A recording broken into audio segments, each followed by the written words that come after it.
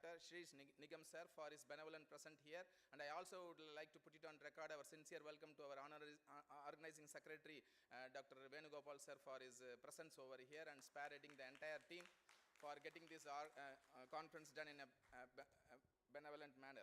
And I also would like to place on record my sincere welcome to all the international speakers who have come from long trip they have taken to come to and to share their rich experiences. So it's a very good pleasure for us to have them all here, extending a very warm welcome to them.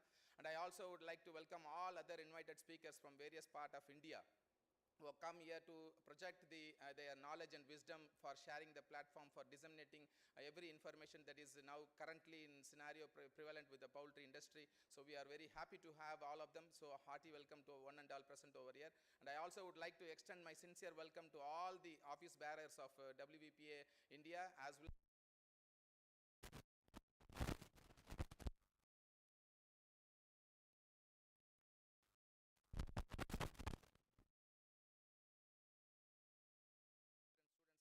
Who have come from various parts of the country to present their research findings in this August gathering. So very welcome to all of you. Last but not the least, I would like to extend my sincere welcome to all my faculty, all the head of the departments and the professors who are present over here. For their valuable contribution, they deserve a very good welcome. So I welcome one and all from the river side as well. So it's a conference conceived 6 months back, and I'm very happy to stand here as the convener. And thanks to the Wvpa India chapter president, Dr. Jitendra Verma sir, for reposing faith on river to conduct this program. And you know, like today, India is #1 in the livestock, and among the livestock sector, the poultry is growing over 12% higher than the other sector. That is a very heartwarming thing for the country's economy. GDP is directly linked to the poultry industry, and I know a lot of stalwarts from poultry industry are present over here. That signifies the importance of this conference.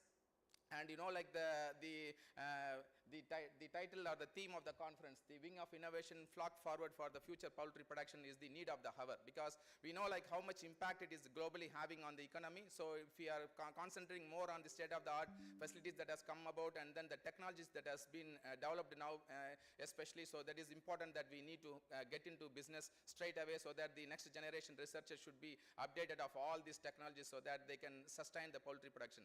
With that motto, these conferences have come into existence, and we have designed this theme into 7 sub-themes comprising of poultry genetics, poultry nutrition, poultry diseases, and also the vaccine technology most importantly, and then the poultry welfare, that is also upcoming science, and also most importantly the policy designing, which will give us a step forward for sustainable livestock, poultry production in the country as well as in the globally. And I also we also will culminate with a scientist industrialized meet, which will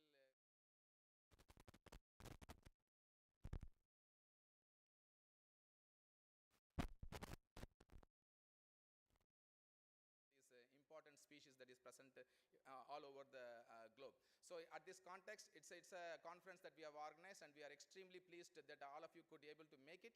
And we thank the Wvpa for giving River this opportunity to host this international conference here. And with these few words, I once again welcome each and every one of you present over here. I am sure like you will have a great memory, and Pondicherry is a very beautiful city, and followed by the conference there is a 2 days break is there for Saturday, Sunday. Please visit and then enrich yourself, and go back peacefully to your respective places. With these few words, and once again welcome each and every one of you present over here. Thank you so much.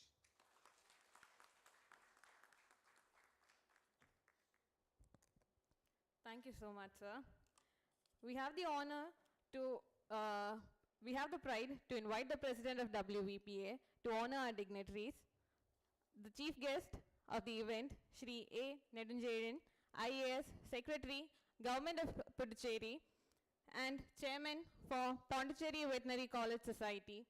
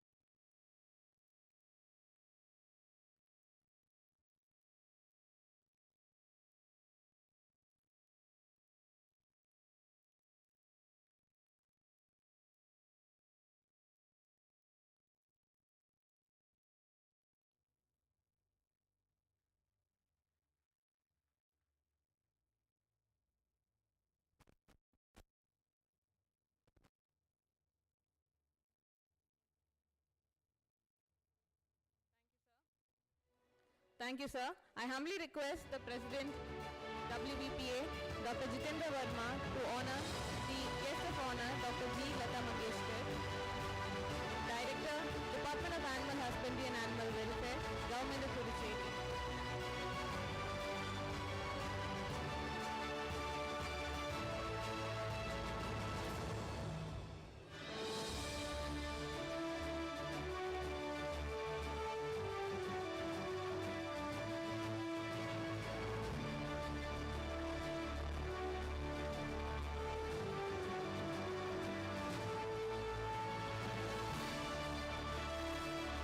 Thank you, sir. I also request the President to honor Dr. Tarun Sridhar, Secretary, Department of Animal Husbandry, Dairying and Fisheries.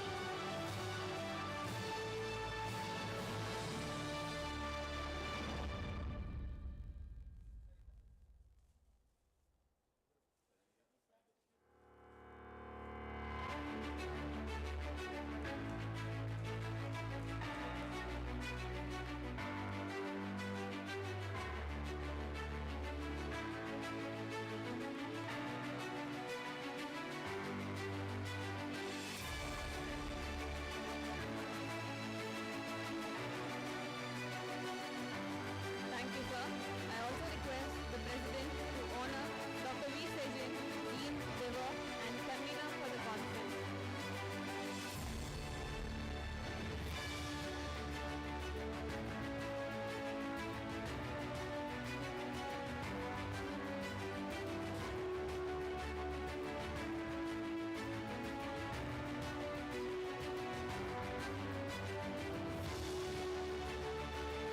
Thank you, sir.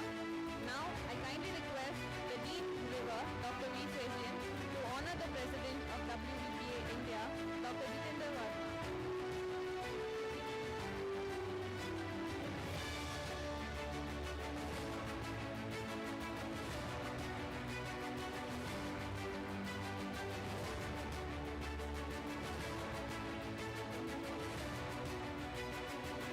Thank you so much, sir.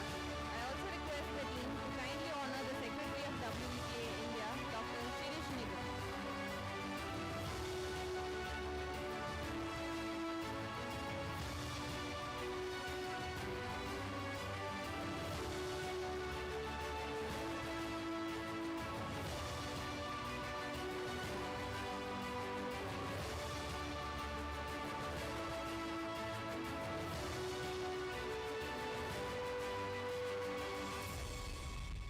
Thank you, sir. Now I kindly request Dr. Burman to honor the Organizing Secretary of the WVPA India 2025 Conference, Dr. S. Venugopal, Professor and Head, Center for Translation Research and Center for Felicitation Facilitator.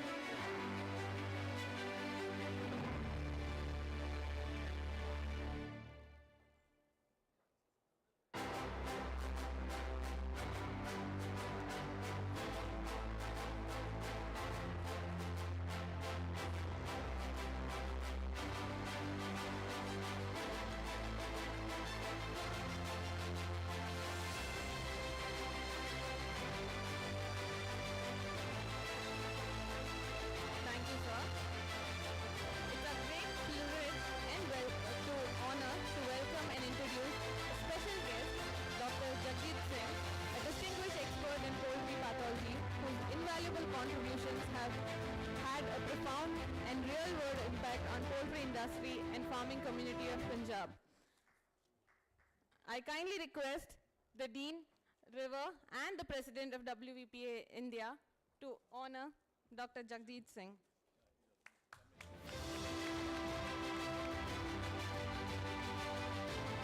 Dr. Jagdeep Singh's passion and dedication are truly inspiring, proving that age is just a number. Even at 79 years old, his daily routines involve farm visits from 9 a.m. to 5 p.m. and continued consultations at his clinic from 6 p.m. to 10 p.m. His unwavering commitment to poultry health and farm management serves as a beacon of inspiration for young veterinary professionals. On behalf of everyone present, we extend a heartfelt welcome to Dr. Jagdeep Singh and express our gratitude for his immense contribution to the industry.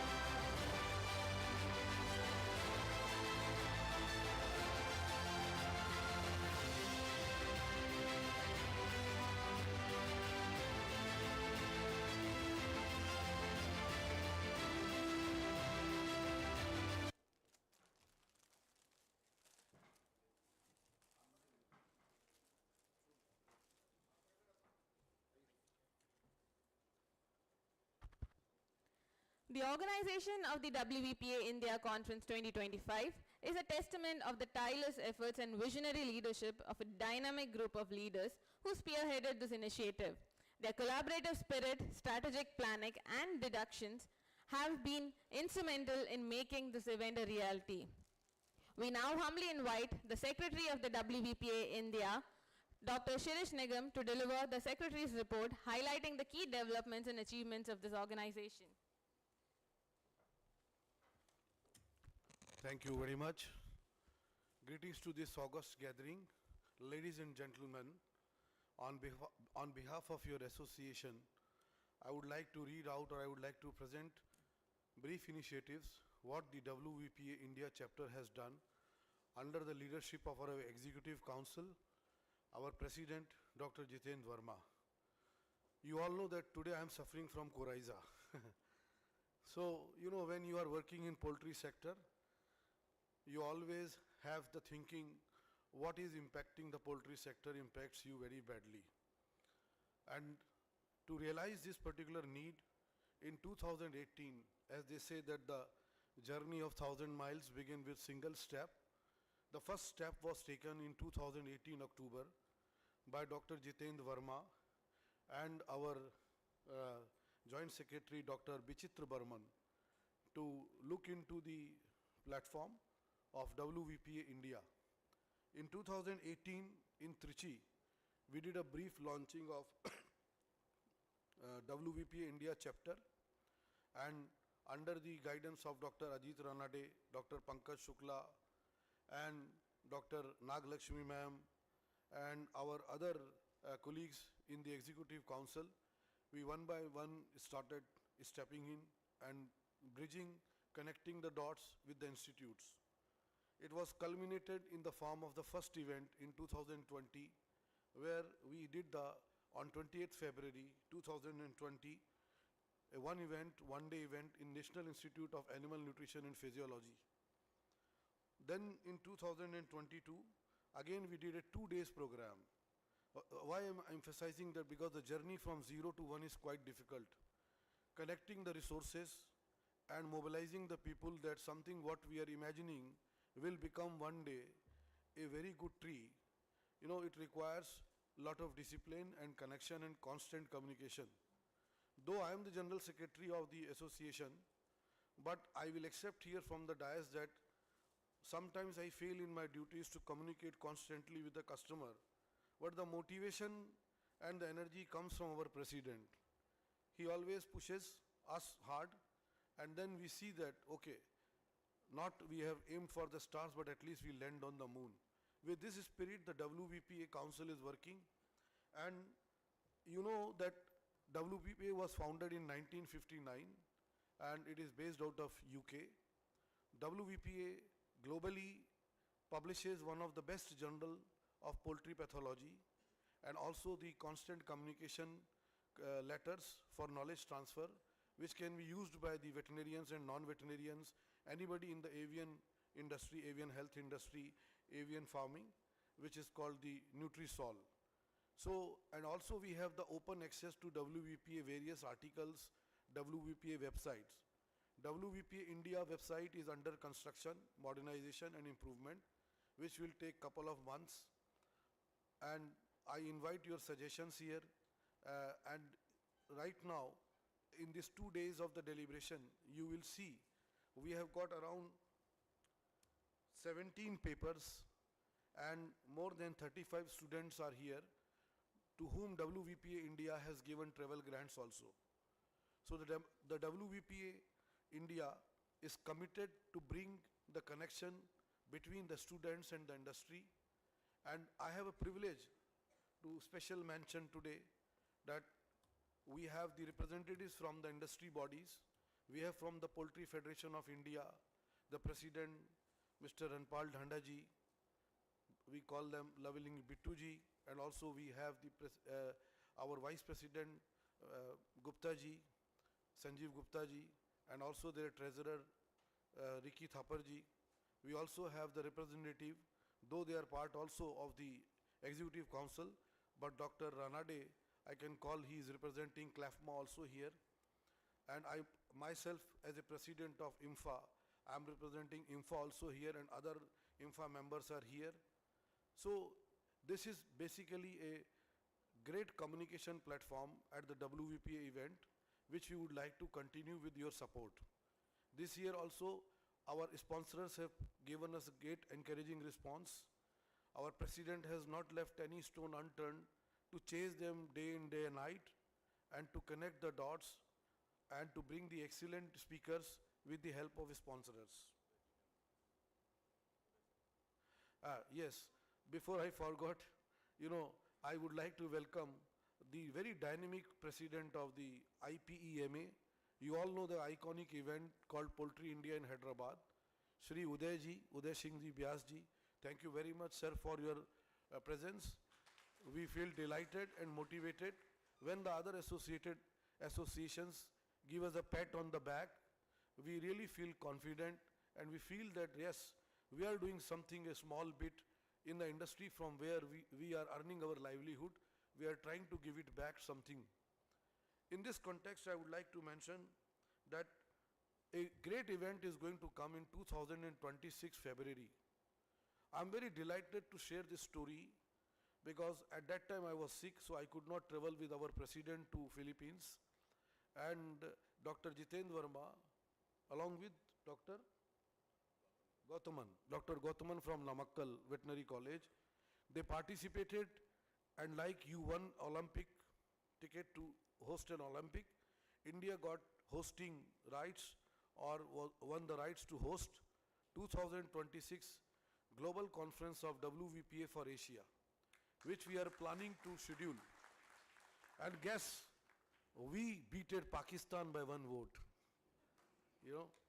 So I mean to say that such a commitment is there, and we have seen that how to negotiate to get a great event, which is also learning for the team Wvpa. Of course, it was done by Gautaman and Dr. Jitendra Verma, but I was privy to it, the preparation and the homework which has gone behind it. So, ladies and gentlemen, I just request you all to please give a big round of applause to you all also. Because without your cooperation, we could not have taken a journey of around 6 to 7 years. And the most important thing, our chief guest or the guest of the honor sitting on the dais, I know Dr. Tarun Sridhar sir, I think for last 5, 6 or 7 years, earlier as a bureaucrat when he was heading the department, and later on as the leader, influencer and a good author who writes frequently about our industry. Thank you very much, sir. It means a lot, your presence, and we are looking forward to word of wisdom from you. I would also like to thank Dean River, the entire team of the River. I don't know everybody's name personally, please pardon me, but from the bottom of the heart, on behalf of the Executive Council, on behalf of every member of the Wvpa, I would like to thank each one of you for your tireless, selfless work to make this event happen. Big round of applause for them. In any event, the most important thing is the execution of it, and there are people behind it. I would also like to thank those people, the hotel staff and other people, those who have supported us in executing this. Last but not the least, in this time, we have got 120 members of Wvpa, out of which 117 members are lifetime members. So we have decided that with the approval which is going to be given during these 2 days by the Executive Council, we would like to decide to utilize this particular corpus for development purpose. And we will discuss with our chartered accountant and the advisors, and we will try to see how we protect it, either in the form of the fixed deposit or in the form of something. It may have a small amount, but as a seed capital, we can utilize it for further giving grants to the students to promote research and communication. So with these words, I would like to thank President, the Executive Council, the members of the Wvpa for giving me this chance to present your organization report, WVPA is committed to bring excellent students on the front, giving them grants for the international travel and also to the domestic travel to bring the innovation. And whenever we talk about innovation, we think about enhancing competence, finding the new ways of producing something, reducing the cost, improving the quality. So it's a constant journey, and you will see many good speakers are here. They are the stalwarts in their field, and in these 2 days, we will all have their deliberations and we will learn out of it. Thank you very much. Jai Hind, Jai Bharat. Thank you very much.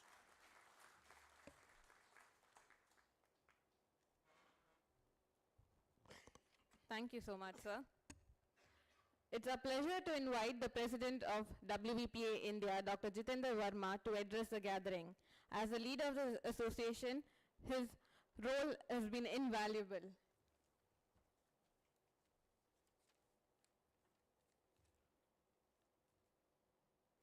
Thank you, Shilpa. Good morning, everyone. It's an extreme pleasure to stand here in front of all of you and to say few words about WVPA and other things. Dr. Nigam has explained most of the things. So, Honorable Secretary, Sir, Government of Puducherry, Honorable Director of Veterinary Services, Ma'am, Dr. Tarun Sridhar, Sir, the Dean of Veterinary College, River, Dr. Sajian, Dr. Nigam, the General Secretary of WVPA, Dr. Venugopal, the Organizing Secretary, then co-organizing secretaries, Varun, and so difficult names, I cannot take the names. All the executive members of WVPA and distinguished guests, international lead speakers, and my dear students, ladies and gentlemen. I'm here today in front of you to just say only few words. WVPA is a platform where we want to connect the science with the industry, science with the what actually it is happening in the poultry world or in veterinary health. The idea is to bring in the new technology, to bring in the new science, to bring in the new what happening in the world, not only in India, what happening in the world. So it's always our endeavor to get in the finest of the finest lead speakers all over the globe. So we have, this year we have 3 lead speakers from US, one is from Spain, one is from Malaysia, one is from Pakistan. So they are gem in their field.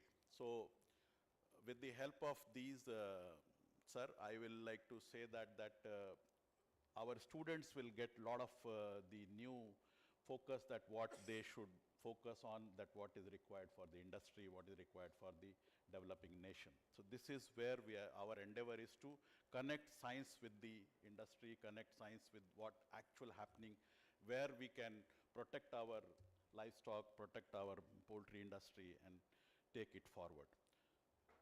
Like the theme of the conference, I loved when Dr. Sajian sent this to me, Wings of Innovations, Flock Forward for Future Poultry Productions. It has so many words which are related to poultry. Beautifully coined, and I hope that we will be able to live up to the expectation of all of you, because we have the wide range of speakers, the lead speakers, and I'm happy to share that we have one of the lead speakers. He is Dr. Sethi from Gadwasu, that he has we have a foundation that I am also the member of that. So we nurture the startups and we nurture the talent which students have, and they want to come into industry and they want to become entrepreneur. So we are having the incubation system there where we are going to nurture the upcoming entrepreneurs in the livestock industry. So we have started with the dairy there, the milk products and all that, and few of the projects are of poultry also.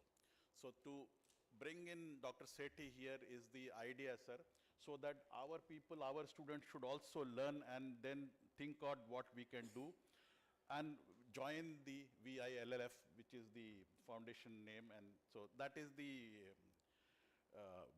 idea to get in the good speakers. So we have a blend of speakers from industry, the academia, and from a different part of the world. I am extremely happy that Dr. Jagjeet Singh is here. Sir, thank you for coming and gracing this event. He is the most respected consultant and senior veterinarian in the country. And you will know when you will see the lead speakers and the quality of the posters. So we have the poster presentation in the next hall there, where students and the faculty members will be presenting the posters. As Dr. Nigam said that, so we will be hosting that India, sir, we have got this Wvpa Asia meeting to host in India, which is the first meeting happening after the poultry congress, that WPS Poultry Congress, which happened in 1996, and Dr. B.V. Rao brought that. So this is the international event happening in India next year. So you all are invited to join us on 9th and 10th of October 2026 in Delhi. So lot of work to be done. So I need the support of all the industry colleagues, industry fellow friends and all that. So, and the institutes like NINP, River and Gadwasu. So we will be hosting this next year and hope you all will join. So with this, I again welcome all of you, especially the stalwarts from the industry. PFI President is here, Bittuji is here, Vice President is here, IPMA President Uday Singh ji here, VIP Secretary and Technical Santosh is here, Dr. Ranade is here, KPBFA ex-President Sushant Rai, Dr. Sushant Rai is here. So it is a blend of good, and I request all of you to take the advantage of, especially the students. I want to request students, please take advantage of this, interact with them, see the opening what you have in future. If you want to be an entrepreneur, you can talk to people. There are these people, those who names I have taken, they are really industry stalwarts. So the idea is to bring in a better poultry future for tomorrow. So with this, I welcome every one of you, all the sponsors, the companies, the representatives, the lead speakers, international guests, retired professors, international participants, and to whomever I have asked, they have come. And one name I want to mention, especially Dr. Nadeem sir, that when I said, sir, you have to come, he said, no, don't worry, I will come. So thank you very much, sir, for gracing the function. With this, I welcome you all to this interactive session. Please be interactive, learn, and take home messages that we want to connect and we want to be together. Industry, the science, and this will improve our efficiency. And efficiency is the key. We have our chartered accountant here also present. So he was telling me yesterday that I want to see what you people do. You spend so much of money, but what you do. So I said, yes, you have to see that. But not only in the evening, you have to sit in the daytime also and see what all we speak about the industry and what all the technical things we do. So thank you for coming, sir. Vijayji is there. So with all this, thank you very much. So I again thank to the organizing committee, the members of the organizing team, the students' participation. A lot of students have helped us in doing and getting the things done. And if anything is plus minus, please ignore. Thank you very much.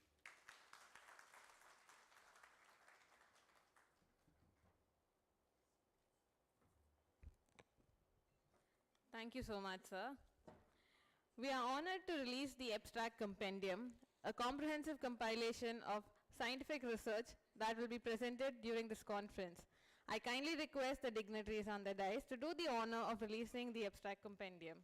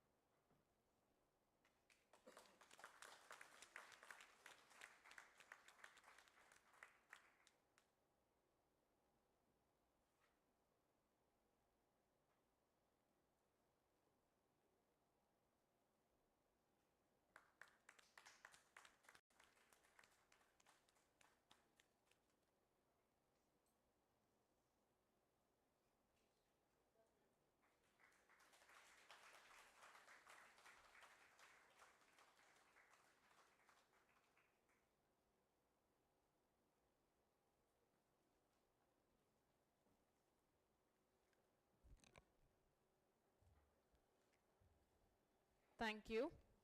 It's a privilege to invite the guest of honor for the event, Dr. G. Lata Mangeshkar, Director, Department of Animal Husbandry and Animal Welfare, Government of Pondicherry, who is a persistent source of support not only for us but the entire institute, to kindly address the gathering.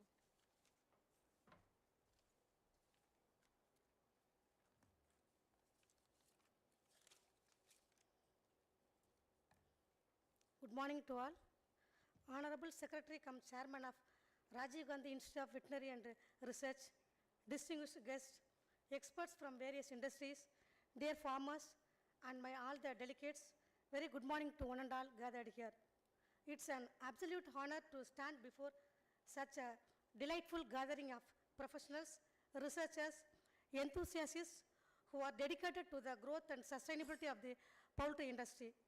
Today, as we convene this meeting, prestigious conference, we reaffirm our commitment to address the poultry farming through innovation, best practices, and also responsible animal husbandry. We all know very well that the poultry farming plays a crucial role in the food, nutritional security, and economic prosperity. So it provides livelihood support for the million of people across the world. And also it's one of the most dynamic sector within the animal husbandry activity. So the poultry farming provides high quality nutritional supplement of proteins, contributes significantly to the national economy, providing employment generation, employment opportunity, and also entrepreneurship development for both rural and urban population. However, as we embrace the growth, we must also address the evolving challenges which threaten our sustainability, including disease management, biosecurity measures, and also climate change and use of antibiotics. The primary responsibility of animal husbandry is to ensure that the poultry farming is established in an ethical and sustainable manner and also profitable manner. This involves the implementation of various policies which promote modern breeding techniques and also disease prevention strategies and improved nutrition technology programs. In this regard, I am pleased to share that our animal husbandry department has been working tirelessly to introduce new vaccination protocols and also strengthen our disease surveillance systems and updating the farmers with new technology to mitigate the losses. Apart from this, we recognize the importance of technological advancements in revolutionary poultry farming. It also innovations such as precision farming, data-driven health monitoring system, and also automated feeding system have drastically reduced the efficiency and also improved the health status of the poultry farmings. By integrating these technologies into our farming practice, we can also increase the poultry health production and also increase the yields and decrease the losses. So therefore, I encourage all the stakeholders to embrace these innovations and work collaboratively towards the technologically advanced poultry industries. The other equally important issue is the sustainability and environmental responsibility. And the industry must take proactive measures in the waste management and also reducing carbon footprint and ensuring animal health welfare activities. So sustainability poultry farming is not just a choice, and it's a necessity to safeguard our future resources and the future generations. Our animal husbandry department is keen on supporting initiatives that promotes eco-friendly farming techniques and ethical treatment of livestock. The other vital aspect is the empowerment of small and medium scale poultry farmers. Providing easy access to financial support, capacity building, and skill-based training to the farmers and also advanced resources will help to bridge the gap between the large-scale enterprises and also smaller farmers. Each and every farmer, regardless of the size, has the opportunity to succeed and contribute meaningfully to the sectors. Further, the collaboration between the government agencies, researchers, research institute, and private stakeholders are the key to address the industrial challenges and driven innovations. Also, the sharing of knowledges, investing in researchers, developing forward-thinking policies, we can collectively push the boundaries of what is possible in the poultry sector. So apart from this, public awareness and consumer education play a significant role in shaping the industry's futures. So consumer must understand the importance of high quality, ethically produced poultry products will driven demand for responsibly farmed poultry and encourage the poultry farmers to adopt best practices. Finally, I urge to adopt best all the stakeholders, farmers, policymakers, researchers, private sector partners to work hand in hand towards a future where the poultry farming is not only a profitable but also sustainable and resilient. Let the conference serve as a platform for collaborative knowledge and sharing of innovations. Together, we can shape the future of the poultry industry and ensure food security and economic prosperity for all. So at last, finally, I thank the secretary, our secretary, chairman of River, dean, and all the faculty members for giving this wonderful opportunity to share my thoughts and views. So I wish all of you to the success and fruitful for the conference. Thank you all.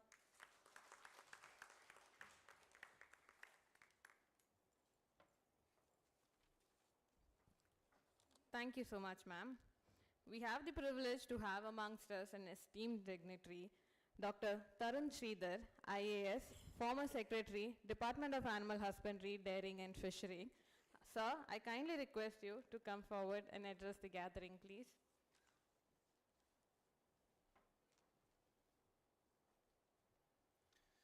Good morning. This has been thrown as a surprise to me because I am supposed to be the speaker, keynote speaker, and I didn't expect that I would be called upon to address the inaugural session. But thank you so much for this honor and this unreasonable expectation also that I'll add some value to this session. Well, I'm glad to be here. I've had a very long association with Puducherry professionally. For 5 long years, I was Joint Secretary Fisheries in Government of India. Then I remember we did a lot of funding for various fishing harbors in Puducherry. And if I remember, Yanam, Mahe Karaikal. And that time, the fisheries minister of Puducherry, Mr. Maladi Rao, he used to be a regular visitor to my office.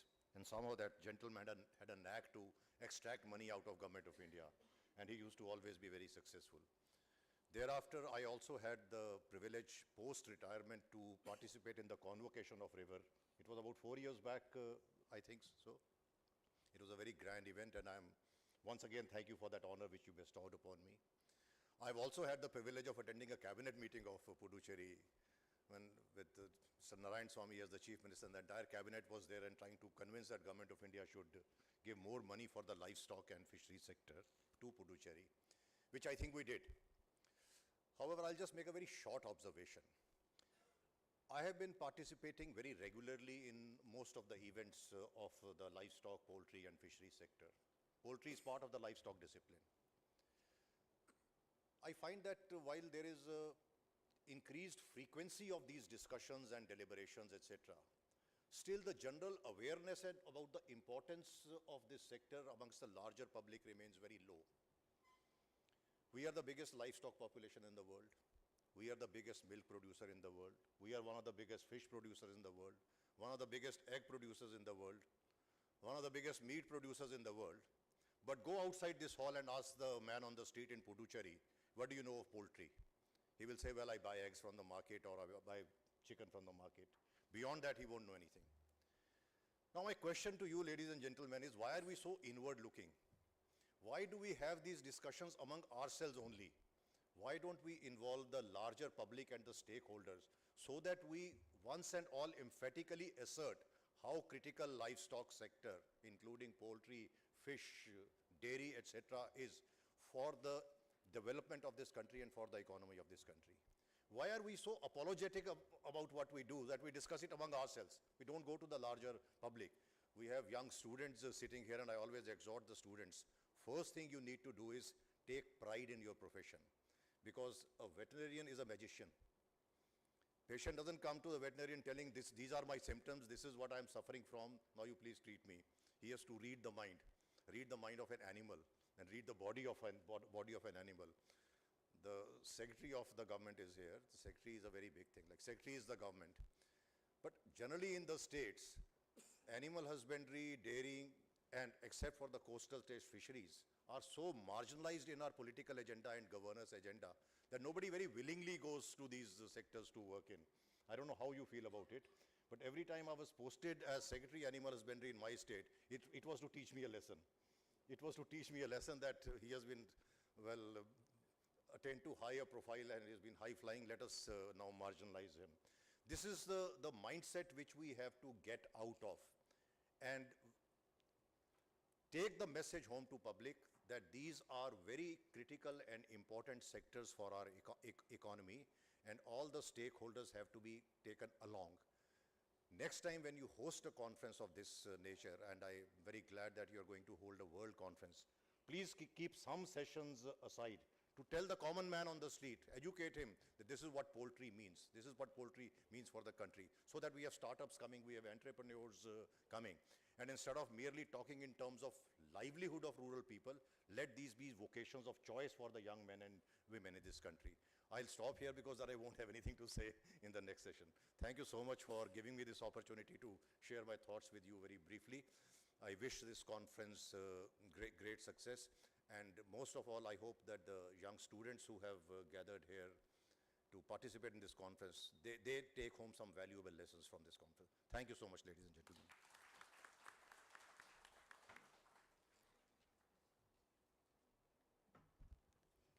Thank you so much for sharing your wisdom and thoughts, sir.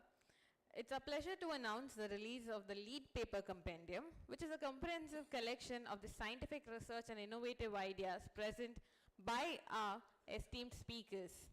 I kindly request the chief guest of the event, Secretary, Animal Husbandry and Animal Welfare, Government of Pondicherry, cum Chairman, PVCS, Shri A. Nedunjayan IAS, to do the honor of releasing the compendium.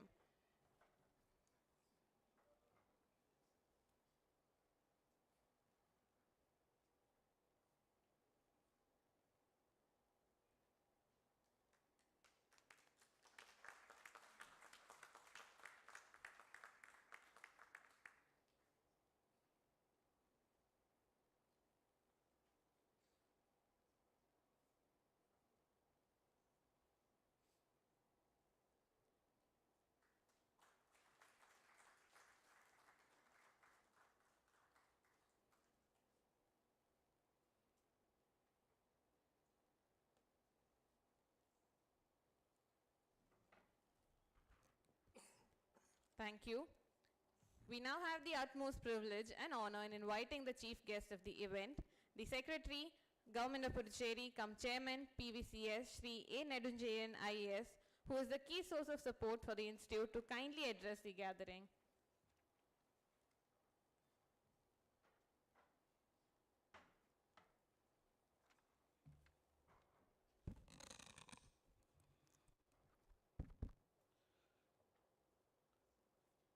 Good morning to all.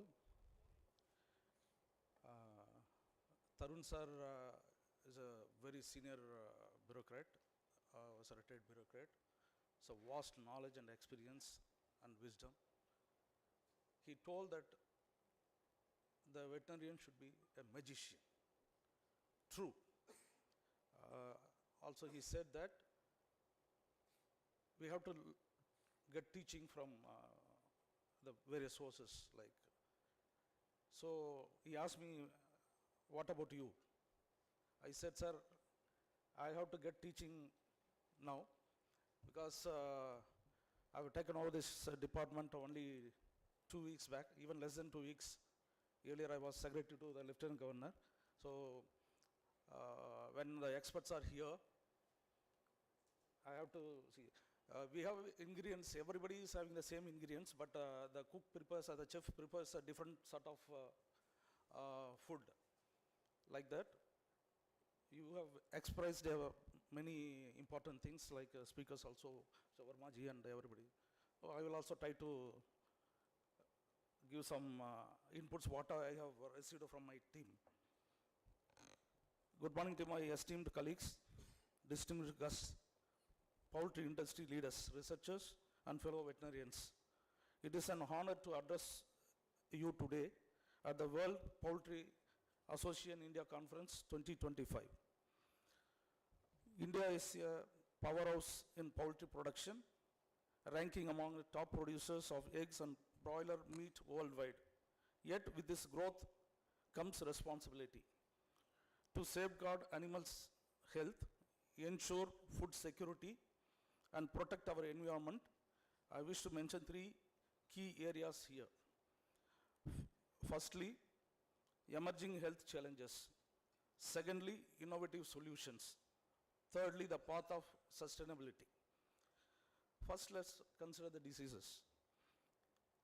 There are many diseases, like inclusion body hepatitis continues to test our resilience. These diseases don't just affect flocks, they spoil our livelihood, trade, and consumer confidence. Antimicrobial resistance adds another layer of complicity. Overuse of antibiotics in poultry farming has fueled resistance pathogens, threatening both animal and human health. The disease management is a key aspect. Advances in vaccine technology allow us to protect chicks before they even hatch, reducing early mortality and disease spread. Research into genetic resistance is equally important. Imagine breeding poultry lines that naturally resist diseases, reducing our resilience on pharmaceuticals and tackling AMR. Then there is a climate change, rising temperature, and unpredictable weather. Patterns stress poultry, birds, and reducing productivity and increasing its illness. Heat stress alone can cut egg production by up to 20% in some regions. Add to this the pressure of feeding a growing population. In 2030, India's demand for poultry products is projected to surge by over 30%. How do we meet this demand? That's where the innovation comes in. Technology is transforming diagnostics too. Rapid, pen-side diagnostic tools powered by biotechnology can detect pathogens in minutes, not days, enabling faster responses to outbreaks. And let's not overlook digital solutions. Smart farming system, the monitor flock health, ventilation, and water quality in real time are no longer futuristics. They are here and they are affordable. The biosecurity remains our first line of defense. Simple innovations like improved cooperative designs or composting system or waste can curb diseases while addressing environmental concerns. These solutions are not just ideas. They are actionable steps we can take today, together as a community of veterinarians and industry stakeholders. Nutrition is another aspect. With feed cost accounting 60 to 70% of the poultry production expenses, we must go for locally sourced alternatives. Agro-industrial byproducts like brewery waste or grains like bajra can lower costs and reduce our carbon footprint. Pair this with precision feeding techniques guided by data and artificial intelligence, and we can optimize growth while minimizing the waste. The sustainability is not a buzzword, it's a necessity. The poultry sector must align with India's broader goals: economic growth, environmental stewardship, and public health. This means embracing one health approach. Recognizing the healthy birds means healthy people and a healthy planet. Cooperatives could be a game changer by empowering rural and tribal communities, farmers with infrastructure, credit, and markets. We can scale sustainable practices and uplift communities.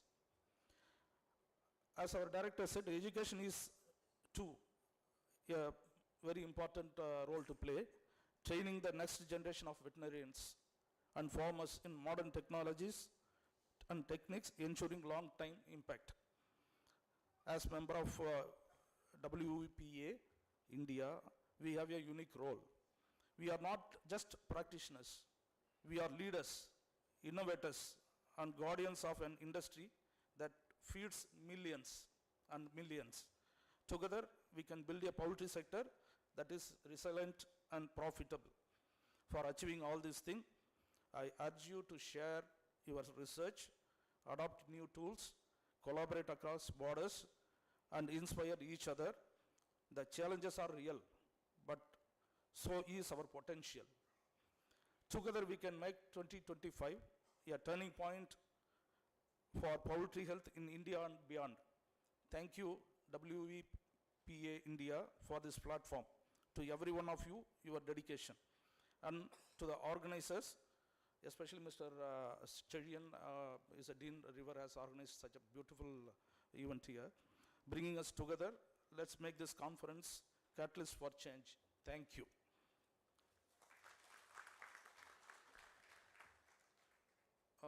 I would like to add two more things here. When Mr. Cherian said Pondicherry is a beautiful place, so Saturday, Sunday is coming and you go and visit and enjoy yourself. He washed off his hands. You should make arrangement for that. Not like this.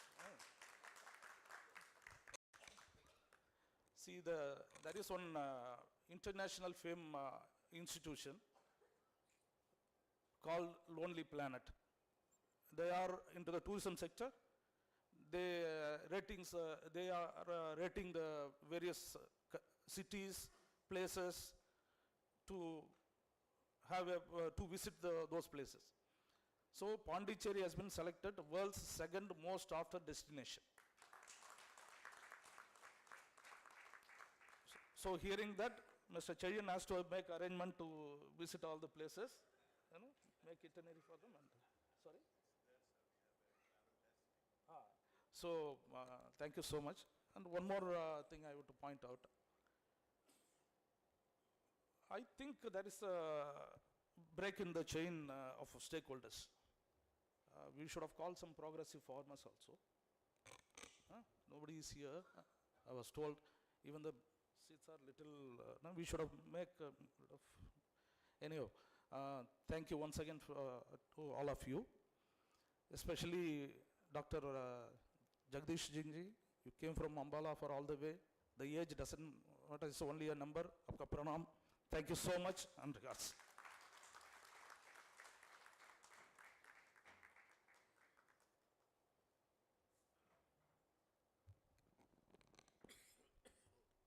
Thank you so much, sir, for sharing your insights. As we conclude the inaugural function of the WVPA India Conference 2025, it's our pleasure to invite the organizing secretary of the WVPA India 2025 conference, Dr. S. Venugopal, Professor and Head CTR, River, to propose a vote of thanks. Sir has been instrumental in coordinating the efforts behind the successful launch of this conference.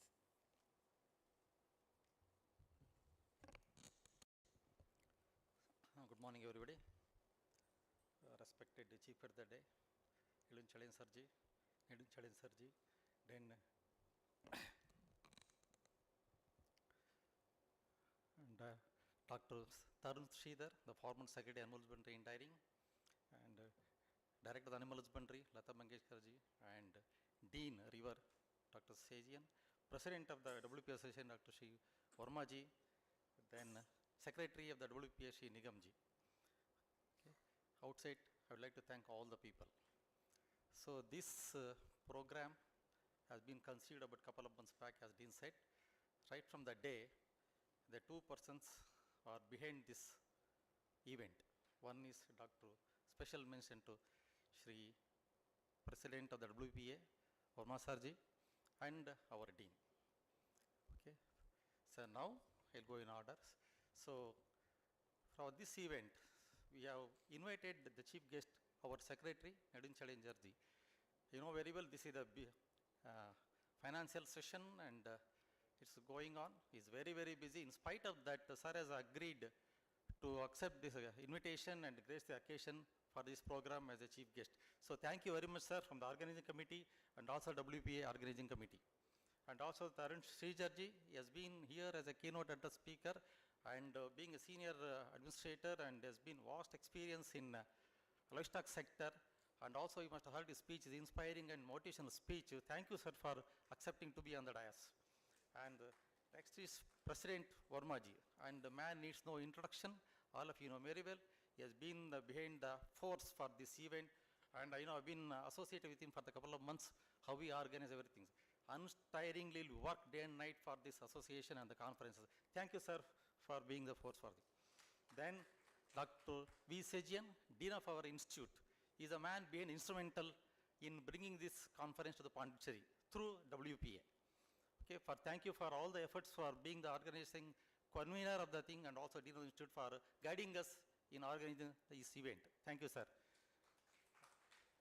Okay. Then Shirish Nigamji. Nigam is the secretary of the WPA. He has been working for the WPA secretary for the last 7-8 years. And you must have heard his speech of how he is associated with the WPA and also guiding force behind this one. Thank you for that. And finally, our director, Lata Mangeshkarji, Animal Husbandry Director, and also part of our college administration, and she has been supporting for all the event, any of the activities of college. Thank you, madam, for that. And also, my thanks are due to so many people listed. I cannot name anybody here, so list goes long. My thanks are due to the executive committee members, especially Dr. Chukla Saab or Anade Saab.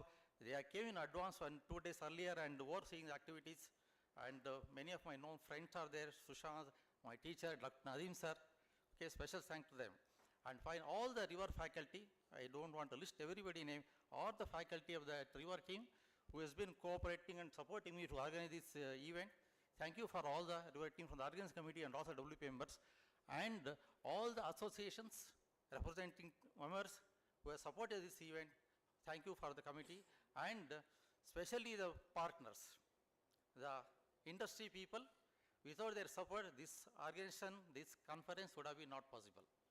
So they thank you very much for this support from all the industry representatives, industry supporting team from the entire organizing committee and also the WDT member. Finally, especially the students and all the delegates who have come from different parts of the country and also traveled abroad, invited speakers. Everybody, I don't want to list all the names of the speakers, you'll be knowing that. Thank you for all accepting our invitation to be speakers and giving their papers and to grace this occasion to present their research work experience to share with the students and the other staff. Thank you all the speakers and thank you all the students for gracing the occasion and presenting the poster presentations. Okay, and finally, I'd like to thank the hotel management and also the event management, Mr. Karthik, who has been helping us throughout the day, couple of days to organize all the things. Thank you one and all. Thank you very much.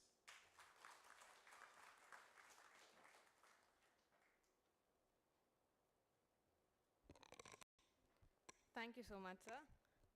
I kindly request everyone to raise for the national anthem.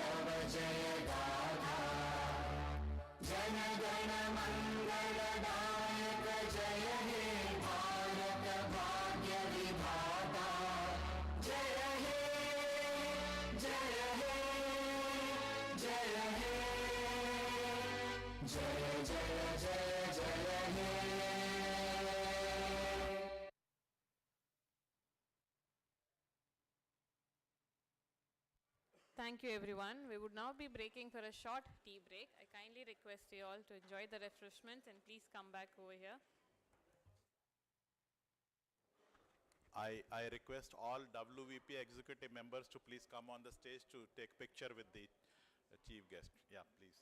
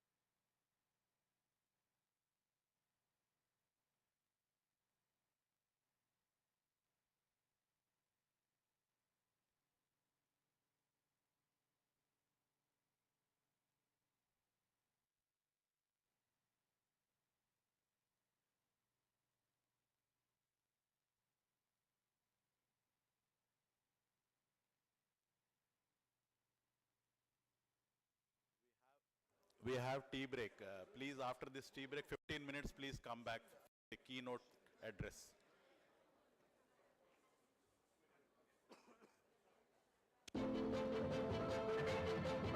Evolution. Everything is continuously evolving. We evolve to be stronger, to adapt to our environment, to live better. Yes, everything everything evolves. And Ypres too. And the passage of time has shown us we've chosen the right path. That of prevention. A path that has led us to becoming experts in biotech vaccines and highly innovative services. That's why at Ypres, we continue to evolve to be stronger, to build immunity for a healthier world. An evolution that could only move us in one direction, towards prevention and people's health. A challenging and exciting journey that we'll take following the same values as always. To go as far in the field of human health as we do in animal health.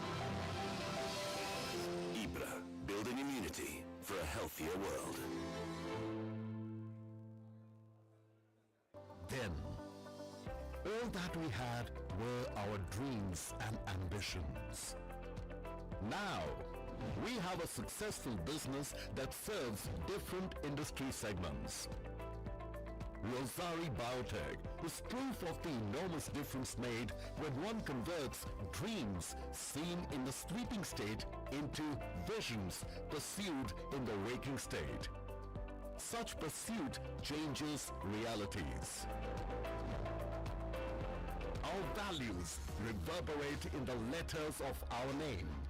Respect, ownership, safety, sustainability, agility, reliability, and innovation.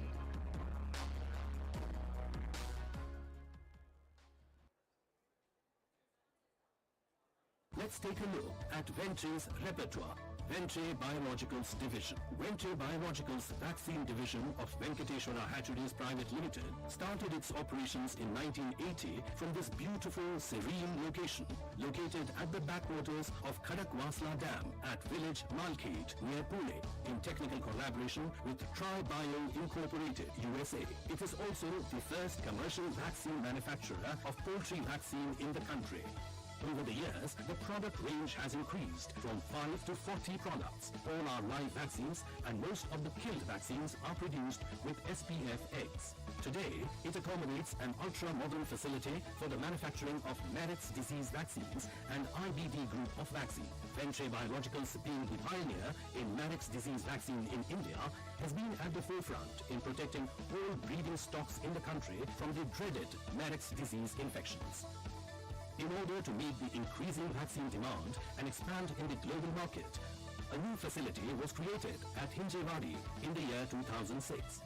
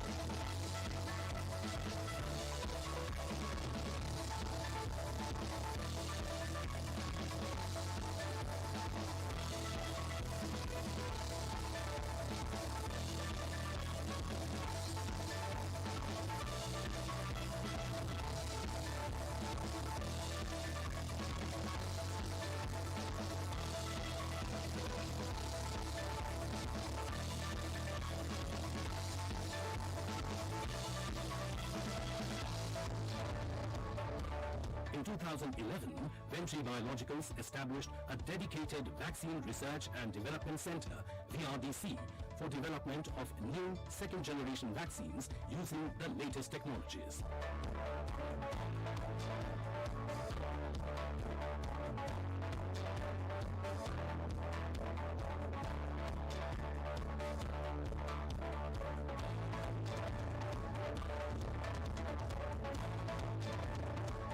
Today, Venture Biologicals has around 40 products in its basket and holds a major domestic market share by manufacturing more than 8 billion doses of vaccines every year. Venture Biologicals is spreading its wings in the export market and is currently exporting to more than 15 countries around the world.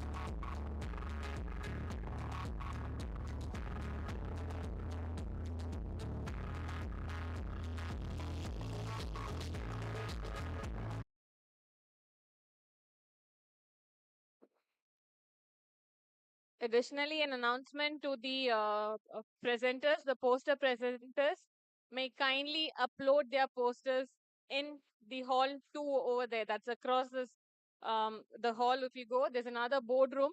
Kindly upload your posters in the system over there. And the lead speakers for the session 1 may upload their PPTs with us over here.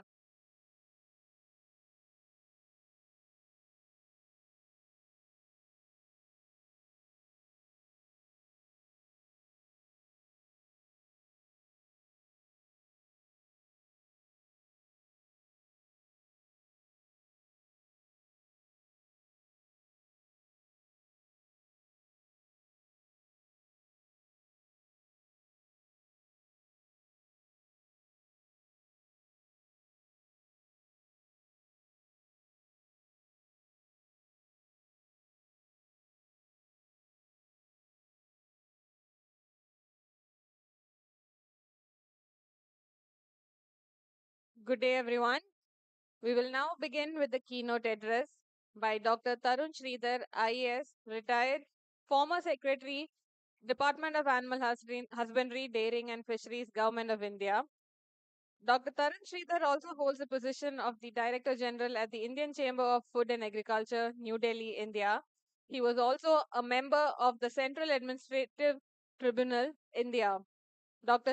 Tarun Sridhar was the Secretary in the Union Ministry of Agriculture and Farmers Welfare. Earlier to this assignment, he was the Additional Chief Secretary, Animal Husbandry and Fisheries in Himachal Pradesh government. Dr. Tarun Sridhar also had a conquered career as Joint Secretary Fisheries in the Union Ministry of Agriculture and Farmers Welfare from 2008 to 2013. He was instrumental in introducing the SPFL Vanamai shrimp culture in India, making the country a major global producer amongst the farmed shrimp producing countries in the world.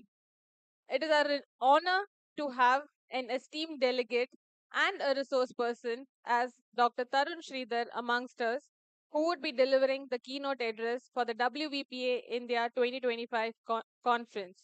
Sir, I kindly invite you to the dais, please.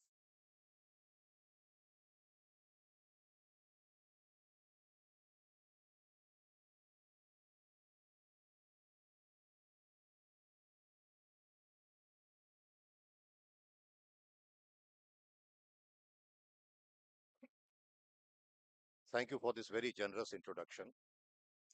Good morning once again, ladies and gentlemen. It's indeed a matter of great privilege for me to be invited to deliver the keynote address at the World Veterinary Poultry Association India Conference 2025.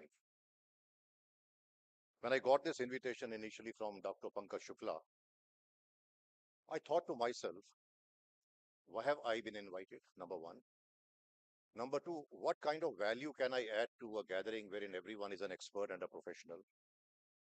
Please don't go by the title of doctor, which is prefixed by my name. While all of you have earned your degrees of doctorate, it has been very generously bestowed upon me by the Guru Angad Dev Veterinary and Animal Sciences University. What do I tell experts like you? I am neither a veterinarian nor a poultry scientist. Although I have had the good fortune of working for a very long number of years in these sectors, livestock, poultry, fisheries, etc., both in the state government as also the central government. I have also indeed been greatly privileged that I have been part of several policy decisions affecting the long-term interests of the sector. And more curiously, in the year 2019, when a separate Department of Fisheries was carved out of the erstwhile Department of Animal Husbandry, Dairying and Fisheries, I happened to be very deeply involved. And later on, creation of a separate Ministry of Fisheries, Animal Husbandry and Dairying. You see, I call them the livestock sector, including poultry, to be the orphans of governance and economy. As I mentioned briefly in the morning, these sectors have generally been at the margins of governance and political priorities. It was a very happy beginning in the year 2019 when the government recognized that the livestock and fishery sector deserves an independent identity of its own. Hence, the relationship with agriculture was broken and a separate institutionalized framework was created. With this background, I'll go on to share my few observations and thoughts on the subject and primarily try to concentrate on poultry. When I read the subject, the theme of this conference, I read it over and over again, trying to understand what it means. And I was lucky that I traveled with Dr. Shukla yesterday from Chennai to Puducherry, and that 3.5 hour journey, with which we took a break also, we kept dissecting what this topic means. Wings of innovation, clock forward for future poultry production. It's a very rhyming kind of wings of innovation, flock forward, poultry production. It's a very good alliteration. It's a poetic theme. But when I look at the topics of panel discussion and various papers, they are hardcore technical subjects.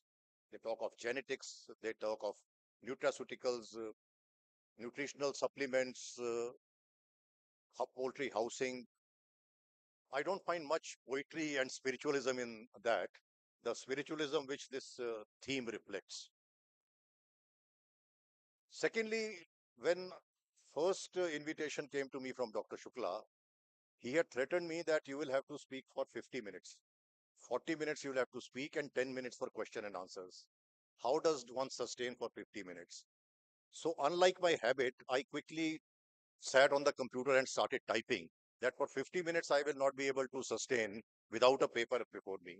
So then I have written down a paper which I propose to read as my keynote address. But then Dr. Jitendra Verma came to my rescue and he said only 30 minutes. So let us see whether I can finish in 30 minutes or I carry on for 50 minutes. But I'm sure I'm not going to inflict much suffering upon you. According to the FAO statistics, 94% of poultry is chicken. So we'll focus primarily when we talk of poultry, we'll talk only of chicken. FAO says that chickens constitute 80% of the land animals living on farms. In fact, the total mass of farm chickens, now this is a figure, again, it's not my figure, it is what FAO says. And it's worth noting, the total mass of farm chickens is more than all the birds in the planet. Only the mass of farm chickens is more than the entire bird population which is there in the planet. And in a striking parallel, Asia accounts for 56% of human population and 56% of poultry population. What a coincidence. 56% of human population, 56% of poultry population is in Asia. Now, let us slightly digress and go to ducks also. We have a population, Asia has a population of 1 billion ducks, which is 90% of the global population. So a singular characteristic of this bird called chicken is it has wings, but it does not have ability to fly. It does not have ability to fly, leave aside flying long distances. Then how come that chicken has become the most ubiquitous bird and animal in the planet?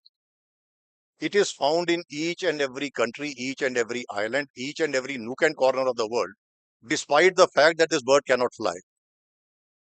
So I looked for an answer, and I found an answer in the theme of this conference, Wings of Innovation. It was these wings of innovation which took chicken from one part of the world to all the rest of the parts of the world. Now, how did it happen? Let me tell you the story of how it happened a little bit later. And this is on the basis of a lot of research I have done on the subject. My involvement with the poultry sector as a policy maker, as a part of the government at the highest level. If you type on Amazon.com, you all have smartphones with you. You can type on Amazon.com, Lord, help me be the person my chickens think I am. Now, you've heard of a quote called, Lord, help me be the person my dog thinks I am. Because dog is a pet animal and dog always looks up to its owner, its parent, what's it called, the pet parent. But if you type on Amazon.com, not Amazon.in, but .com, Lord, help me be the person my chickens think I am. You will find a lot of weekly planners and diaries by this name, and a lot of t-shirts and mugs which have this symbol. Now, why should one aspire to be a person which the chicken thinks he should be? We always thought chicken as a stupid and a meek animal. But here we saying that we'll become an ideal of a chicken. Did you know the first motivation to domesticate the chicken or the fowl was for cockfighting? The first motivation in the civilization to tame and thereafter domesticate the chicken and fowl was cockfighting, which shows that chicken is inherently a fighter. Chicken is inherently a brave animal. It may not have wings to fly, but it has wings to innovate. Whoever thought of this subject, I am told it was a collective effort and a lot of collective minds went into it. They deserve our compliment for giving this title to poultry. Ladies and gentlemen, the global population is expected to reach 10 billion by the year 2050 and 11 billion by the end of this century. Now, the question we need to ask ourselves, whoever are in the food production sector, can we sustainably feed this burgeoning population or not? Surely we can feed, but the key word is feeding them sustainably. At the core is the question whether our present agriculture and food systems are capable of meeting this challenge or not. The consensus among the experts is yes, but we need to adopt a paradigm shift in how we approach our food production sector. And so far,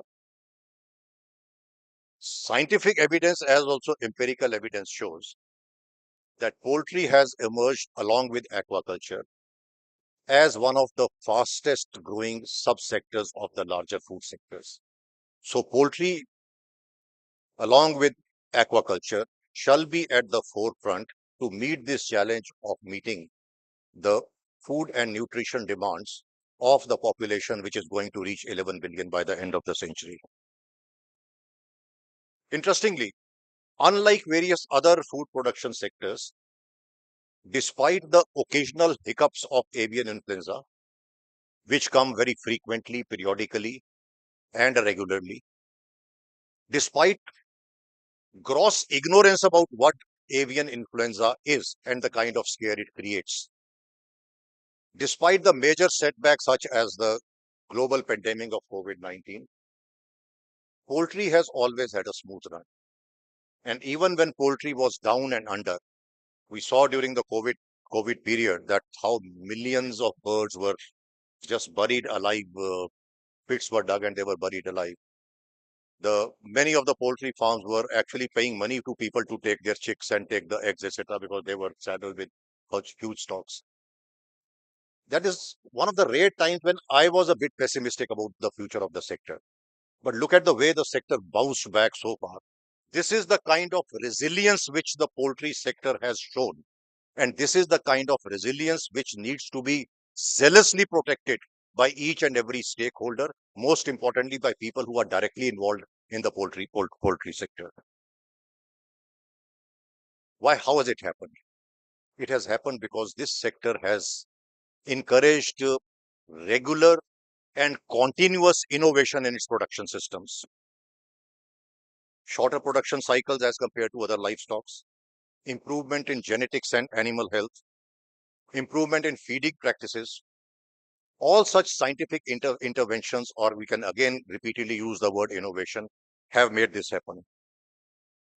Therefore, it has over a period of time emerged as the world's primary source of animal protein.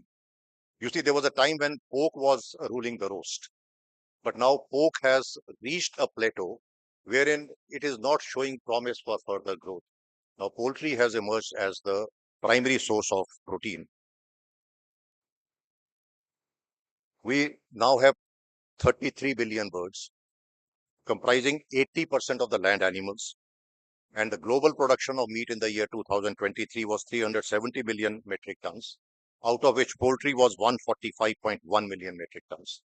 and the estimates of total meat production for the year 2024 are 370.7 million tons, of which poultry is 146.2 million metric tons.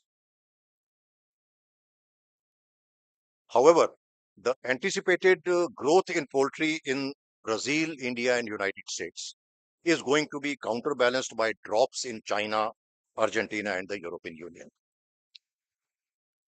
Now we have reason to smile because we are clubbed with countries wherein poultry is projected to show continuous growth and impressive growth at that.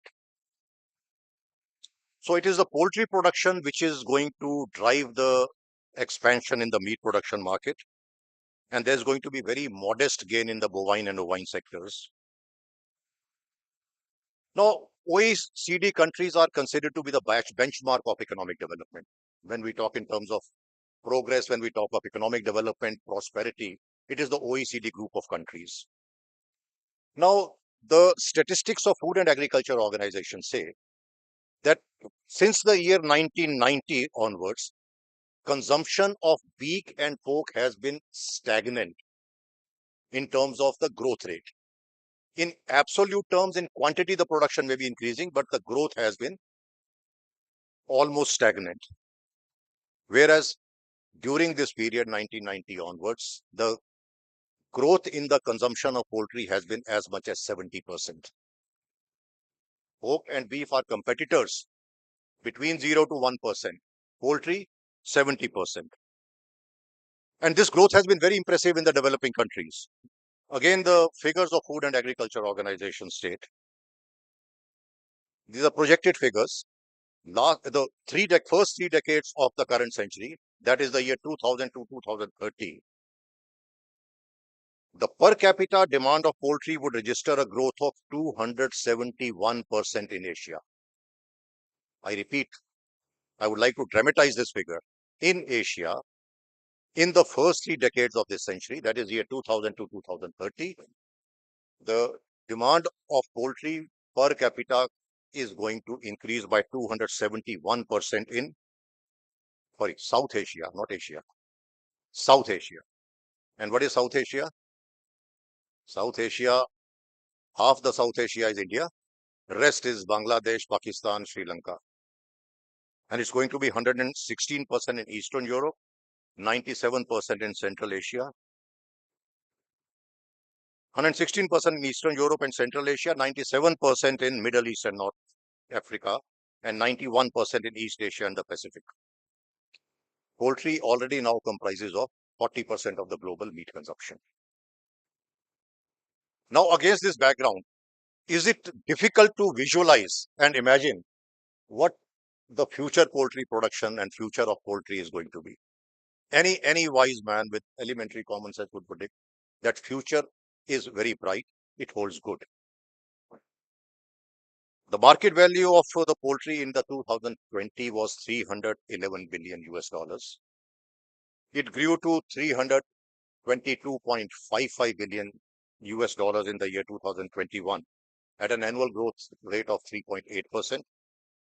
And during the year 2023, it was 360.5, and estimates of 2024 are 385 billion US dollars. So you see a pattern of a graph going up on a continuous way. And the estimates for the year 2025 by this OECD FAO Global Food Outlook is of 423 billion US dollars, which is very impressive. Now, again, what is the future of poultry and how it is going to behave in India? I will quote from a article and a paper presented by Dr. Pankaj Shukla last year in the Poultry Conclave in Kolkata. Just a small quote, not my quote, Dr. Shukla's quote. If you don't agree, if you want to contradict, please contradict him. Okay. Why I'm quoting it is it instills us with optimism. It instills us with lot of hope. The future landscape of poultry consumption in India is poised for robust growth, supported by favorable economic conditions, health and nutritional trends, technological advancements, and evolving consumer preferences. Evolving consumer preferences, I'll take a pause here. Sir, while consumer preferences evolve, industry has also to persuade these preferences in a particular manner. The danger here is we see what is in front of us and we find that, well, consumption patterns of eggs is on the increase, poultry is on the increase. So I'm happy. But there are rivals. There are rivals in the market. There are alternatives in the market. And it doesn't take long for consumer preferences to change. One avian influenza, outbreak of avian influenza, newspapers, magazines, others say, all right, consumption of meat is very dangerous. Consumption of eggs is very dangerous. Preferences change overnight. So evolving consumer preferences is going to be the biggest motivator for the growth of poultry. But you have to ensure that these preferences continues to evolve in favor of poultry. And for that, the industry has to come on a common platform to influence these consumer preferences. This article goes on to say, by addressing challenges such as disease management, environmental sustainability, and regulatory compliance, the industry can capitalize on these opportunities. Now, environmental sustainability is going to be a very critical factor in future. And there is a whole lot of civil society organizations which are expressing great concern about the issues of sustainability. Regulatory compliances, not only in terms of health compliances, but also in terms of animal welfare, which has is emerging as a major issue. We have our friend from here, they will understand when the Uttarakhand High Court had passed that order of banning battery cages. Suddenly everybody was concerned and animal welfare became a major issue. And here it was Law Commission which went out of its mandate and decided what the size and the shape of the battery cages should be. I don't know whether Law Commission was constituted for this purpose or not, but they also jumped the wagon. But our friends scientists came to our rescue and they produced a paper to show as to what kind of battery cages, what should be the optimum size, etc. The industry can innovations in production, supply chain management, and product offerings will be crucial in meeting the increasing demand and maintaining the growth trajectory of the poultry sector in India. Unquote. This was an extract from Dr. Shukla's article, which I thought I must quote. Interestingly, now let me take you again back in history. Today, we may not be talking about poultry. We may not be really bothered about educating people about poultry and making them aware. Poultry has also had a very political significance abroad. King Henry IV, in the 14th century, the king gave a slogan, gave his commitment, quote, I want there to be no peasant in my kingdom so poor that he cannot have a chicken in his pot every Sunday. This was in the 14th century, King Henry IV of England.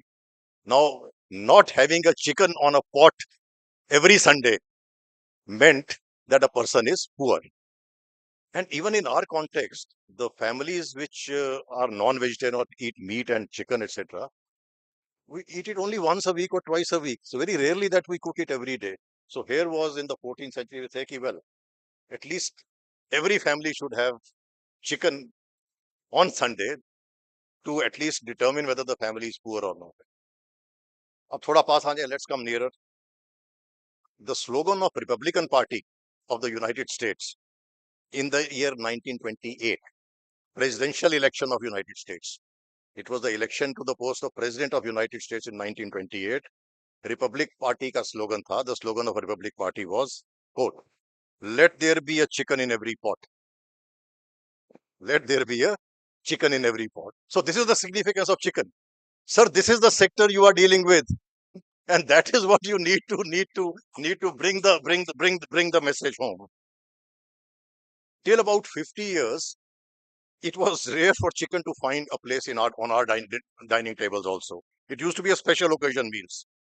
However, in the past 5 decades or so, chicken has gone from being an expensive meat to being the most affordable meat available in the market. From being the most expensive within 5 decades. Now it is the most affordable form of animal protein we have. How did this happen? Credit goes to scientists like you.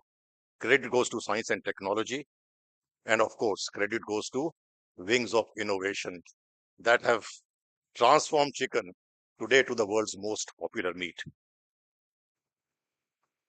I find it quite unbelievable that today's very docile and submissive animal, which is chicken, is actually the descendant of Tyrannosaurus rex, which is called T Rex. It is the genetic evidence which has proven that about 55 million ago, this giant and the fearsome animal who lorded over the earth, from its evolutionary pool emerged the what we call today's chicken. And in between, it was a jungle fowl. And it has been 10 million years since that jungle fowl, what was called Gallus emerged to become the chicken of today. Now, I don't know whether you've seen the pictures of Tyrannosaurus rex. You can again right now type Google images mein jaakar you can see the Tyrannosaurus rex. Huge animal, fearsome, spitting fire, etc. And today it is chicken. We massacre it for our table. Now, where we I started with asking a question that how did chicken, which doesn't fly or cannot have long flights, reach in each and every corner of the world? Now, where and when did the chicken first get domesticated is something which the scientists have been working on. There are many claimants and several theories. The literature on the history of and the evolution of poultry puts sometimes the origin of the domestication of chicken to China. At some places, they say Thailand, and some even to South America. However, the only reasonably conclusive evidence drawing strength from the studies of the most famous naturalist. Who has been the most famous naturalist? Charles Darwin. Scientists would agree. Again, I'm not a science student. Please correct me if I'm wrong. The most famous and the most reputed of the naturalists has been Charles Darwin. Charles Darwin put the origin of the domestic fowl, which is today's chicken, to the Indian subcontinent. More specifically, the Indus Valley civilization somewhere around 8000 BC. So it's again a matter of great pride also and a great responsibility also that this land where we are sitting today is the origin of today's domestic fowl. So all the more reason that we protect and strengthen its wings of innovation for the future growth of poultry, not only in India, but in the entire globe. You see, excluding the wild dog, chicken is one of the first of the animals to be domesticated by man. And now the millennia of domestication has resulted in a bird which has the ability to breed and lay eggs all year around. You don't have any species. You don't have any other species which has this dynamism and this kind of ability which the chicken has to lay eggs and breed round the year. That is why chicken is right now the most valued domestic animal in the world and the most widely consumed animal in the world. A further mystery shrouds the spread of this shy forest bird across the globe. After all, never in its history has the jungle fowl been migratory. And as I said, the single characteristics of this bird is its inability to fly at least long distances. So how did it reach the diverse parts of the world? Now, wings of innovation is okay, but those wings of innovation have to be given by man who domesticated the chicken. Chicken by itself did not have the wings which were to innovate. The phenomena started from human migration. When humans migrated during those early days, one of the first animals they took with them was chicken and the other was dog. Rest of the animals were not part of the migratory team. So it is the human migration along with conquering armies. The conquering armies, the invaders, when they invaded, they took chicken with them. And that is how chicken started spreading all over the world. It would be quite some years and a circuitous journey before the domesticated fowl became a part of the human food menu. And as I said earlier, the Earliest motivation was the sport of cockfighting, which was widely prevalent and popular across civilizations. Thereafter, before it became food, it's very interesting. Now, please pay attention. Many of you would be knowing it, but still, it's good to recapitulate certain things. It slowly graduated. First, it was cockfighting. Thereafter, it was not food. It graduated to becoming symbolic and assumed ceremonial roles in various religions and cultures. It would surprise us, many of us, at least it surprised me a lot, to learn that the food on our plate has once been a revered symbol, a religious and spiritual creature inspiring mankind far and wide. Ancient Greeks, Ancient Greeks believed that the spirit of the rooster symbolized victory over darkness, manifested by its screeching cry saluting the sun in the morning. मुर्गे की बांग से सुबह होती है. So it is symbolic of ushering in brightness after darkness. So it's a cultural symbol. It was symbolic of discipline and honesty in the ancient Chinese culture. Jewish legends associate courtesy with chicken. In the Bible, it gets referred to as symbolic of eternal vigil and warding of evil spirits. The rooster is symbolic of non-material desires in Buddhism, while it is considered a benign spirit in Zoroastrianism. For Egyptians, chicken was a symbol of nurturance and fertility, and Romans swore by its fortune-telling prowess, especially when it came to predicting the outcome of war. In the Roman civilization, they used to cut the entrails of a chicken to determine what the future would hold. Now let us come to Hinduism. Hinduism is replete with the symbolism associated with rooster. Lord Murugan's flag. Lord Murugan's flag has a rooster. Shikhandi's flag in Mahabharat, again rooster. Vahan of goddess Aditi, again a rooster. So we are looking at poultry and chicken only from the purpose of being food, etc. But when we are looking at for future, let us not forget the very rich and enlightening past this very docile and very lovable bird has given us. Andrew Lawler has been a science writer. He and Jerry Adler, a journalist, both Americans, they've written a very interesting article. The title of the article is How the Chicken Conquered the World. The title of the article is How the Chicken Conquered the World. There's a very interesting legend behind it. The legend is that in the 5th century BC, there was an Athenian general called Themistocles. So he was leading the Greek army and invading the Persian forces. And Persian forces were coming down very heavily on Greek armies. And this general's forces were very down in the dumps and highly demotivated. Suddenly, they witnessed a cockfight. Two roosters, two fowls, fighting and attacking each other. The general marshaled the troops and asked them to watch the fight. And then he addressed these troops. And what did he say? According to this article by Lawler and Jerry Adler, quote, "Behold, these do not fight for their household gods, for the monuments of their ancestors, for glory, for liberty, or the safety of their children. They are not fighting for any respect or anything. What are they fighting for?" He goes on to say, "They fight only because one will not give way to the other. Zid hai. It is nothing but this prestige issue ki I am not going to yield way to the other." This spectacle of cocks fighting and not giving up. I'm not fighting for anything, and it instilled a new courage and enthusiasm in them. And then they attacked the Persian forces viciously and defeated them. Now, what a supreme irony that the creature who saved the civilization are now honored by breading, by frying, by baking, etc. What I mean to say is that chicken not only reached nooks and corners geographically, but it also transcended religious and cultural boundaries all across the world.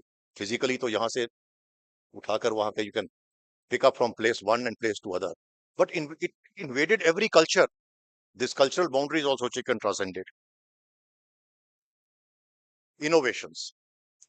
You take any species of livestock, including fish, you will not find the kind of innovations and the kind of quick innovations which poultry has shown in any other subsector. The earliest evidence of scientific management of poultry are the Egyptians, who created and mastered the technique of incubation of eggs. And that was about more than 3,000 years ago.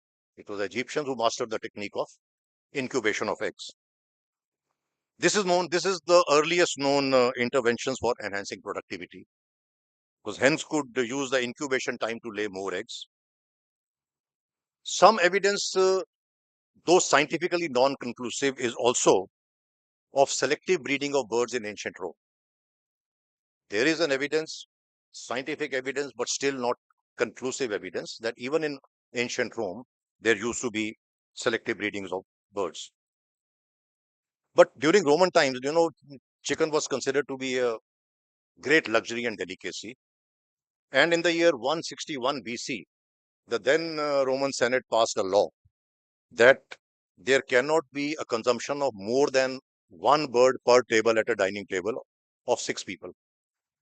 One dining table consisting of 6 people cannot have more than one bird, because the trigger for this was that consumption of excessive chicken was considered to be sign of moral decay and excessive luxury. They passed the law. They said consumption of too much chicken is moral decay and excessive luxury. So in 161 BC, a law was passed. However, chicken, from being a luxury food, has now emerged as a staple food all across the world. Again, the beauty is it's not that chicken is consumed in one part of the world and something else is consumed in the other part of the world. This is the only food item, if you consider potato to be a rich food item other than potato, which is universally consumed in each and every corner of the world. The improvement in the science and technology of refrigeration in the 1950s was also responsible for revolutionizing the poultry industry. When the refrigeration improved, and in fact, I had authored an article also in how the development of innovations in food sector owes a lot to the development of the refrigeration technology. And this, once there was an exponential demand in domestic and commercial refrigeration, so the demand for poultry products started increasing. It was a boon to poultry. Surging demand created intensive production practices, and this also necessitated according prominence to poultry health and production practices and disease management. That is where the modern day poultry science emerged from. Another welcome offshoot was the mechanization of the meat industry. Again, meat industry primarily means poultry. It has been an upward journey since then, having evolved from a fragmented local commercial activity to a highly efficient, vertically integrated business nationwide and internationally. The most significant, and as I mentioned earlier, and the continuous achievement has been genetic improvement of this humble descendant of T-Rex. So now we have 33 billion chicken in the world, according to FAO. Now, curiously, let us again go back to our culture and religious theme, because you see why I'm harping on that is because I cannot talk anything about poultry science or the technology or the science of breeding. Well, you know much better, because if I start speaking, then probably I'll expose my ignorance. Besides the culinary eminence which the chicken has, it also retains cultural symbolism till date. It is not only the ancient times or the Greek civilization or the Lord Murugun's flag or goddess Aditi's chariot. Even now, chicken has cultural symbolism. Have you heard of a motivational speaker and author called Jack Canfield? How many have you heard of Jack Canfield? Yes. But if you have not heard of Jack Canfield, at least you would have heard of Chicken Soup for the Soul. Now, Chicken Soup for the Soul captured the imagination of millions of people and also earned millions of dollars to Jack Canfield, because he through his publication and the series Chicken for the Soul, he created a metaphor for psychological and emotional comfort associated with chicken soup. So chicken became a cultural symbol for emotional and psychological comfort. There is a foundation called Social Market Foundation in the United Kingdom. It is a kind of a think tank of like the highly qualified professional and who's who of poultry industry. So the Social Market Federation of England is a think tank of the biggest minds and the intellectuals of Great Britain or United Kingdom. There's a very interesting episode related to this Social Market Foundation and related to chicken. In the year 2001, the then Foreign Secretary of Britain, Mr. Robin Cook, addressed them. And in his speech, which is known as the Chicken Tikka Masala speech, he chose chicken as a symbol,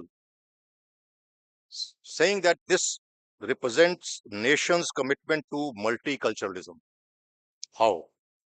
He said, Chicken Tikka Masala, I'm quoting him, Chicken Tikka Masala is a perfect illustration of the way Britain absorbs and adapts external influences. Chicken tikka is an Indian dish. The masala sauce was added to satisfy the desire of the British people to have their meat served in gravy. So it is a cultural symbolism of inclusiveness of the British society, that it includes and welcomes and assimilates all external cultures. Symbol was chicken. Psychological comfort, Jack can feel chicken. So even a marinated and grilled chicken, chicken tikka masala is first marinated and then grilled. You know, so even a marinated and grilled on a skewer chicken is projected as a mascot for globalization of culture. Imagine, a dead chicken is also a symbol of globalization. It's infiltered what is called Caesar salad, Julius Caesar salad. It has chicken into it. Turkey sandwich. Turkey sandwich does not have turkey. It has chicken. So this was the reinforced Cook sentiments and chicken's unsung contribution to global harmony. Now, I don't know. There is a phrase and proverb called chicken out. बोलते नहीं, he has chickened out. I don't know who coined this phrase associating cowardice with chicken. I think the person who coined this phrase called chicken out was ignorant of the tenacity and perseverance of this docile bird. In less than a century, it has emerged from luxury available to a few as the most preferred meat in the diets of human beings all across the world. So chicken out kisne bola? I fail to understand. Why do we use such kind of phrases? There was a recently an article in the Economist magazine. Economist is a very prestigious magazine. In fact, I make it a point to read it regularly. So sometime back, maybe a couple of years back, there was a very interesting article in the Economist titled "How Chicken Became the Rich World's Most Popular Meat." Now, I'll just read what this very interesting article says. The inference it draws it that, I quote, two aspects, the healthy and the wealthy have created a boon for consumers eager to scoff large amounts of lean protein. Two concerns, health and wealth and lean protein. These are the aspects which have been critical for making chicken as the most preferred meat. The article poses a question, quote, how did chicken become a quintessential part of Western cuisine? And thereafter finds answer in these two aspects, health and wealth. During the 1980s, the world awoke to heart ailments, leading the doctors to warn that eating too much saturated fat found in red meat could increase the risk of heart disease. Quote, and now, though doctors worry less about saturated fat, new evidence suggests that eating red meat can lead to colon cancer. In contrast, chicken's reputation as a clean meat has remained unscathed. Nobody has questioned the reputation of chicken as a meat which is beneficial to the body as against the red meat, wherein there are different opinions. Another reason for the increasing popularity of chicken is its affordability. Nor did it become cheaper, its prices have been more competitive compared to other meats. And poultry producers too have been much more successful than producers of other meats at cutting costs. I again quote from the article. In 1960, a pound of chicken cost half as much as a pound of beef. This ratio has now fallen to 1/3.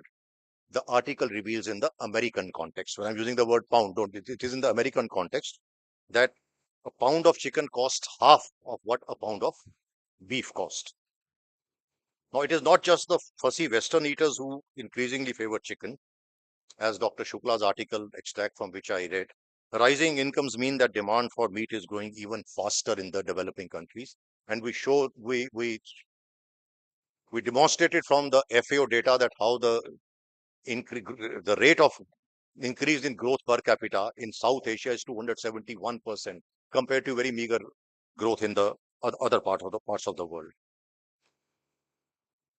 Since 1940s, research and development have been at the forefront of the poultry sector, focusing primarily upon breed improvement leading to production of bigger and weightier birds. I'm sorry, I have a very old study. Again, my source of data I rely primarily is FAO, because otherwise there is a lot of unsubstantiated data which you find from various other sources. There's a study by University of Alberta which found that a broiler chicken raised for meat weighed 4.2 kgs at 56 days of age in 2005, up from just 0.9 kg in 1957. So this has been the outcome of the research and development in terms of increasing the weight of the bird. In fact, it was the 1920s that ushered in a sea change for the chickens. Scientists who were just beginning to unravel the world of nutrition discovered vitamin A and D. Thereafter, cod liver oil was promoted as a mainstay of chicken supplementary diet, resulting in dropping of the mortality rates. The incubator, which had been invented a few decades ago, also began facilitating the creation of hatcheries. Incubators could now supply larger and larger number of chicks, which displaced the erratic and unpredictability of the on-farm replacement flock. The stage was now set to transform chicken production from small-scale side enterprise into something more economically substantial. And that is just precisely what William Cecil Steele of Delaware did. I'm sure everyone who's involved in poultry science would be aware of Wilbur Steele. Are you sure? Everyone is aware of what she did and how she did it? Okay, it's a very interesting story. She's a very curious, important place in the history of poultry. She is the person credited with the creation of commercial poultry production. It was the year 1923. She ordered 50 chicks. She ordered 50 chicks from a hatchery, but by mistake, she was delivered 500 chicks. She ordered 50, she was delivered 500. It was a mistake, common mistake. Somehow she decided to keep them all. Instead of returning 450, she decided to keep them all. And she started raising them as meat birds. So that was first time when broiler and layers, the concept came in commercial poultry. Thereafter, she built bigger barns, and from hundreds, it became thousands. And 2 years later, she raised 30,000. And thus, industrial poultry was born, and it's quickly boomed. Others saw that this could be done. Chicken could be grown separately for meat and separately for layers. Now, no longer able to forage, chickens became dependent on artificial food. There were such large numbers. The timing was right because that was a time when soybean was started getting standardized. There's a lot of things happened, refrigeration, this thing, and soybean. So cheap and high protein food became available. for these barns and poultry farms. The meteoric rise in the industry that followed was matched by its own chickens that started growing in size compared to what it would have been. And during this period, 20s onwards, till 50s, when the growth has been stupendous and very, very impressive. If vitamins, soy feed, and similar advances set the stage for raising chickens in confinement, it is antibiotics which stole the show. Now, ladies and gentlemen, today we all give bad name to antibiotics. And somehow there is a scare created all around the world as far as livestock industry is concerned that livestock is the major contributor to the menace of antimicrobial resistance, and it is the culprit. Let us not forget the great contribution which antibiotics have made, not only to human health, but also to livestock health and production. Moving animals off pastures into densely populated barns created disease pressure. Artificial nutrition and supplementation could offset only a portion of these extra issues. In addition, as the production increased, prices would drop. This would put pressure on the farmers to raise more with less. And all this spurred innovation, and not in terms of technology, but also in terms of practices. That is when there was a scientist named Thomas Jukes who discovered the solution to these problems. And what was the problems? That when a small dose of antibiotics was added to the feeds, the chickens performed better. This is how it started. So today, this strategy has worked, that gradually the cost of chickens and the affordability of chicken has been expanding. Now, chickens are the most prevalent of livestock species and is found in every place inhabited by human people. Every place inhabited by human people, you find chickens. Poultry, meat, and eggs are amongst the animal foods most widely eaten at global level across diverse cultures, diverse religions, diverse traditions. According to FAO's projections, the market for poultry meat is projected to increase regardless of region and regardless of income level. Normally, when we talk in terms of economic development and growth or markets, etc., these are certain factors which are taken into consideration. But the FAO study says poultry and chicken consumption is one sector, regardless of region and regardless of income level, it will grow. That means it will grow all across everywhere. See, again, the sheer number and variety of chicken dishes is also phenomenal. You have chimek fried chicken with beer as a delicacy in Korea. We have karage nuggets in marinated soy sauce and garlic in Japan. You have a Guatemalan fried chicken, which is citrus based. And then Americans say that Southern fried chicken or Kentucky fried chicken is probably the tastiest dish in the world. I hope God will forgive them for for making this claim that Southern fried chicken or Kentucky fried chicken is the tastiest. Probably they have not heard of butter chicken. They have not heard of chicken 65. They have not heard of chettinad chicken, and of course the globalization symbol of chicken tikka masala, which wears the crown. So, ladies and gentlemen, chicken is the winner at dinner. Am I right? Now we've talked of meat and chicken. How can we forget eggs? How can we forget eggs? And after all, we are the second or third biggest producer of eggs in the second biggest producer of eggs in the world, and we produced 143 billion eggs last year. Am I right, Dr. Shukla, Dr. Verma? 143 billion. I once tried to write 143 billions. I couldn't make out how many zeros to add and how long will it go. Michael Ruhlman is a homegrown chef and a very celebrity food writer. He describes eggs beautifully. The greatest of all our foods, the egg combines beauty, elegance, and simplicity, a miracle of natural design and as food bounty. See, I am very convinced that poultry people are inherently poets also. So this is how he's describing poultry, and this is what your poetic theme of this is. A dossier on egg would be a meandering global tour of dishes, hundreds in number, if not in thousands.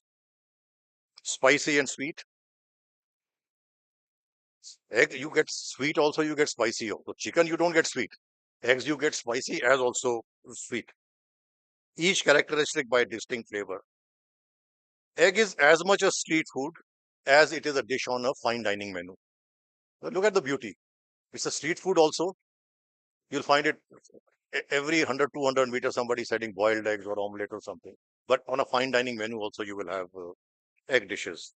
In fact, egg also has a lot of history. Coronation egg. Queen Elizabeth's coronation. Egg dish was made its name coronation egg.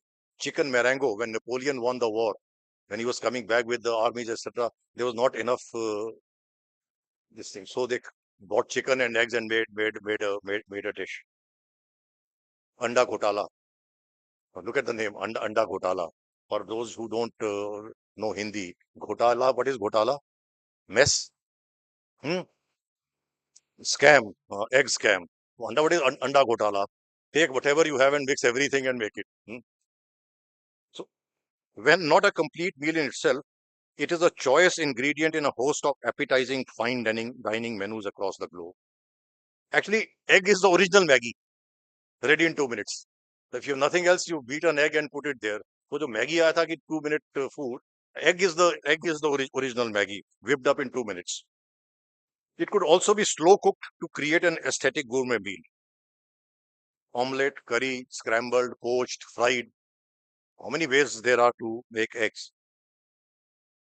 Egg, the most favorite of our breakfast foods, is not only a powerhouse of nutrition. Egg is also an integral part of our civilization, religion, and culture. We had chicken also, but egg is also an integral part of our civilization and culture, and finds a manifestation in ancient texts and modern literature alike. In fact, eggs have always held special meaning and significance in our lives. Okay. So I have been now given an official warning. Okay, no. I appreciate.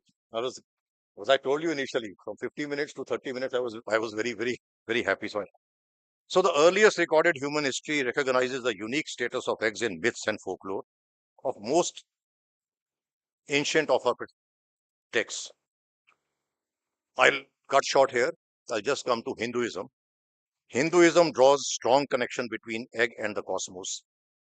In the Chandogya Upanishad, a collection of Sanskrit texts, the egg is likened to all creation, the shell as the heavens and the yolk as the earth. The Upanishads describe the first act of creation as an egg breaking into two. So egg all across civilization symbolizes creation, rebirth, and new beginnings. In art and literature, the egg is sometimes used as a symbol of the balance between opposites. The eggshell represents the delicate balance between different forces or ideas that must be harmonized. Humpty Dumpty lost that balance and broke down. So, Humpty Dumpty. Humpty Dumpty is shaped in an egg. Balance karab hua and it broke down. I'll just try to conclude in 2-3 minutes. Well, I'm skipping certain portions. You see, it's very ironical that despite being the most populous nation and despite being one of the biggest meat producers in the world, we are fifth biggest meat producer in the world, I think. Fifth, fourth, now fourth. Okay, that shows that I am becoming ancient now. Huh? Despite being the most populous nation in the world and one of the biggest meat producers, fourth biggest producers in the world, we are at the bottom of the ladder in meat consumption. This is something which should actually generate the concern of the stakeholders who are all sitting here. Our per capita meat consumption is paltry 3 kilograms per annum. We are behind Bangladesh, which is a country poorer than us. Bangladesh is 3.4. And curiously, we are the biggest buffalo meat exporter in the world. But our consumption remains very low. So this is really a supreme irony that one of the biggest producers is one of the poorest consumers. Ladies and gentlemen, I will draw your attention to something called Eat Right India campaign.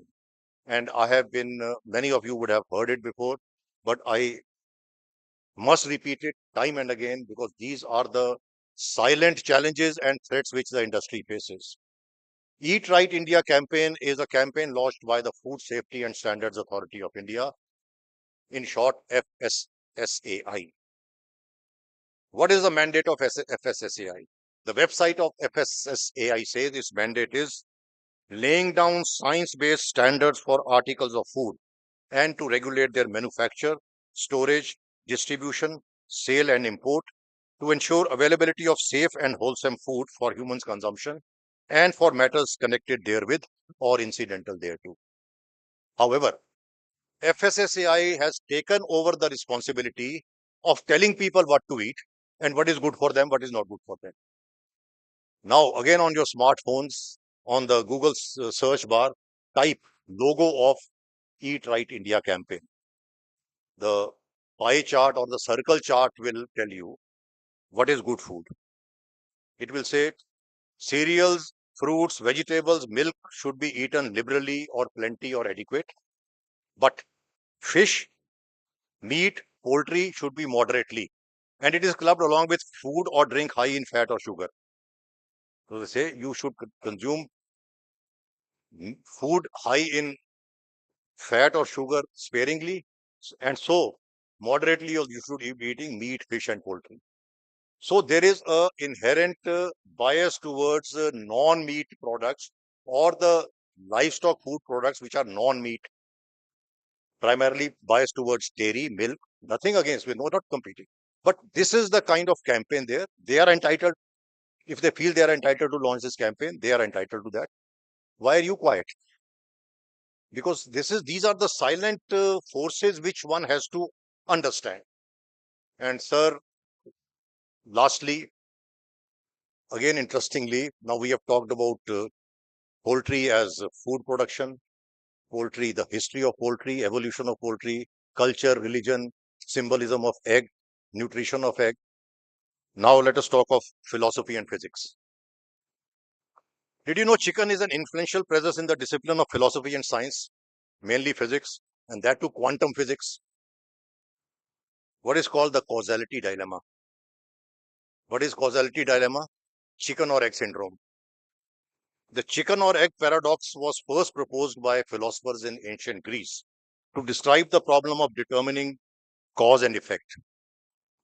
Now, a team of physicists from the University of Queensland has shown that as far as quantum physics is concerned, the chicken and the egg can both come first. In quantum physics, causality analysis, both chicken and egg can come first. This is called the indefinite causal order. Now, isn't it something that we observe in our lives every day? The chicken or the egg causality dilemma is commonly stated as a question: which came first, the chicken or the egg? The dilemma stems from the observation that all chickens hatch from eggs and all chicken eggs are laid by chickens.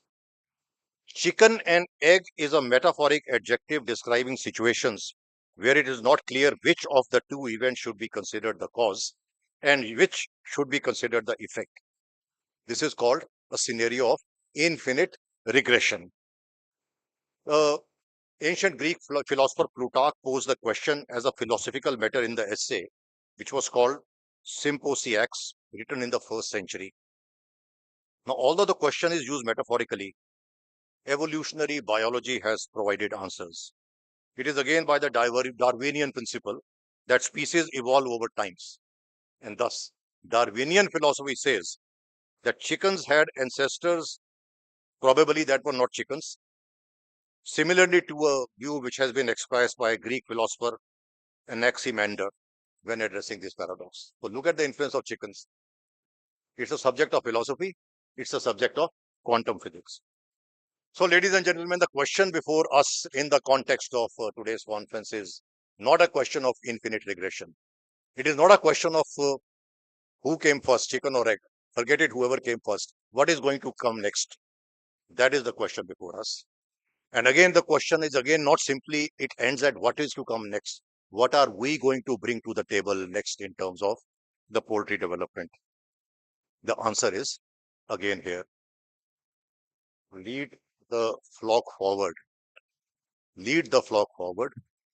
Flock will not move by itself. Lead the flock forward for future poultry production and growth. Thank you, ladies and gentlemen.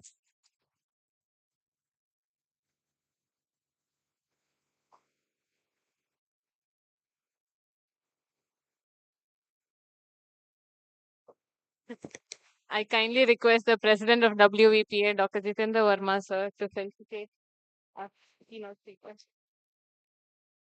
I'm tempted to speak again.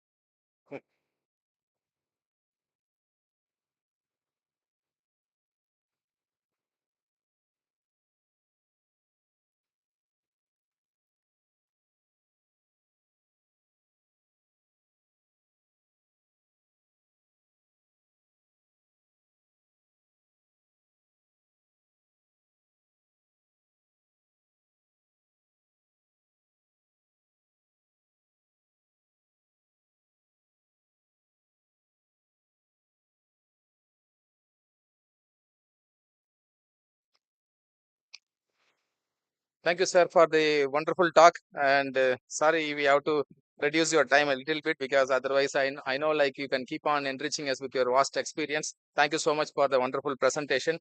Now, a couple of announcements and the jury for the poster session. Dr. Nagalashmi ma'am, Dr. Ajay Kumar, Dr. Sunil, Dr. Raj Kumar, and Dr. Raja Ravindra are expected to go to the venue too for the poster session, which is about to start. And also the students are requested to report with your presentation immediately to the second hall where the poster session is going to commence. And also there will be a felicitation program now conducted by the WVPA. After that, this technical session for the lead paper will start, and we request everybody to stick to the timing. We are not going to reduce even a minute for what is allocated to you, but we will definitely will not be in a position to extend even a minute your talk. Please restrict your timing to within that time limit, so that we can conduct everything in a perfect manner to take you to the venue in the evening, because we have to travel a long distance. Please restrict to your timing what is being allocated to you. Thank you so much.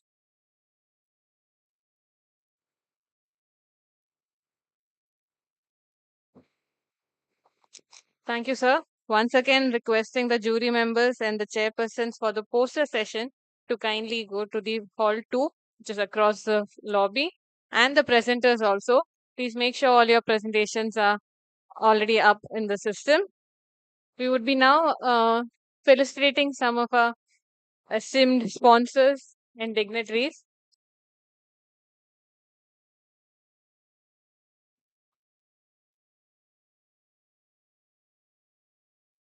So thank you very much, sir, for your wonderful keynote address. I can frankly say that, sir, most of the things I was also not knowing. The kind of research you have done for to get the history, to get the connection, how commercial poultry came into picture, how broiler industry came into picture, and all that, who started that, really commendable. And I wish we should have this as a article somewhere printed, and so that will help us all to know more things. So just to, because one of our esteemed guests and important industry, he has to go because he has to catch flight at 6 o'clock, Mr. Uday Singh Bias. So I request that the normal felicitation we'll have, but we will do for him so that he can leave. So, sir, you are requested to come on the dais. I request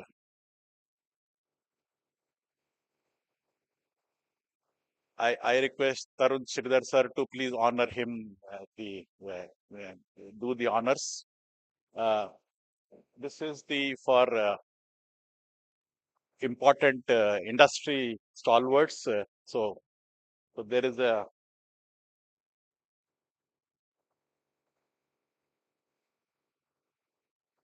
and then we have the, this is for the, uh,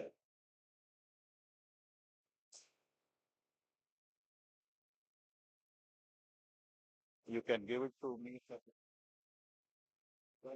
Yeah. So another one is for the gold sponsoring the event. The gold sponsor, this thing is for Poultry India. And the another one which is for the association, that representation of the association. He is representing the IPEMA, and he is the president of Equipment Manufacturers Associations, Poultry Equipment Manufacturers. So thank you very much, sir, for being here. It was an honor and pleasure to be there.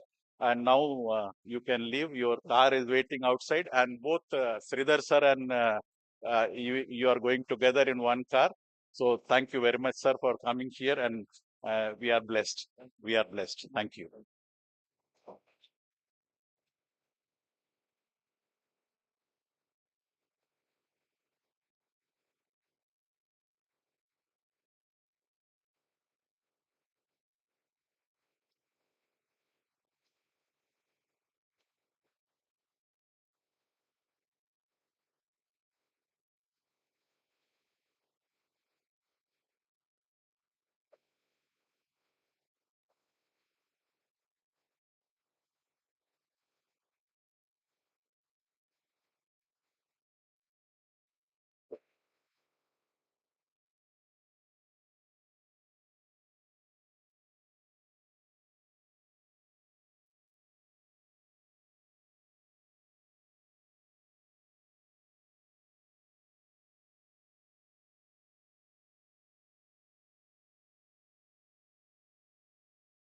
Be seated. So this is a kind of uh, recognition to all of us. So I will like to call upon the executive members of WVPA.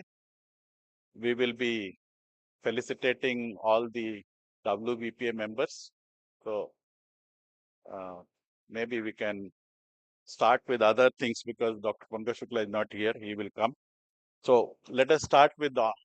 So we recognize every time in WVPA the key important people from industry.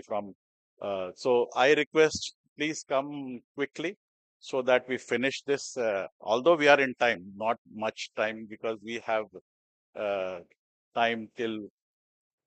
So we are not very late, but yes, late. So just I will start with the. So I request Bittu Dhanda Sahab, please come to do the honors. Please come to do the honor. This is for the.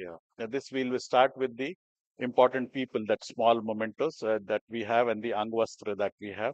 So Dr. Abhinav Upadhyay, please. He has come all together from US to deliver the lecture. So uh, Dr. Abhinav Upadhyay. Next is Dr. Indu Upadhyay. Yeah. Dr. Indu Upadhyay. Yeah, please take, sir.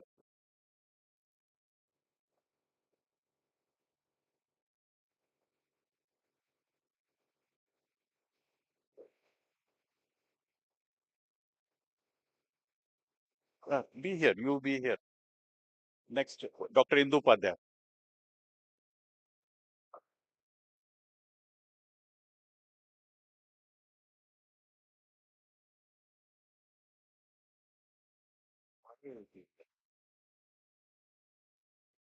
You are giving wrong.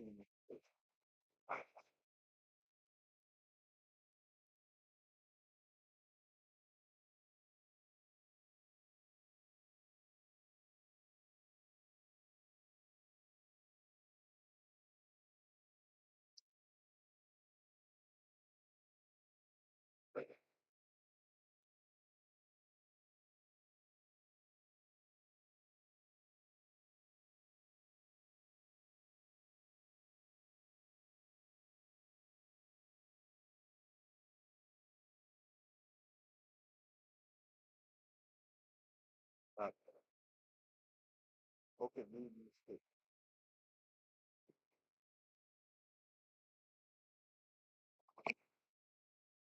Thank you. We would be felicitating the sponsors for the event. The Poultry Federation of India. I kindly ask the representative. I'm so sorry. I kindly ask Verma sir to come on stage.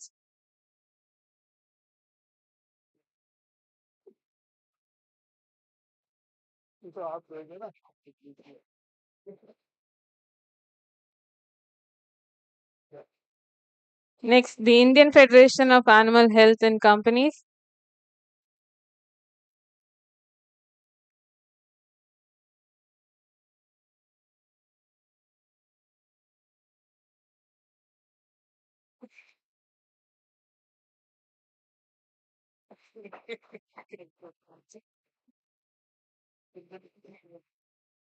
The Indian Federation of Animal Health and Companies.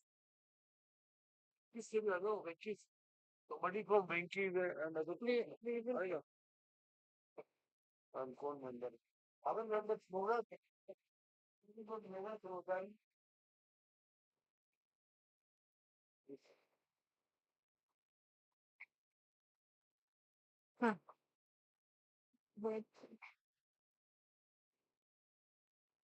The Indian Poultry Science Association.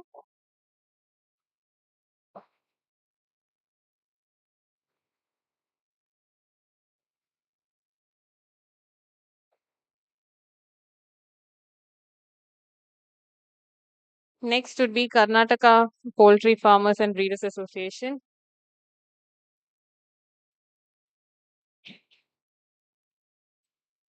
Inviting the representatives from Karnataka Poultry Farmers and Breeders Association.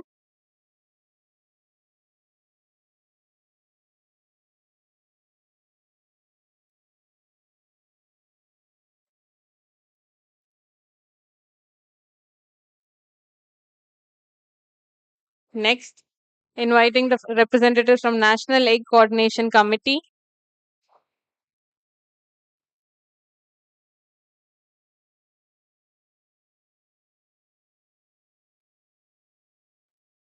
West Bengal Poultry Federation.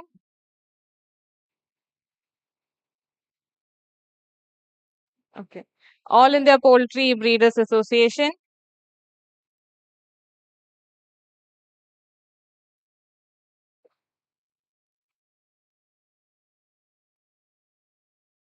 India Poultry Equipment Manufacturers Association.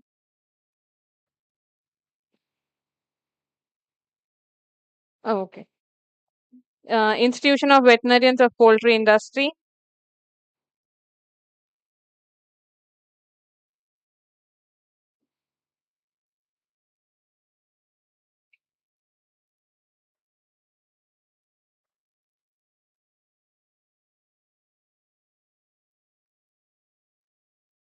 Next, Vets and Poultry.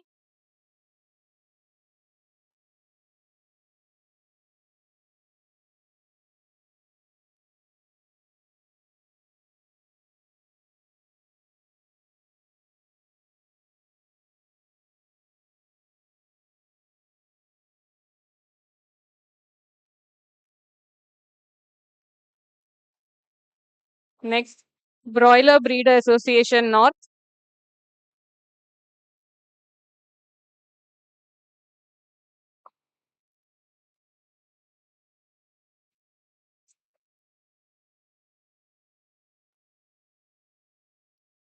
Next, CLFMA of India.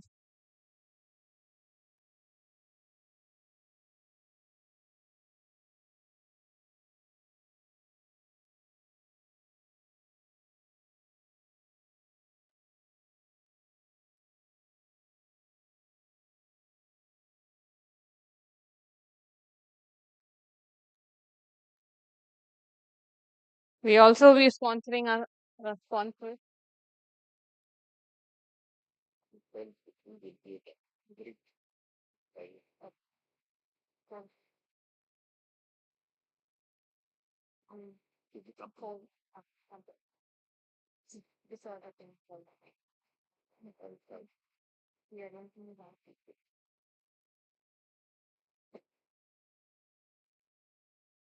So I request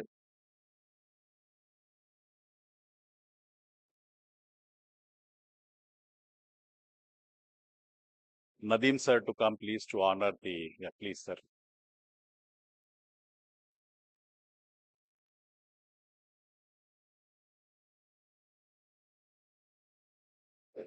So the most important part of any event is the how to get the finances and how to do the things. So it's very, very important for us to get the right partners for us. I will not say sponsors, they are the partners for this event. So to start with, it is, I will call upon the gold sponsors. Venkis, please. Venkis.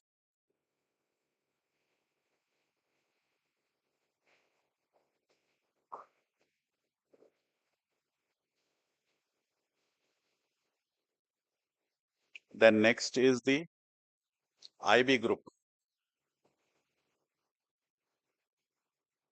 IB group, may I request Ricky Thapar sahab to please come. IB group.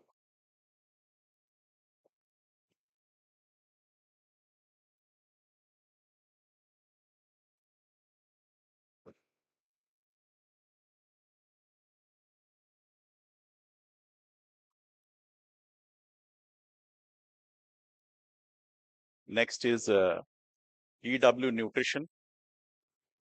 If Kaushik Raj and Dr. Nigam are there, Kaushik Raj. Yeah, Kaushik Raj, please come.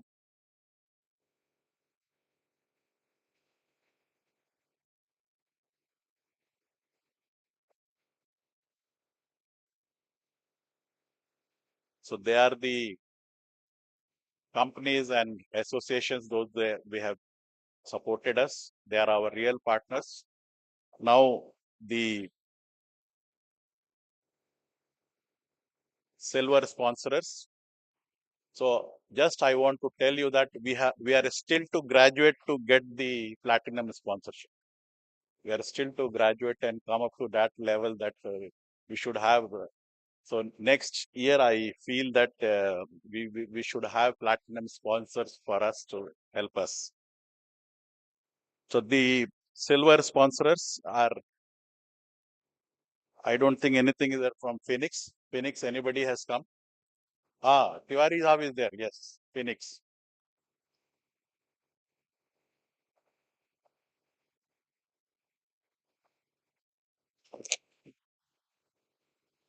The next we have Rosary Biotech. Rosary Biotech, and nobody is there from Rosary Biotech. Then Novus. I don't think they're from Novus because they have another meeting there. They are meeting somewhere else. So Novus, nobody is there. Gartech. Gartech. Yeah, please come.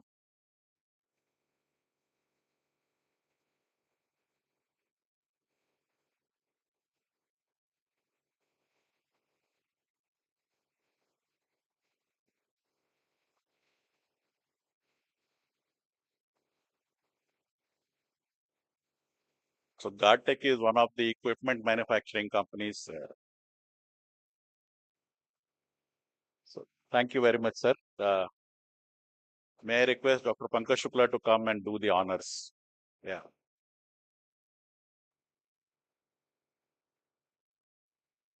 So we have bronze sponsors.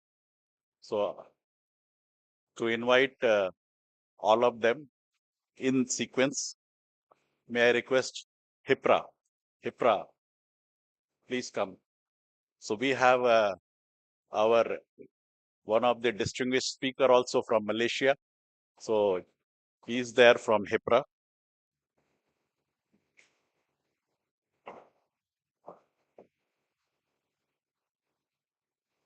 Then Alana. Is there anybody from Alana? Alana group of companies? Nobody is there. Then Raviosa Biotech. No. I will not take. Uh, okay, I will take for Raviosa Biotech.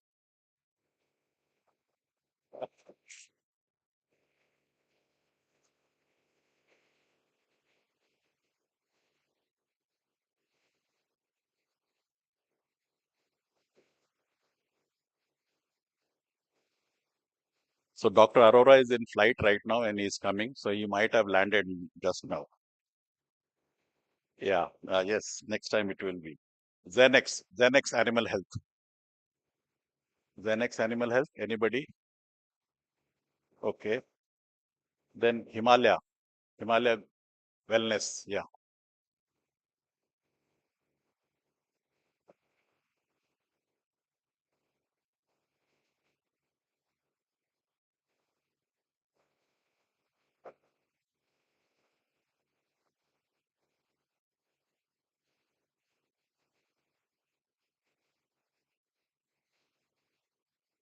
Vesper Group, Vesper, please.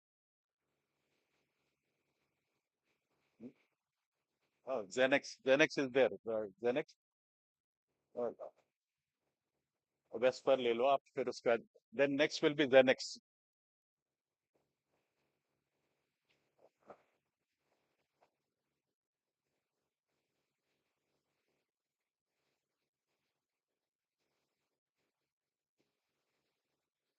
Xenex.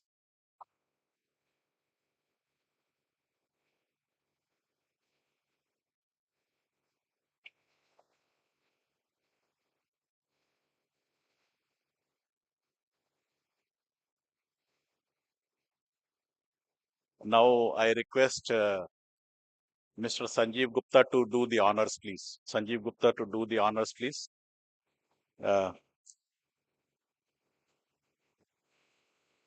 Thank you, Pankaj, for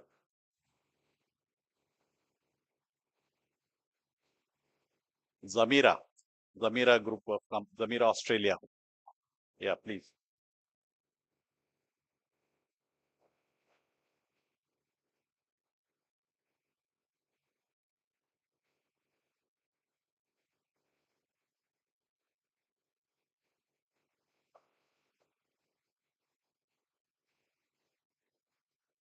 Zamira Australia. Then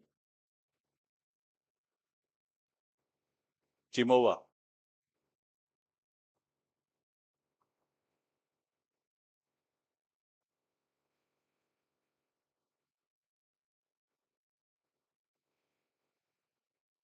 So Dr. Mariappan, the owner, is here with the team.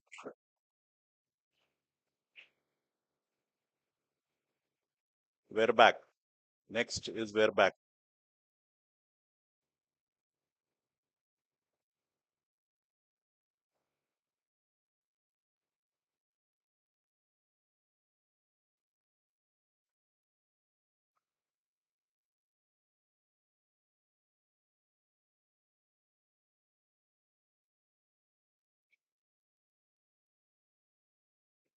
Next will be Siva. Siva, anybody from Siva? You take, no? No, you take. Okay. Then MSD Animal Health. MSD.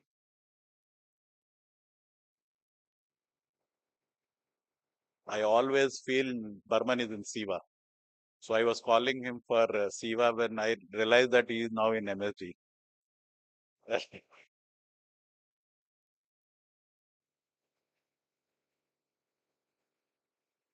So now I request Dr. Shushant Rai to do the honors. Dr. Shushant Rai, please. Thank you. Thank you, sir. And with my proud, I want to say that we have the extremely valuable support from PFI this time. So I request PFI team to come and take their partnership, I will say that partnership memento. So please, PFI, and I'm extremely happy to recognize this. Thank you very much, sir.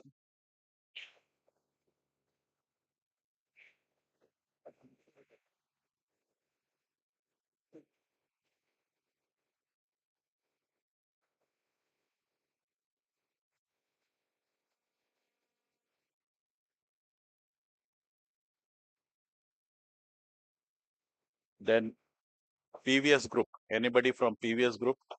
I know nobody has come. ABT Corporation, nobody has come. ABT, no. Delst, Delst India. Delst, Naveen? Delst.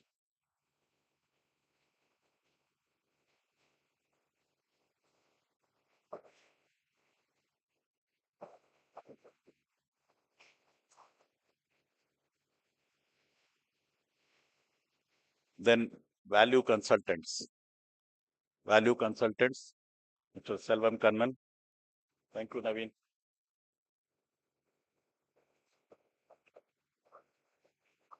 Next is Beyonte. Beyonte Nutrition.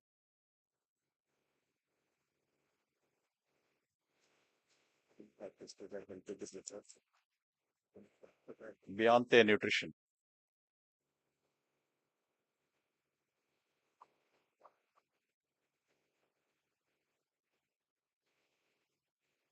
Next is Nuance. Next is Nuance.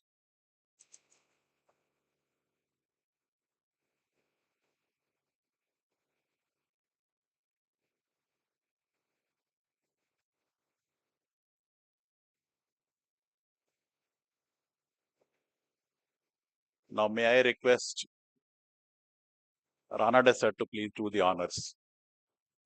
Thank you. Thank you, Dr. Sushant. The next company is Symbionutrients.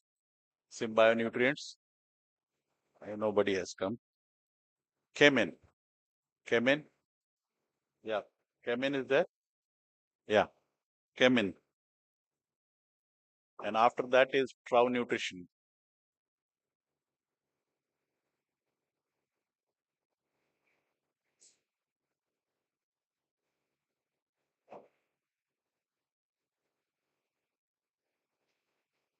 Trow Nutrition. Trow Nutrition.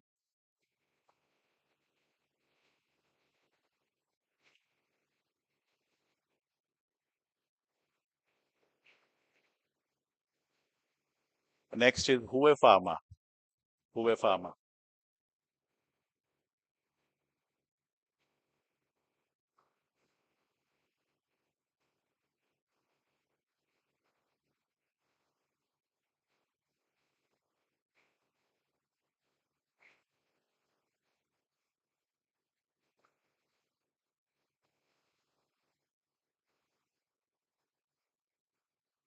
Alltech. Alltech.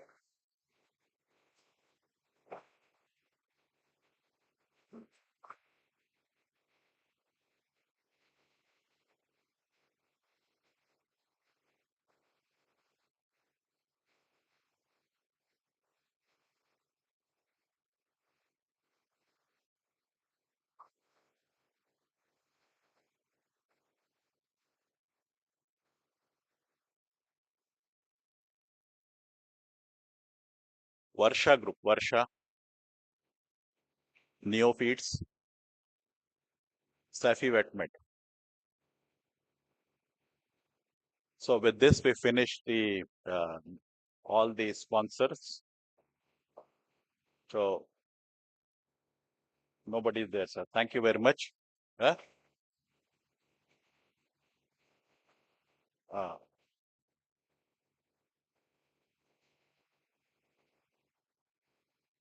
so we are getting very late for the first session. So what we will do, we will have the recognitions later. So let us, or should we finish that recognition part? That is important.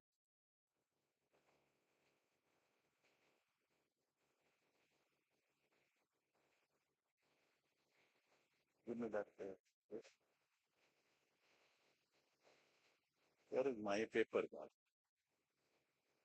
Okay.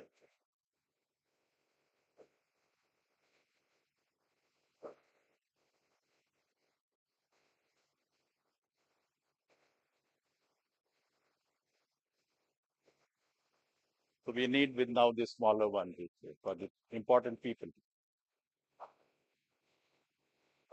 May I request Dr. Shirish Nigam to come on the dais to do the honors? Shirish Nigam.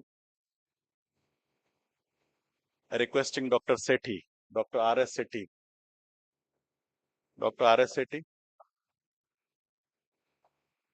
Dr. Insaf Rahi. Yeah, please. Sethi Saab is here.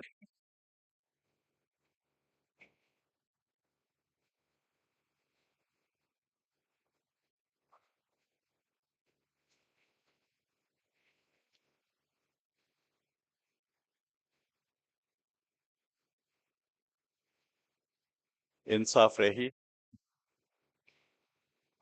The small one with the, no, not this one, the small one.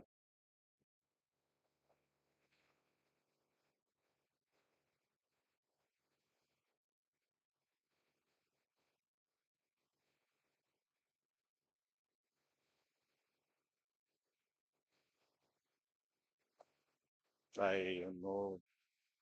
Venugopal is where? Venugopal.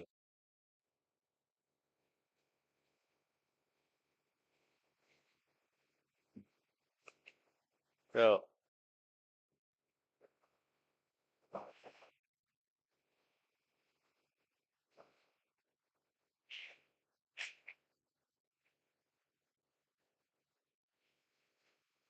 Dr. Lavin Gupta.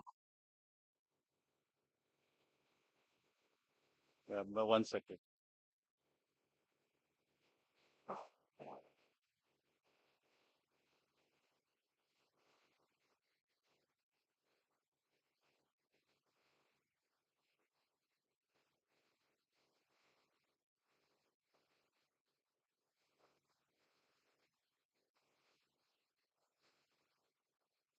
Dr. Lavin Gupta.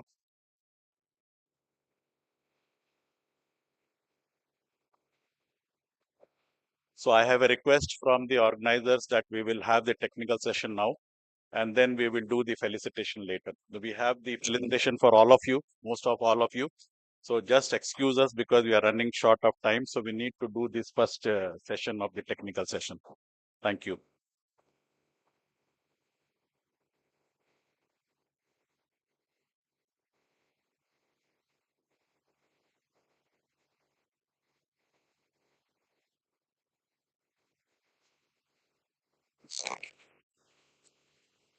Good day, everyone. We would now be beginning with the technical sessions. Kind attention, please. Requesting all the jury members and the chairpersons for the poster sessions to kindly go to the Sugandha Hall, please. We are going to begin with the poster sessions parallelly while we would be having the lead talks over here. For those presenting, this is the session on recent trends in emerging diseases in poultry and vaccinology.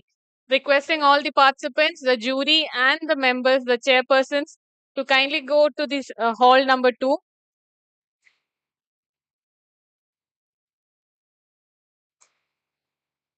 Now, as we begin the session for the lead talks over here, may I take the honor in inviting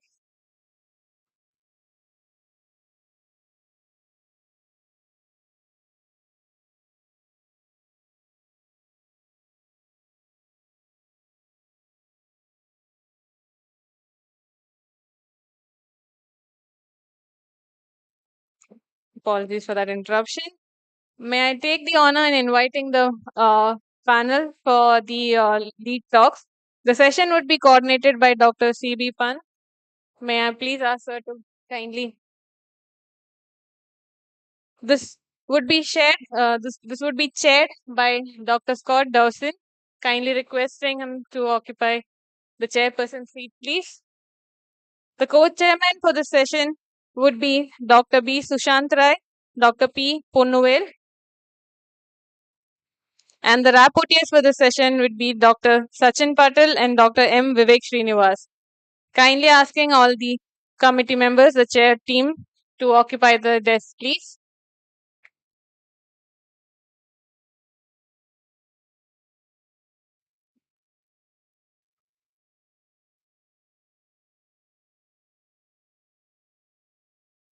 We would be having a total of 3 lead speakers under this session. I'll be handing over the proceedings for this session to the chairman, Dr. Scott Dawson.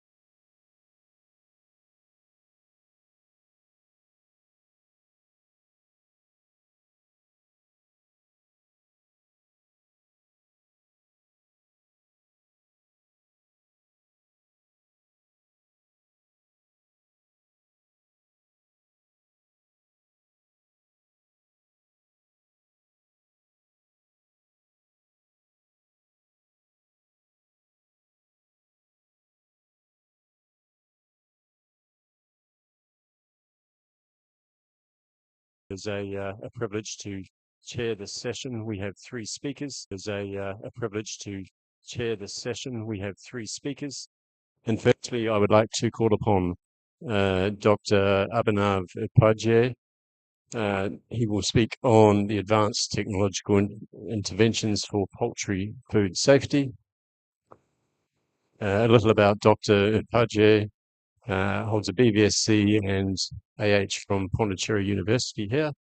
Also an MS in veterinary microbiology from Rajasthan University and a PhD in animal science from the University of Connecticut in the USA. A postdoctorate associate at the Center of Excellence for Poultry Science at the University of Arkansas. And he worked on developing antibiotic alternatives for controlling foodborne pathogens and diseases in poultry. I would like to welcome Dr. Upadhyay to the stage, please.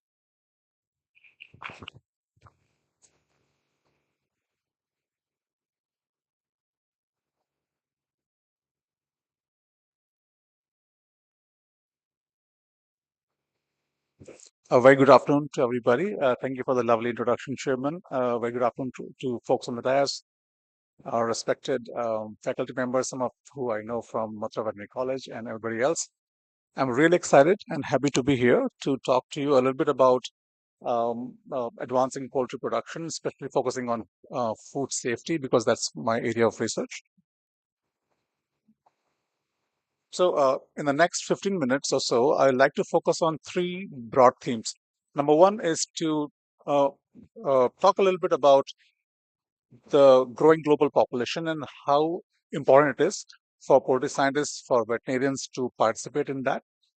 Number two is why the poultry industry is important and how it will participate in solving this challenge of a growing global population and the associated food demands. In the end, I would like to touch on a little bit about food safety and how is that a challenge for the poultry industry, what we can do, and what are the techniques and innovations that we can use to improve some of those aspects. And hopefully I'll try to finish in 15 minutes. Please help me out in the last 3 or 4 minutes, please. So let's talk about the challenge that is in front of us. We all know that the global population is growing. This chart talks about the growth of the global human population by 2050 and then eventually by 2100. We know that by 2050, we will be close to 10 billion people. And by 2100, we will be close to about 11 billion people. Interestingly, on this chart, the graph that you see in the yellow shows the growth rate. So the growth rate of the global population is actually reducing, but still we have a lot of mouths to feed and we have to responsibility of giving them nutritious food. This graph talks about regional trends in the global human population growth.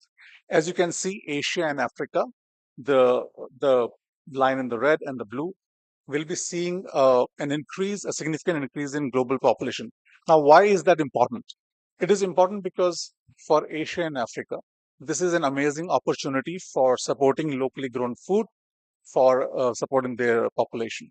For the rest of the world, it is an opportunity for global trade and supporting global ties in their economy. Now, this is a trend for India. I was looking for some of the numbers here. As you can see, in 2025, we'll be about 1.5 billion people, and that number will gradually increase, plateau at about 2, and then again come to about 1.5 billion again. This number is important because the poultry industry can help feed the increasing population of India. This chart is very interesting because we know that majority of the Indian population is consisting of young people. India is a young country. As you can see, about the light blue line, that indicates people in the age range of 25 to 64. Why is that important? It is important because, as you know, poultry is a source of very high protein diet, which can be used for supporting population of this particular group. So we looked at some of the numbers of the increasing global population, and we also looked at some of the numbers specific for India. What about food demand? We know that along with the increase in global population, there is a concomitant increase in food demand as well. So this chart talks about trends in agri-food demand by region. If you look at the numbers in Asia, the red indicates the demand we'll have by 2050, whereas the blue is the demand we had in 2007. So as you can appreciate, there is almost a double increase in the demand of food, either in Asia, you look at rest of the world, specifically looking at India, the demand for food is essentially going to double by 2050. This chart talks about the distribution of that demand. What are we requiring? What are we asking for?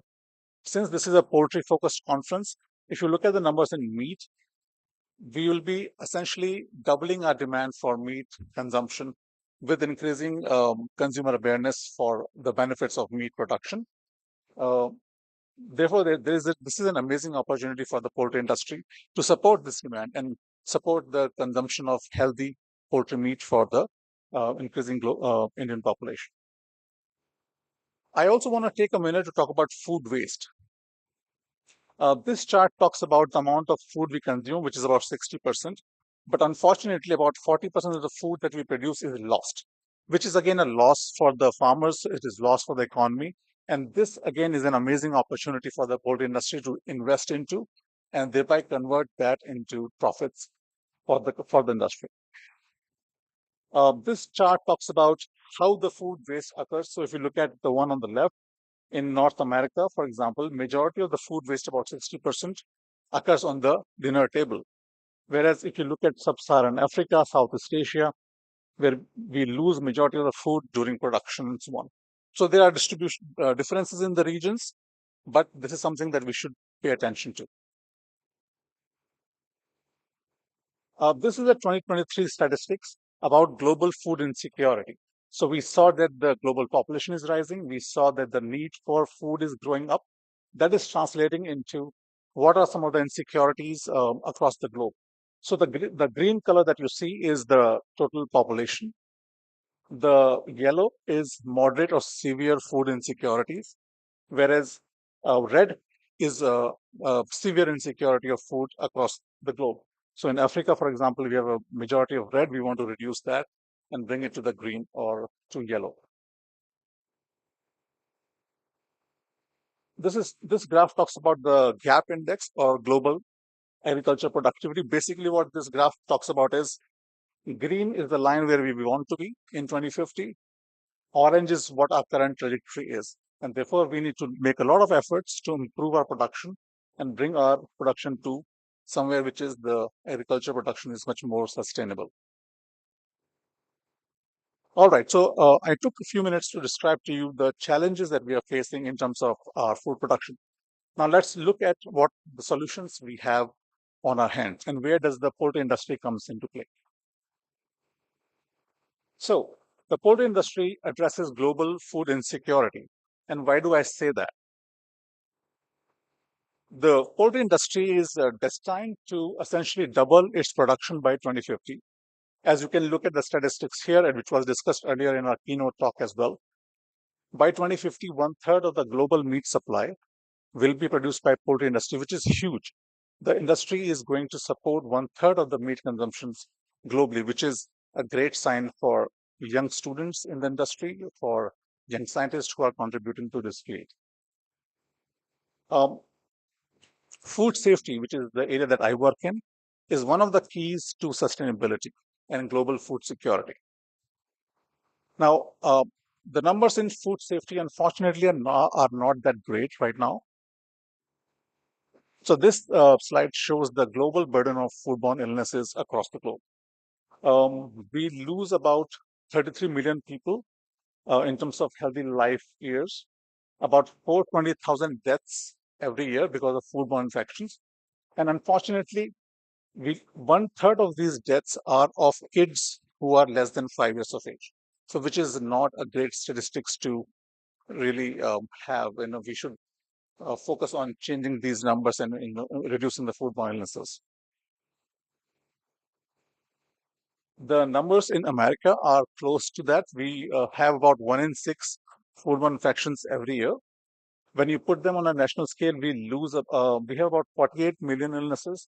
That leads to about 120,000 hospitalizations, 3,000 deaths. Majority of the infections caused are by Salmonella and Campylobacter, which is similar to what we see in India, Asia. This slide talks about the Sustainable Development Goals by FAO. Some of the major goals which are a focus of food safety are SDG 2, which is reducing zero hunger, global well-being, which is SDG 3, and essential for economic growth. So food safety is an integral part of some of the sustainable development challenges by the FAO. Closely associated with the sustainability goals are some of the strategic priorities of FAO. These are recent ones from 2022 to about 2031. And there are four major themes here. Number one is intergovernmental and multi-stakeholder engagement, essentially focusing on the relationships between stakeholders and the government policies, following up with scientific advice and evidence through research and teaching, developing national food control systems through frameworks that can reduce food safety risk, and lastly, promoting public and private stakeholder collaborations. Closely associated with that, we have USDA FSIS, that is United States Department of Agriculture, Food Safety Inspection Surface Strategic Plan from 2023 to 2026. And they're focusing on three major goals. One is preventing foodborne illnesses. Number two, transforming diagnostic methods for early detection.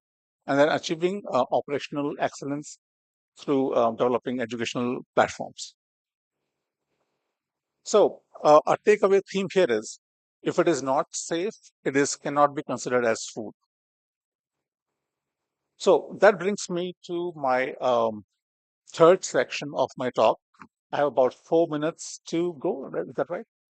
So far, what we discussed in my talk is we have a rising global population. We have challenges with food safety, but we also have a poultry industry which is growing very strongly, which has young students and scientists participating in it. So what are some of the current trends in the poultry industry which can contribute to reducing global food insecurities and also be a source of jobs for young professionals across the globe?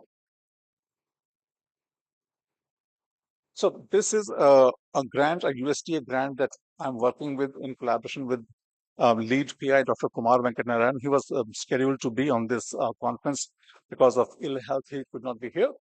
But very briefly, this grant focuses on improving sustainable poultry production through touching on different aspects of poultry production: food safety, poultry efficiency, controlling disease through vaccinations, production, and so on.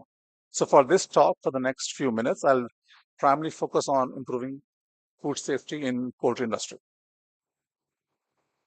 So in very simple words, food safety in the poultry industry can be controlled at the pre-harvest level, at the farm level, or at the product level in post-harvest stages. This is a recent paper that I came across which talks about antibiotic alternatives for controlling foodborne pathogens. So this study talked about various antibiotic alternatives, phytochemicals, which are essential oils, probiotics. These names are not new. This audience is very well aware of these terms. What I want to bring to your attention to is this particular graph here. This graph talks about the number of publications that are coming out on antibiotic alternatives from 2010 to about 2022. And as you can see, there's a significant increase in the number of publications showing the interest of scientists in working on antibiotic alternatives.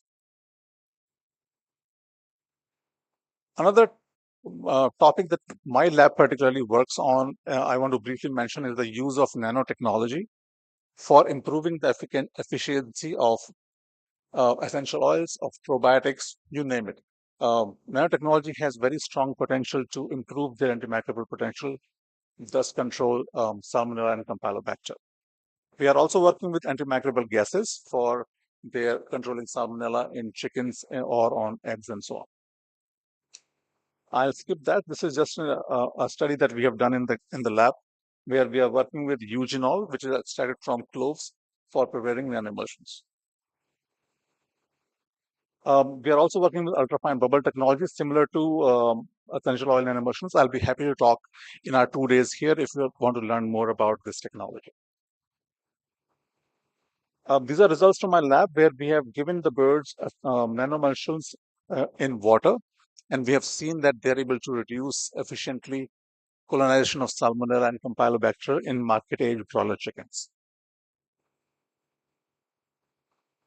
In terms of post-harvest reduction of Salmonella and Campylobacter, we do a lot of work, either focusing on carcass washing or egg washing using essential oils or ozone. And these are some of the recent publications from one of my grad students who has worked with transmaldehyde nanoemulsions for controlling Salmonella on eggs and also on fertilized egg. And we saw that the embryos were just fine. With regards to CRISPR, CRISPR is a very well-spoken technique these days. In the field of poultry industry and food safety, it can be used for early detection of pathogens or for controlling their virulence. And I'll be happy to talk to you offline if you have any questions on this technology. But really, upcoming work on CRISPR is being done. Precision poultry farming is again a very strong area of research where we are using automated monitoring systems, biosecurity systems for observing poultry work. This is some of the work that is being done in the University of Georgia on poultry behavior, disease mitigation, and so on. All right, so I want to leave you with this slide, a catchphrase, safe poultry production, which is for supply chain efficiency, advancing in genetics, food policy and regulation, and education and engagement. Thank you all. This is a picture of my team who helps me in the lab. I'll be happy to take any questions if there is time. Thank you, Dr. Wvpa. It's always timely to hear about progress and thoughts on food safety. We have a few minutes for questions and discussion. Firstly, I'd like to open to the floor for any questions for Dr. Wvpa. Sure, we can take more questions afterwards. I have one question for you. Many producers often see the costs involved in food safety processes as part of their production as a cost and something which not only eats into their profit margins, but can take the cost of products out of reach of some lower, poorer consumers. What would you say to that? Amazing question. So the question is, the interventions that we work with to improve the safety of poultry products, how do we deal with the cost that comes along with it? That is true. During my interactions with the poultry farmers, poultry producers in the US, every cent is important because that directly cuts into their production. In terms of use of nanotechnology, that is one of our primary drivers that we want to reduce the dose that we give of, let's say, an essential oil or a probiotic to offset some of those costs in rearing those birds. And again, we have to do cost-benefit analysis to make sure that, we are promoting these treatments of antibiotic alternatives, but what diseases or what recalls are they preventing, such that the farmers don't have to pay for any of the recalls that happen if their samples are positive for Salmonella. So that's number one question on the industry's mind, of course. So from my lab's perspective, we work with the nanotechnology to try to offset that. Very good. Thank you. Any more quick questions? Otherwise, there'll be more questions at the end of this session. Thank you, Dr. Wvpa. Thank you, everybody.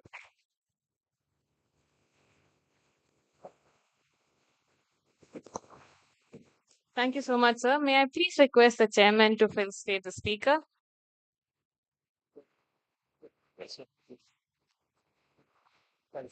May I kindly request the chairman, Dr. Squirt Derson, to kindly felicitate the speaker, Dr. Abhinav Upadhyay.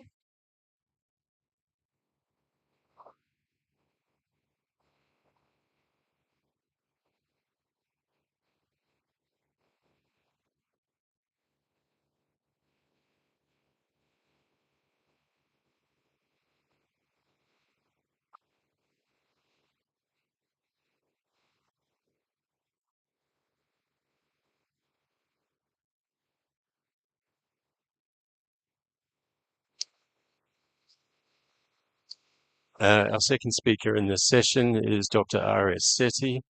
Dr. Sethi is Additional Director of Research at the Guru Angad Dev University and Animal Sciences University at Ludhiana. Has 27 years of experience in teaching research and extension.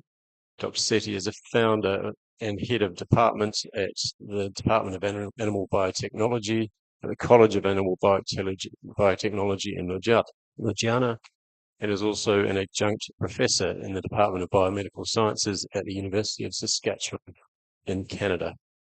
He's a visiting fellow at FAO Regional Office in Thailand and also at the University of Saskatchewan, and a member of the steering committee for World Veterinary Association's project on global quality standards for veterinary education. Dr. Sethi will speak to us today about startup opportunities in the veterinary sector, leveraging the Gadvasu ecosystem for innovation and growth. Please welcome Dr. Sethi to the stage. Thank you very much, respected chairman, panelists, my colleagues. Thank you very much giving me an opportunity, especially Dr. Verma. We started working. This is not a scientific lecture. This is a journey. When we started thinking about to have industry academia partnership, how we grow. It's amazing. People were, I remember, the now our worthy vice chancellor, he was a director. He said, I was going to him asking for a, have a Section 8 company. He will always say, Sethi yaar, main November ch retire ho raha, meri pension band na karwa di. So we were, all upset how it will go, but now we are, becoming a role model for the other institutes to go ahead. So I will before that, I will tell the infrastructures. This is not about the Gadvasu only. All veterinary colleges, all veterinary universities have almost similar setup. We do everything, but we do in a non-structured way. So I will try to tell you in a story how we put the non-structured thing into a structured manner and where we are today. So we are always compared with Tanuvas, and we feel proud because we are half of the age and 1/5 of the budget of Tanuvas. So being compared at this level, feel proud for us. Typically, Gadvasu has 5 colleges in a short span of time, 2 veterinary colleges, 1 campus, 1 off campus, 1 dairy, 1 fisheries, and another is biotechnology. We teach diploma courses also at Kaljalani. These are the courses. The courses in the red show that these are as per the national education policy. They have multiple entry and exit system. Our international collaborations, you name, any good institute globally, we have certain collaborations, not on the paper, it's all functional. Next month, me and Vice Chancellor will be going to Germany. We are going to sign an MOU. MOU already signed. We will be working on a joint ventures along with Tanuvas and West Bengal Veterinary University.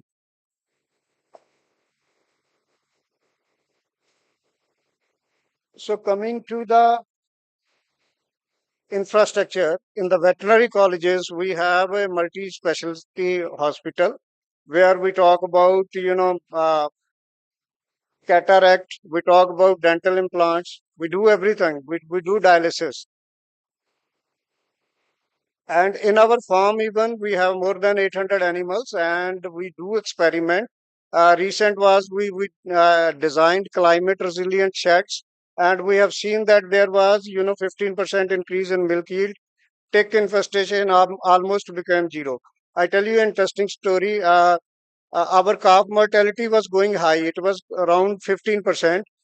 So what happened? Our vice chancellor suggested do some integrated farming. We put poultry birds there, off feed at night, and in the morning they were let loose in the calf pens. They, finished all the ticks, and now the calf mortality is almost zero. So this is, the integrated farming that we do.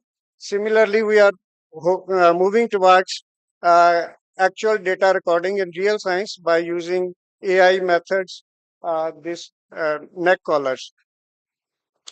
So we have a poultry research farm where we have all the facilities along with the germplasm, as well as incubators. When I talk about the incubation facility, my colleagues will talk about the incubators, but we were talking about the incubation facility for startups. So this mind shift we need to know from the incubators to the incubation facilities. And then we have animal nutrition. We have mapped the state into 3 different zones. We are making mineral mixtures according to the region, according to the need, as well as we are making the dog feed mineral mixture for mineral mixture for pig, as well as uh, specially designed bypass fat food, etc. During the COVID, we helped the state government to establish all the COVID testing laboratories in the state. Not only that, uh, later on we established another laboratory at our university, and this laboratory, this was declared the best by the UNICEFs, and we got 1 crore funding to test the testing. We were testing around 1,500 samples per day.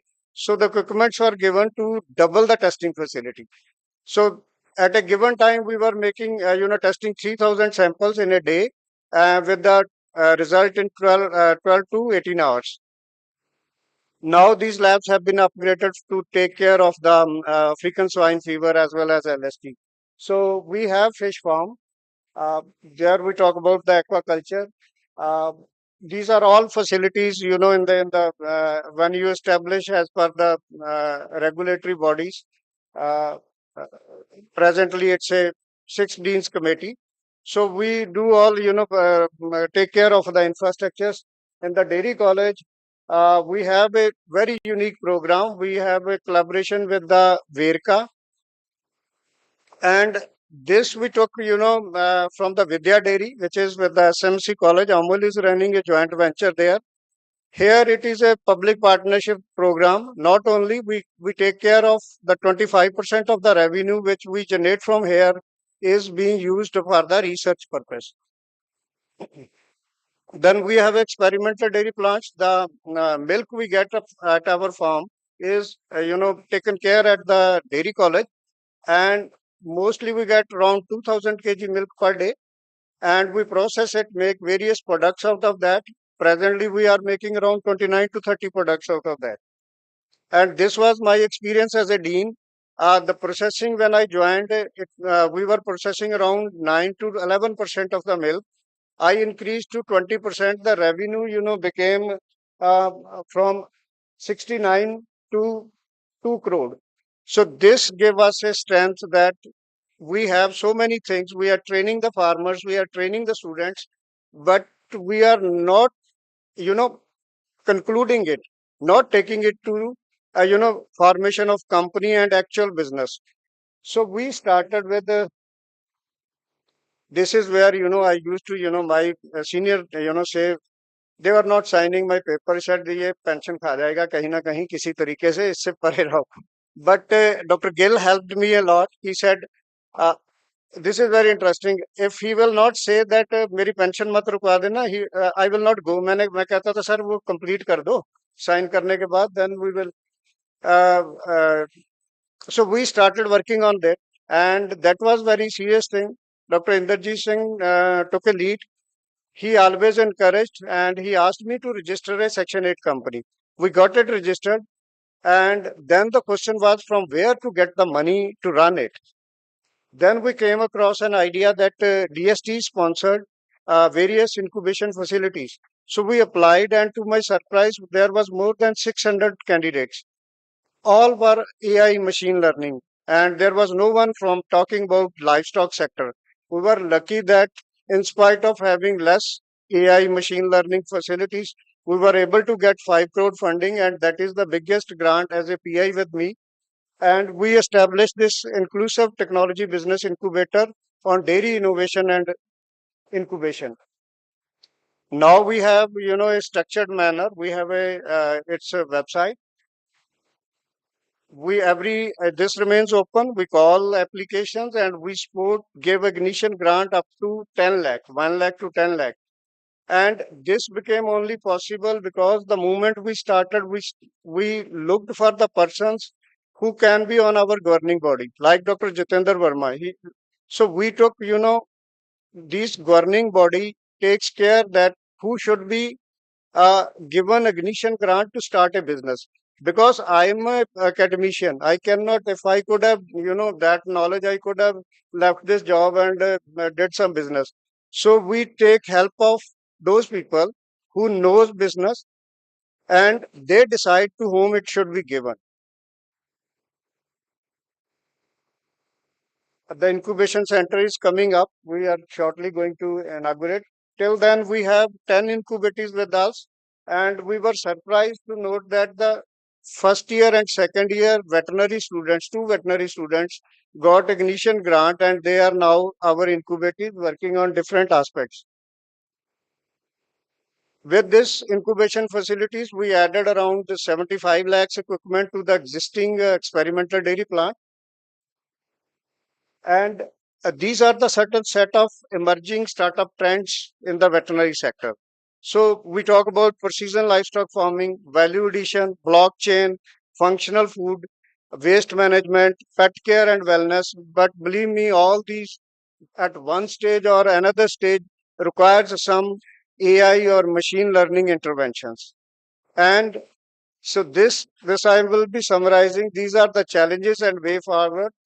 Because when we say that artificial intelligence, the veterinarian will say, artificial insemination. So AI to AI shift need to be there. And the second thing, and I always think that whether we are producing our students as industry ready, no. Dr. Shukla is with me. Yesterday we were talking.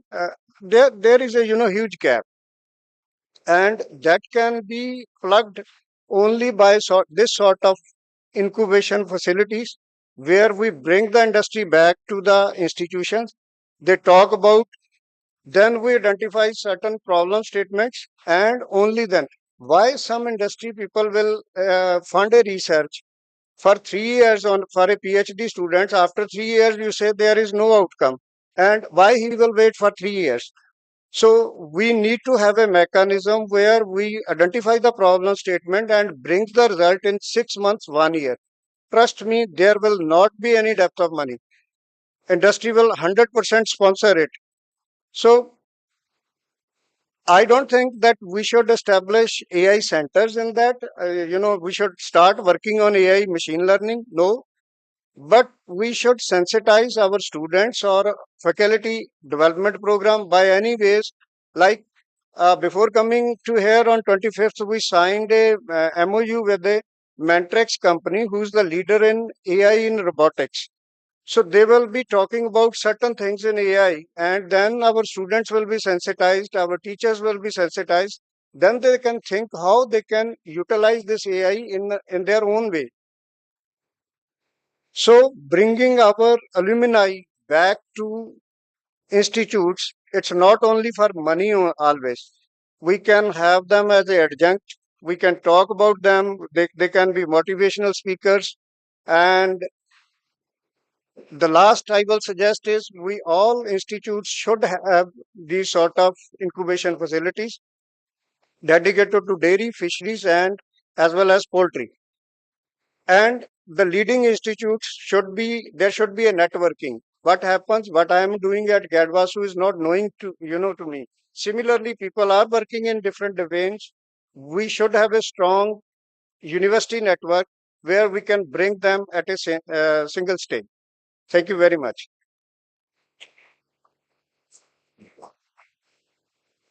Quick question, sir. Thank you, Dr. Sethi. I'm sure the things you've discussed will be of great interest to a lot of the students here. Does anyone in the audience have any questions or comments for Dr. Sethi?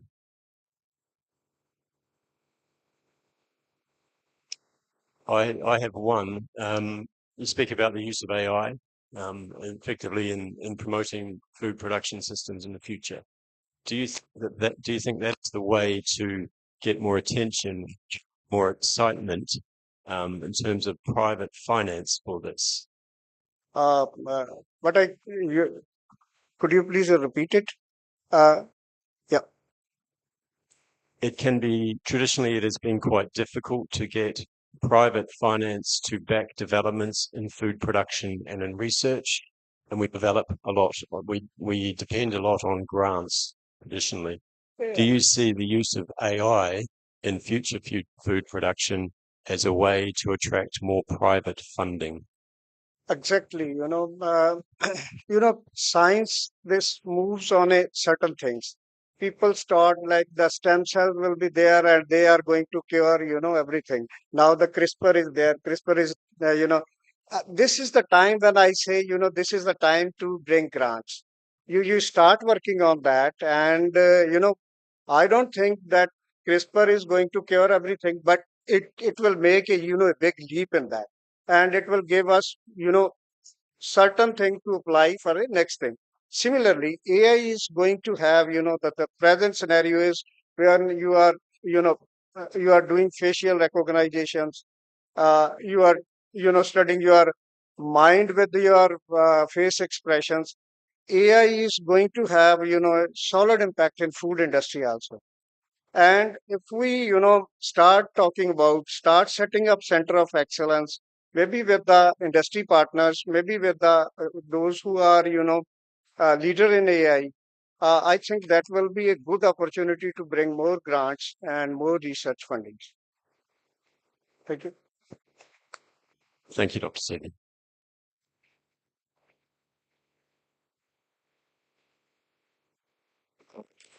Thank you for your great talk, sir. I kindly request the chairperson to felicitate our speaker, Dr. R.S. Sethi.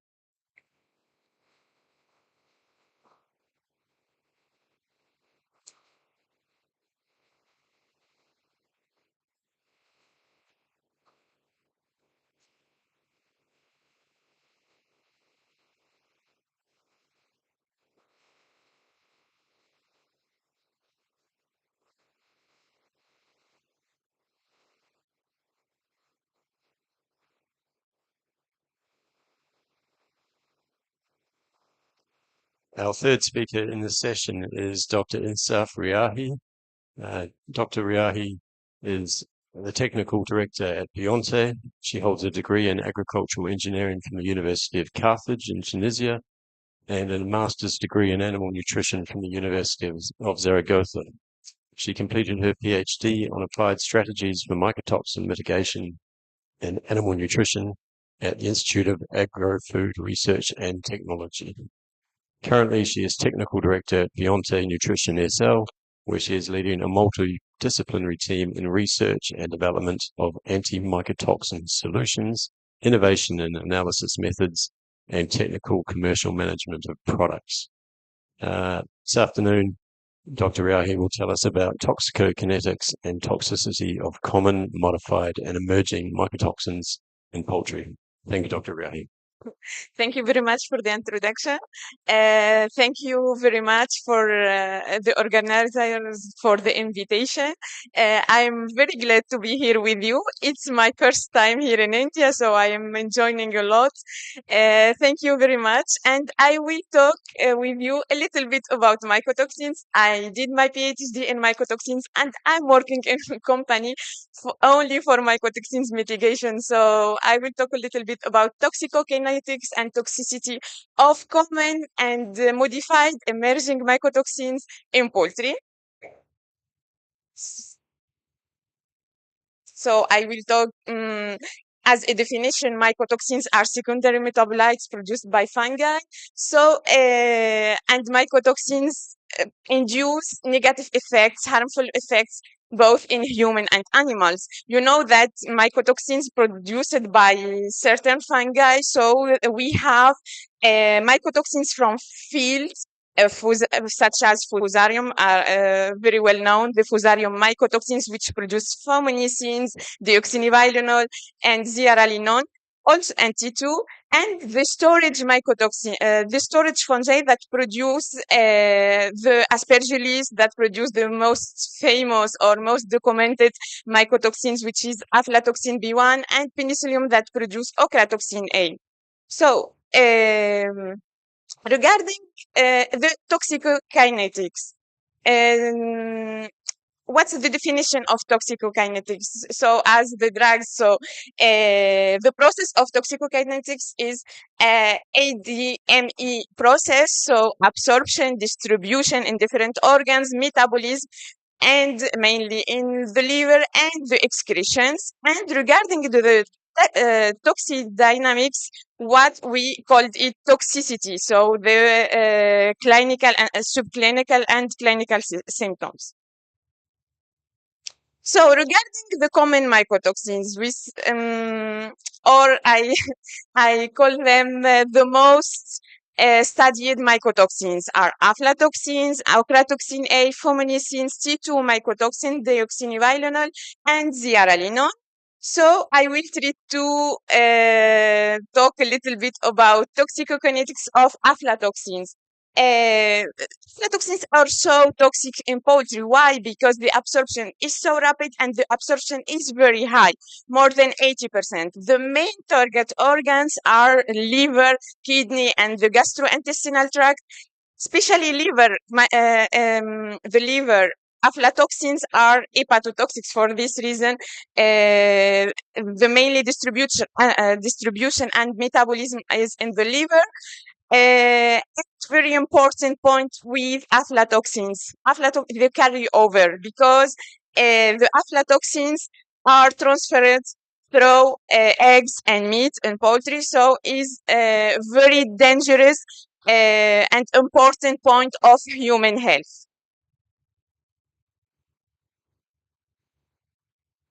So regarding the clinical signs, from the instance, all mycotoxins, the main target is the immune system. So all of them are immunotoxic and as consequence induce productive parameters alterations, but each mycotoxin has its target organ. In the case of aflatoxins, the liver is the main target. So we, in the field, we could find friable liver, also pale liver.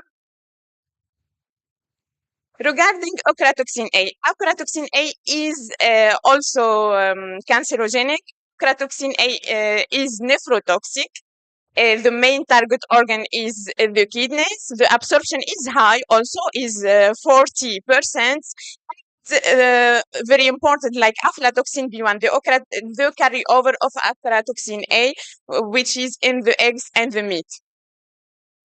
And here's some pictures, some signs for the effects of ochratoxin A in chickens. So the kidneys is the main target organs.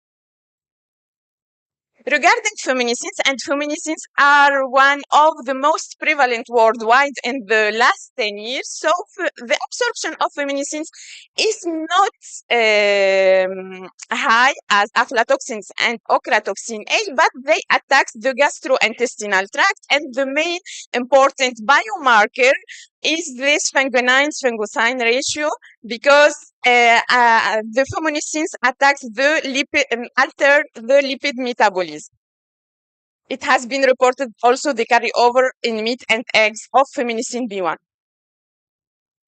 There is generally with feminisins have to be high level to see clinical symptoms, but in this study they it has been reported femoral injuries due to feminisins together with deoxynivalenol. Regarding T2 mycotoxins, for me, as mycotoxin expert, T2 mycotoxins is the easiest mycotoxin. Why? Because we see the clinical symptoms in the field, in the farm. So T2 mycotoxins, the main target is the oral lesions that produce in poultry. And it has been reported that the biomarker of T2 mycotoxin is HT2, and also it has been reported the carryover of TT mycotoxins in eggs and meat.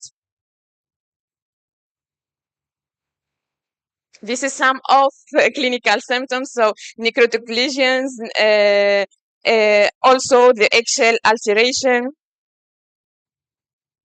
Regarding deoxynivalenol is of the family also of trichothecins like T2 mycotoxins, and deoxynivalenol called vomotoxins induce feed refusal. Why feed refusal? Because deoxynivalenol, the brain is the main target organ, so affects the serotonin neurotransmitter. For this reason, induce feed refusal. So deoxynivalenol, the main metabolite is the sulfation. So the sulfation is way of natural detoxification of poultry for deoxynivalenol.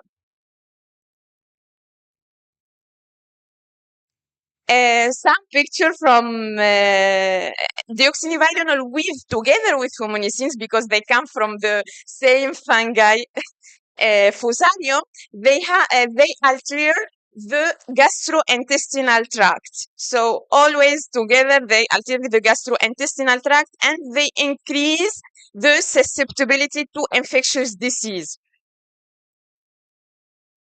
Regarding zearalenone, and zearalenone is mainly toxic in breeders and laying hens. These mycotoxins that affect the reproductive system, which is metabolized in alpha zearalenone, which is 60 times more toxic than zearalenone. And here's some symptoms of zearalenone in laying hens and breeders: prolapse of the rectum and underdeveloped testicles.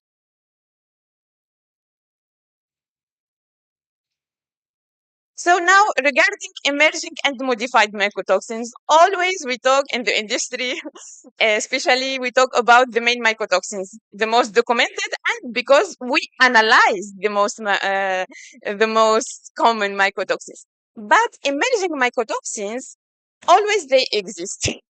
So they are produced by Fusarium, by Alternaria, by Claviceps, but as not all laboratories have the methodology to analyze these emerging mycotoxins, so we underestimate the challenge of mycotoxins. And this is sometimes in a practical situation. For example, zearalenone.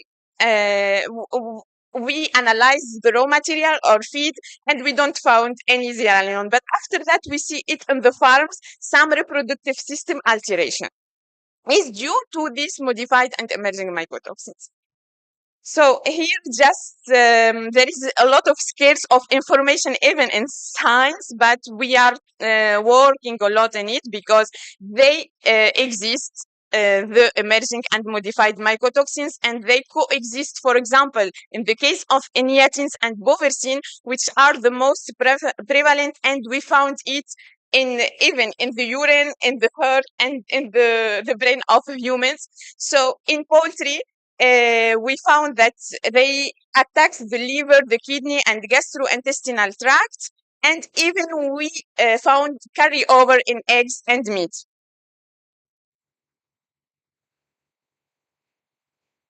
And some symptoms on the intestinal microbiota and cell membranes, because till now there is not a lot of studies about these emerging mycotoxins to see more and more symptoms in the field. So regarding the modified mycotoxins, when plants are so stressed in the field, so they produce these modified mycotoxins are conjugated with sulfate or glucuronidase and with other polysaccharides. And this, for this reason, we called it modified mycotoxins. Once the broiler or the poultry ingests these mycotoxins in the intestine, the availability will be by transforming on the parent mycotoxins. In this case, we have zearalenone and deoxynivalenol with their modified form. So zearalenone glucuronide and zearalenone sulfate. And for deoxynivalenol, 3-acetaldone and 15-acetaldone.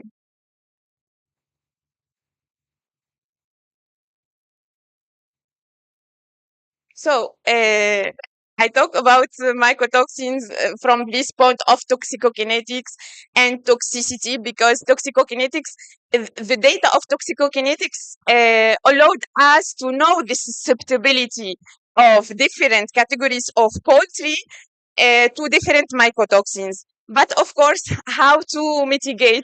The word is mitigate mycotoxins, because to eliminate mycotoxins at 100% is impossible.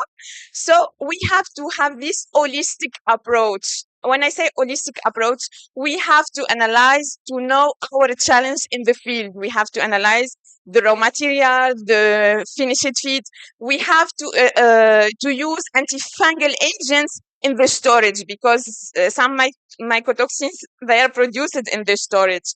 And we know that even we inhibit the growth of fungi, mycotoxins still exist. Of course, we have to use the anti-mycotoxin solutions. Always I call them anti-mycotoxin solution, because mycotoxins have different chemical structure, so we could mitigate them with adsorption, with bioprotection, reducing oxidative stress, and of course to analyze the biomarkers. When I said the biomarkers, in different biological matrix in the animal, in the liver, in the kidney, and in the excreta, to have all these holistic strategy to mitigate mycotoxins. And thank you very much.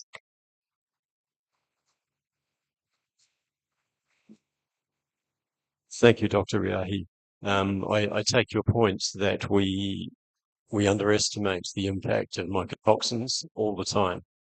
So it's always good to have a reminder to bring it to the front of our minds as professionals working in the industry. Does anyone from the floor have questions or comments for Dr. Riahi?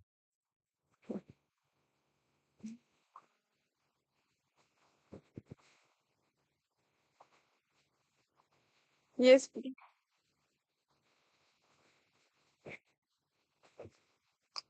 Thank you, Dr. Insafai, for a wonderful presentation. My name is Joginder. I have a question related to mycotoxin diagnostics. If you can please answer that, if you have. So, see, in India, we have two types of diagnostic machineries available. One is lateral flow devices, and the other one is the ELISA devices. But looking into the Indian conditions, so there are some limitations for the lateral flow devices, because they can only test the sum of total toxins, not individuals. So, do you have any idea about any advanced technology globally which is available for?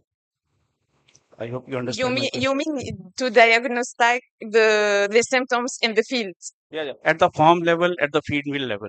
Yeah, we have in the feed mill we have even we know that in India and now due to climate change worldwide we have a high level of mycotoxins, because we have more temperature, the main factors of production of mycotoxins. But we have to in the feed mill we have to analyze mycotoxins in raw material, to know our raw material and the finished feed. And from the finished feed, we know which situation we are facing. This is the first time. In the farm, my suggestion and my recommendation, because with mycotoxins, what I said, generally we see subclinical symptoms because they attack the immune system. At least T2, you can see the symptoms. So what I recommend also to analyze from the point they ingest the animals. This is another point to control.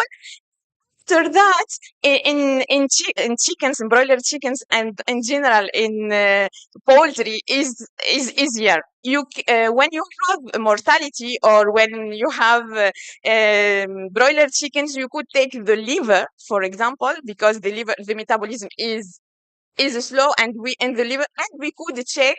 Really, this is the only tool to check the metabolites of mycotoxins. So this is the only tool to see if the mycotoxins, the biomarkers in the liver, and also to see if your products that are using are effective or not. If the product, for example, that you are using anti-mycotoxin solution reduce the concentration of the main mycotoxins in the liver, this is effective, and induce the excretion of the main mycotoxin in the excreta, this is effective. Okay. Thank you very much. Thank you. Thank you.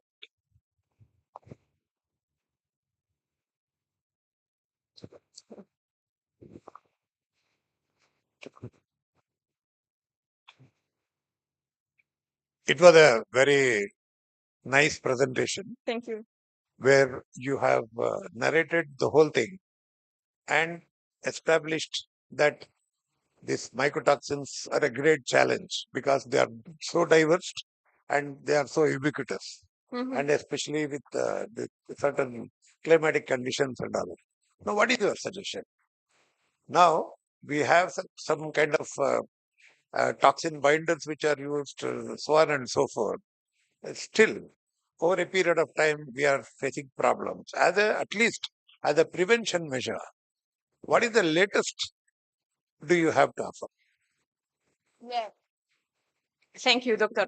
Thank you for your question. Yeah, for this reason, I call it them anti-mycotoxin solution. Why? Because first of all, we have to analyze to know our challenge. Okay. Once we have our challenge, you know that mycotoxins and here and worldwide, they talk about mycotoxins binders. It's not only the binding, the only mode of action to mitigate mycotoxins. For this reason, we have to use products that not have only these mycotoxins binding, because some mycotoxins we could binding them, but we have to reduce the oxidative stress, the immunotoxicity produced by mycotoxins using, for example, phytogenics, real phytogenics, because phytogenics to select the good one, we have to check the stability, we have to check the how rich of the bioactive compound they are. We have to use also organic ingredients such as hydrolysis, yeast cell wall. So wall strategy, wall formulation to bind, but at the same time to reduce the oxidative stress produced by mycotoxins. Hope that I respond to your question.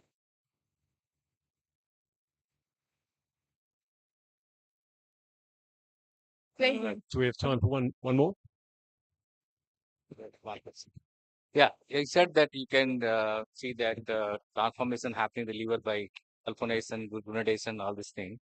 So is it possible that can we do that outside by degradation of toxin? To degradation of toxin? Degradation. Okay.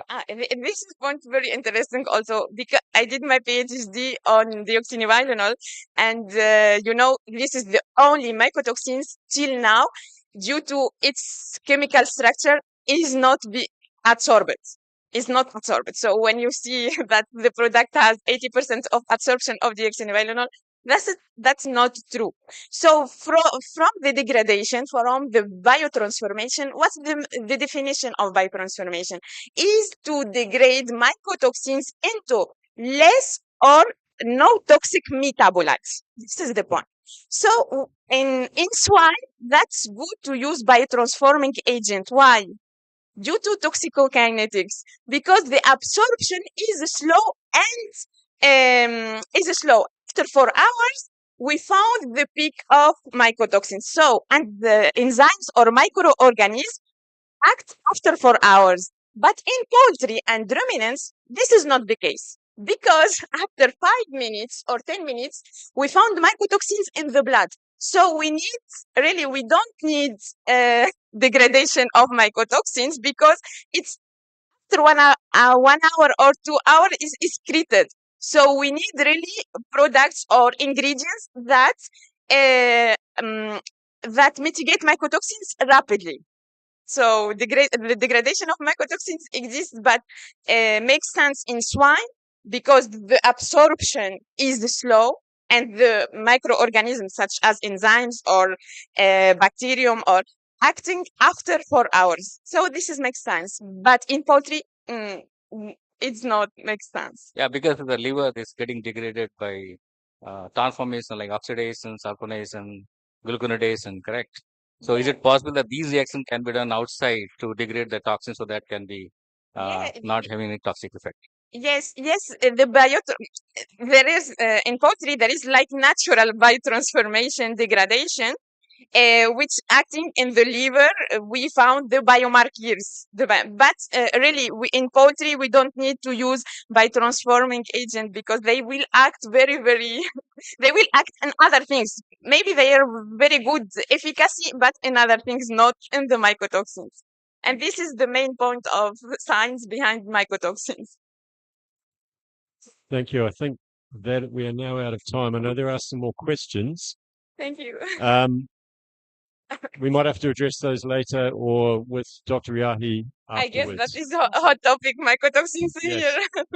It sparks a lot of interest. Yeah, madam, actually, whether the product of this Bionti animal nutrition are thermostable, like when we are pelleting the feed, can we use this particular toxin binder? Is it resistant to the heat or other Yeah. while processing? Yeah, thank you. Thank you for your question. This is very good question. Yeah, we have to validate and ensure that our solution that we are using are thermostable. If not, makes no sense to use the product in pelletization or in extrusion in case of pet and aqua. Yes, I don't want to talk about products here, but yeah, we have in one of our formulations extracts of phytogenics, and yes, we performed the temperature for 5 minutes and simulating the condition of pelletization and even of extrusion, and yeah, we get a recovery more than 85% and 90%. So it's from the beginning. If not, we could not buy phytogenics, which are so expensive, the extracts, and sure you understand me. Thank you. Thank you, Dr. Yahi. You've had a tough audience and you've done very well. You've earned your lunch, and I believe you'll be able to discuss more of this at lunch with anyone who's interested. Yeah, thank you very much. Thank you. Thank you. Thank you.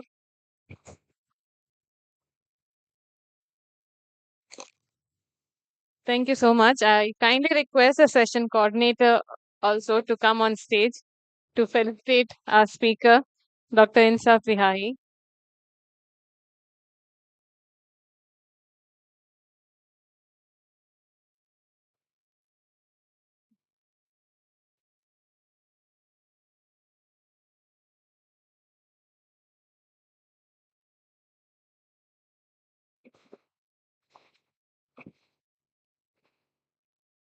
Thank you. Now I kindly request Dr. Jitendra Verma, sir, to come on the dais to felicitate our chair.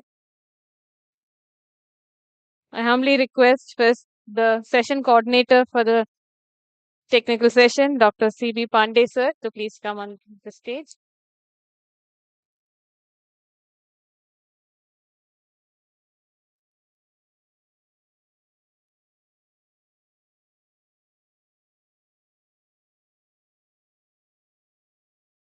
Kindly requesting the chairman, Dr. Scott Dawson, to kindly come on stage, please.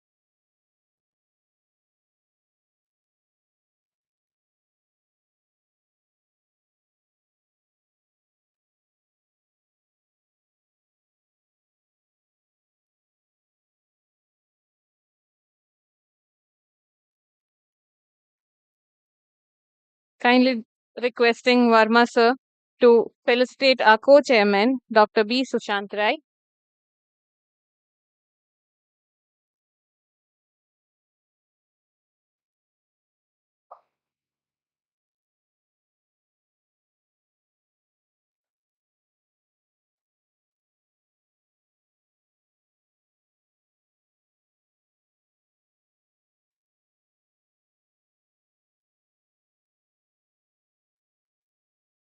Thank you, sir. Kindly requesting, sir, to felicitate our second co-chairman, Dr. P. Ponuel, sir.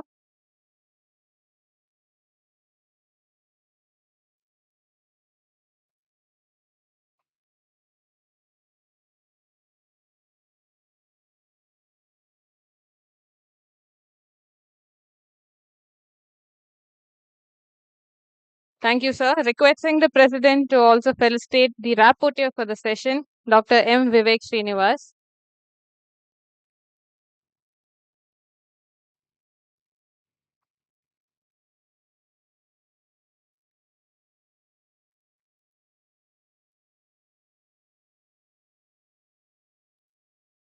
Thank you, everyone. We now come to the end of the technical session 1. We would be breaking for lunch.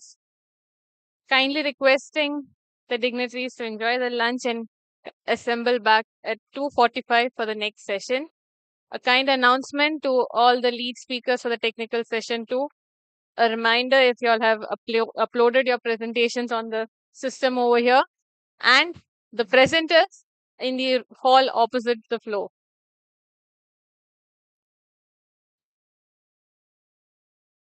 Then we will honor them.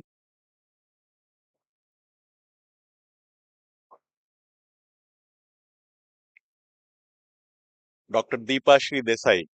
Yeah, please.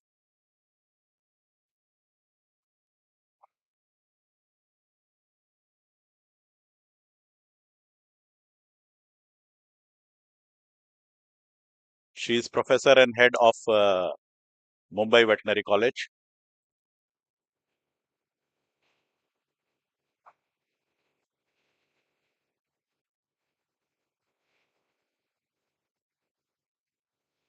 Dr. Santosh Ire. Dr. Venupi Nair. Dr. Nadeem. Nobody is here. Dr. Narhari. Dr. Narhari, please.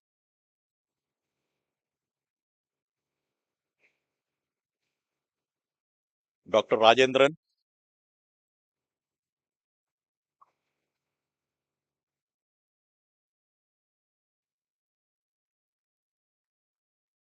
Dr. C.V. Pandey. Dr. Rajesh Tiwari. Dr. Ramarao. Dr. S.V. Ramarao. Yeah, please, sir.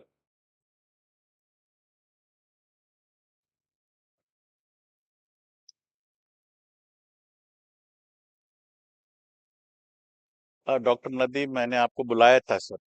Uh, uh,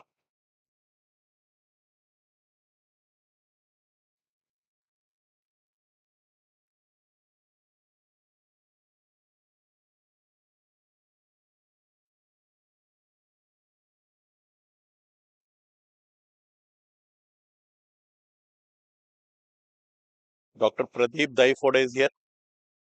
Pradeep Daifode. Gajanan Namade. Priyanka. Brijesh Kumar Tripathi. Dr. Brijesh Tripathi.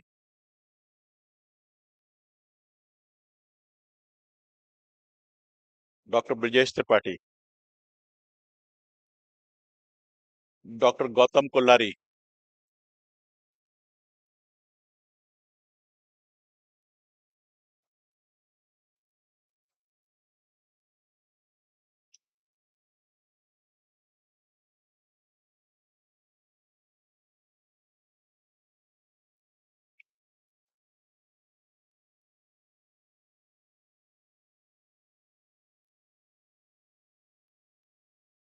Dr. Hanumant Rao. Santosh Ingle. Advanced. Dr. Semi Tomar.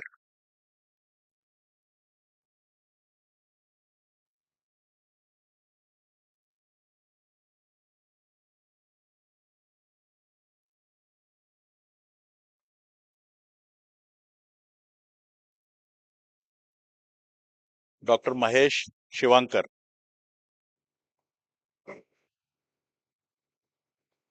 Dr. Mariappan.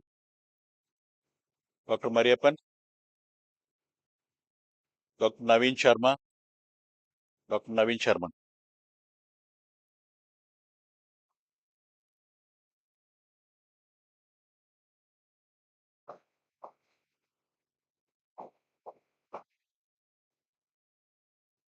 Dr. Bhaskar Chaudhary.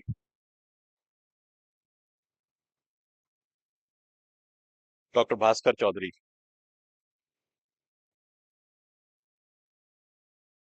Dr. Sunil Kulkarni. Dr. Sunil Kulkarni, please.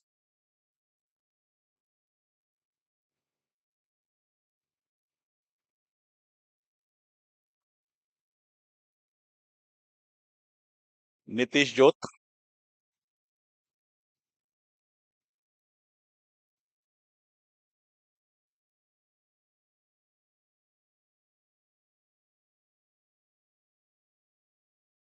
Dr. Rajnarayan Trivedi, Dr. Rammurthy. He was, yes, Dr. Rammurthy. He is a retired professor and head poultry science from Chennai Veterinary College.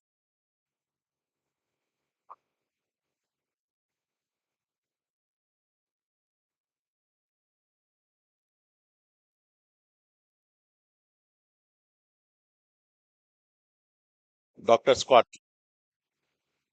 please.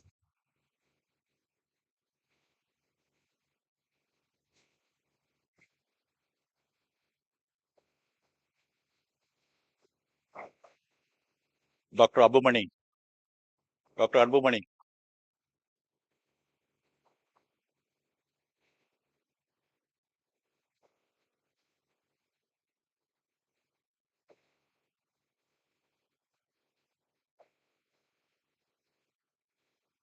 Dr. Dhirendra, Dr. Dhirendra, please.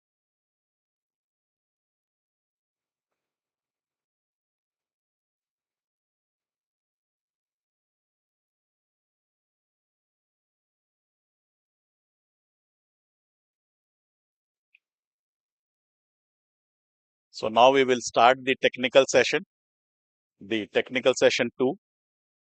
Mahesh, please, Mahesh. Dr. Mahesh, one more, I need one.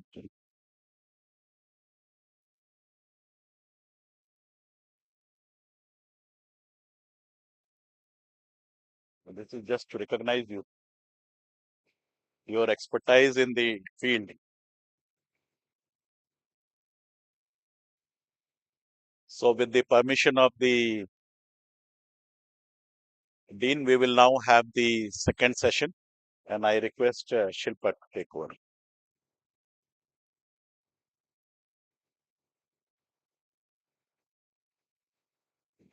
Thank you, sir.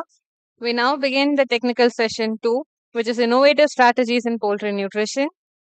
I kindly invite Dr. Simi Tomar, who would be the session coordinator, to kindly occupy the dais, please, and introduce the chairperson, the co-chairperson, and the rapporteurs for the session. Handing over the session to you, ma'am.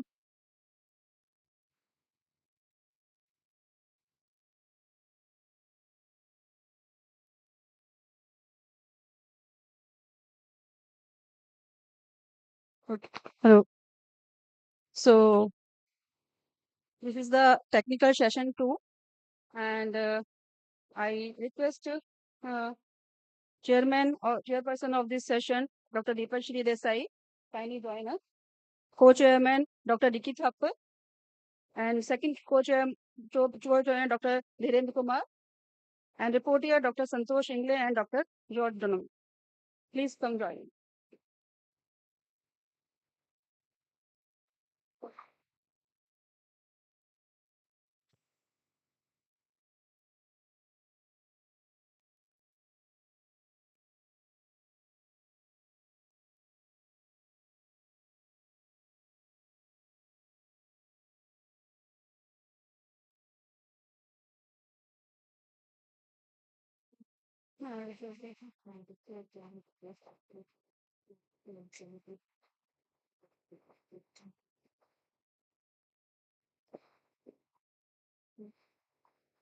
Yeah, she wants to take the photo.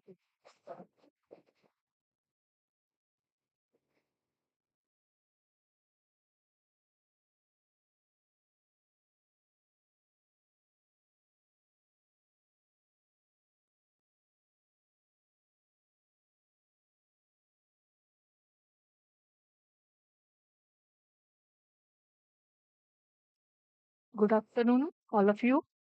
This is the second session which we are starting with. We have total 4 speakers in this session. Let us start with first speaker, Dr. Indu Upadhyay.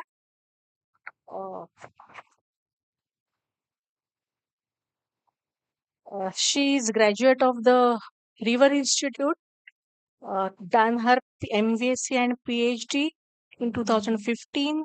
Then she has worked as assistant professor in School of Agriculture at Tennessee Tech University. And currently she is, I think, he has published 30 media reports and experts' opinion. And she has also served as USDA panelist on multiple occasions for research, extension, and education.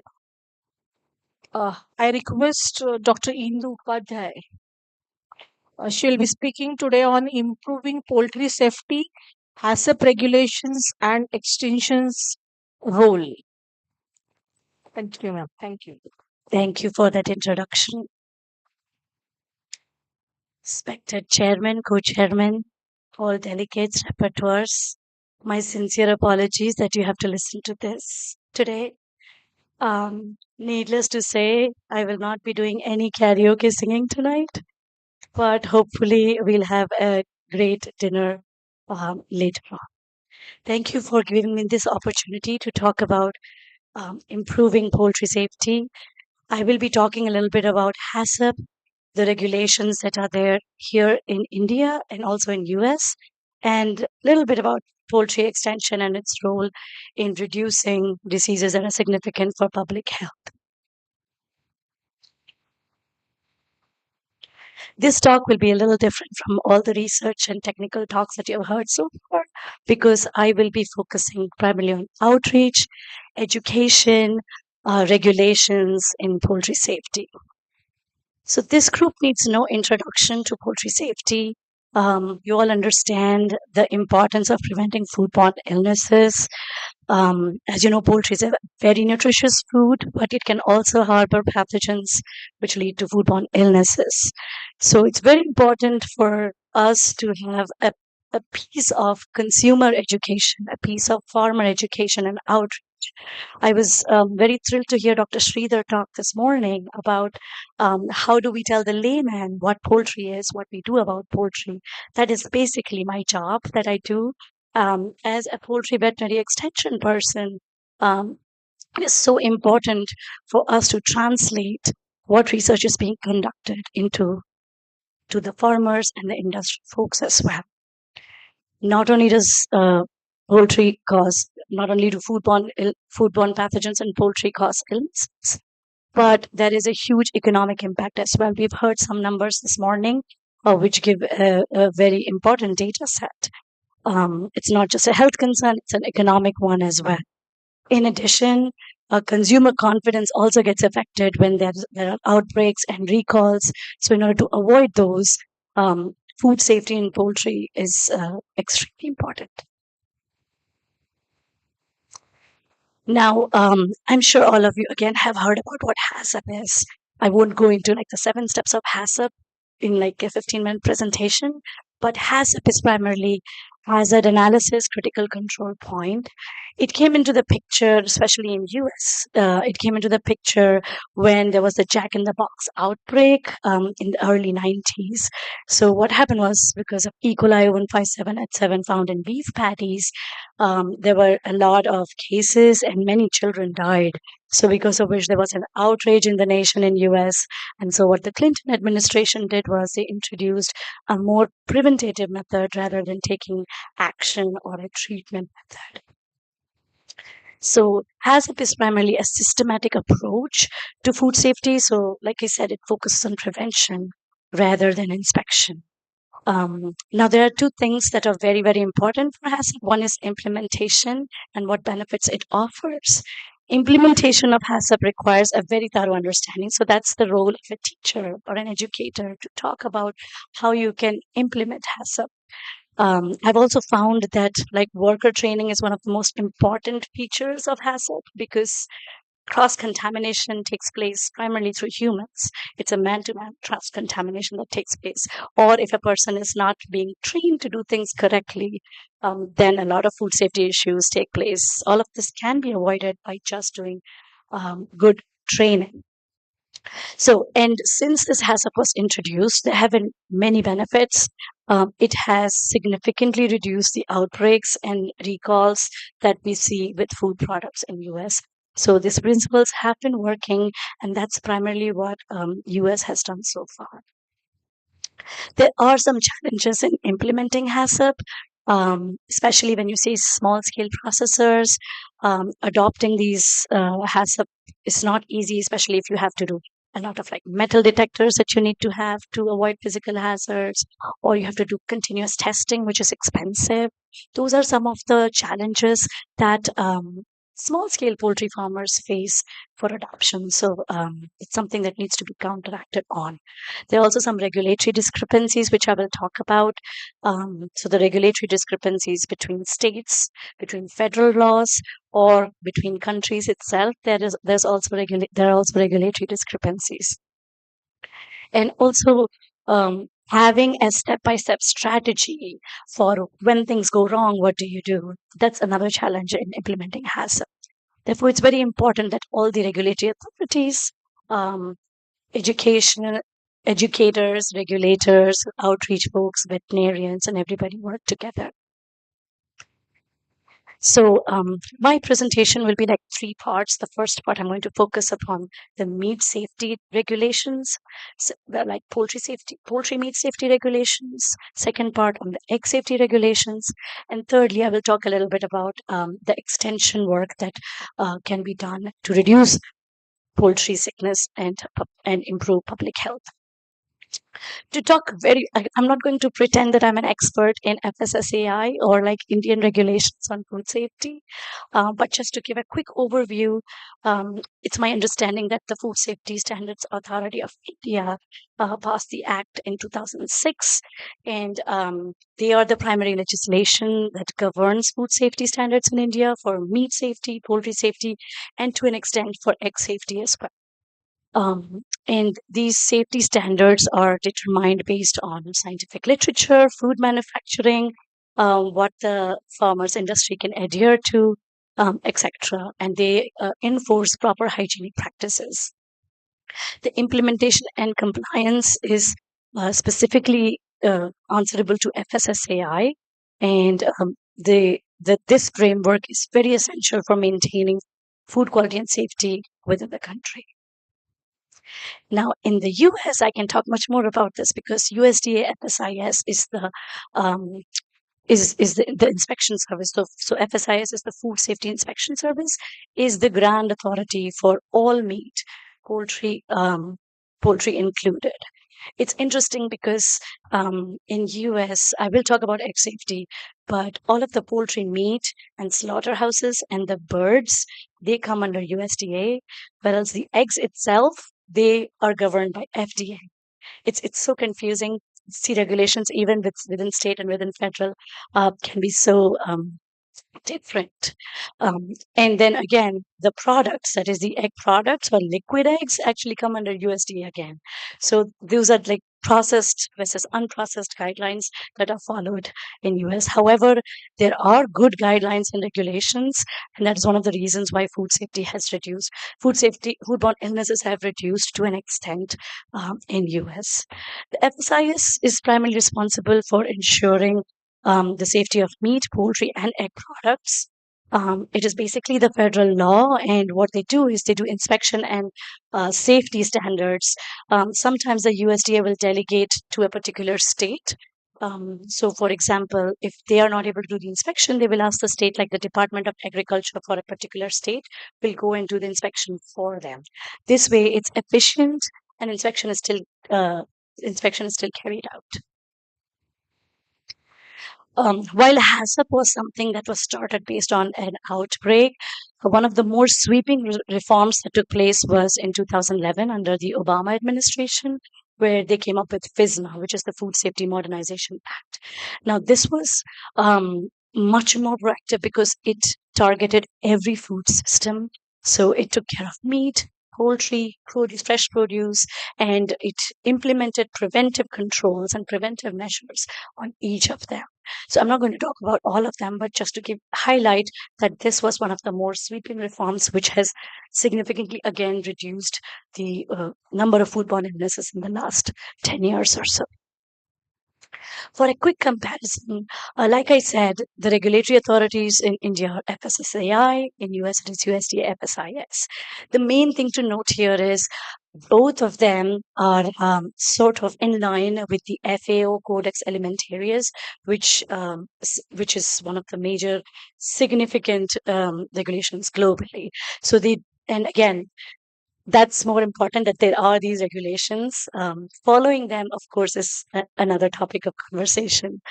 Labeling requirements are also there in both these countries. There are strict import regulations for both these countries, and the standards of slaughterhouses are also stringent in both countries. In India, this is governed by Prevention of Cruelty to Animals Act and also the FSSAI standards.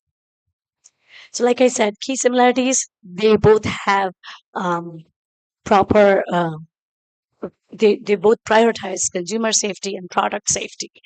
Main difference, I think, is between India and US is that there is a lot more regulatory complexity, which is not being enforced here in India as much as it could be. Food safety probably needs a little bit more of a push in India when compared to US because of the way of preparation of food. Of course, the cuisine and other things matter as well.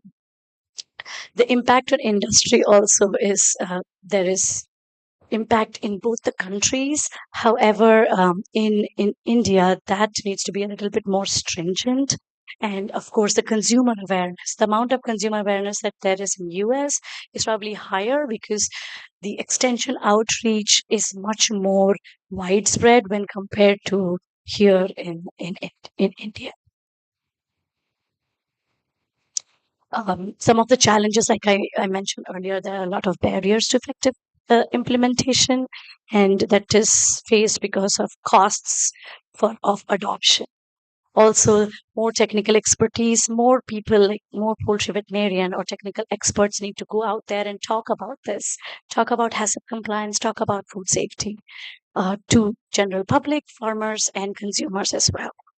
There are a lot more resource constraints in India, and also improved strategies are required.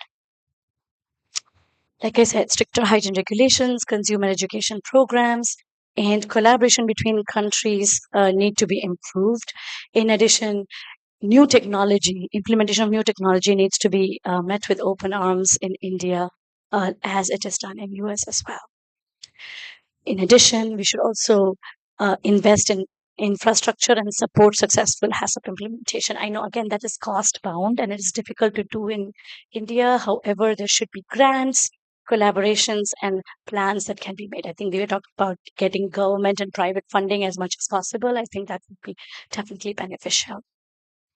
Okay, I will briefly breeze through the egg safety because I think I've given an overview of USDA, FDA, and FSSAI already. To compare between Indian and American egg regulations, India has a little bit less stringent federal egg regulations, again, because of the preparation, whereas in US, FDA is the authority on shelled eggs and USDA on liquid eggs. The impact of regulations on egg safety is also less in India because, again, with the way the food is prepared, and the role of consumers in ensuring egg safety needs to be enhanced. Because, like Dr. Sridhar had said, if you walk on the road and you ask, what is poultry? They know, oh, we eat eggs, but what are the things that you can get from eggs? Not just nutrition, but also pathogens can cause public health issues. Farmers have a very significant role to play as well in egg safety. So educating farmers and training programs for Indian poultry farmers are definitely needed. Consumer awareness, already talked about this. And the federal regulations that govern, like I said, in India, FSSAI is one of the, thank you so much. FSSAI is one of the regulatory bodies, but it's not as stringent, like I mentioned. In US, the FDA and USDA both cover it pretty well. Impact of technology also needs to be explored further because there have been technological advancements in egg safety, which India could definitely use. And also global standards on local practices can also be implemented.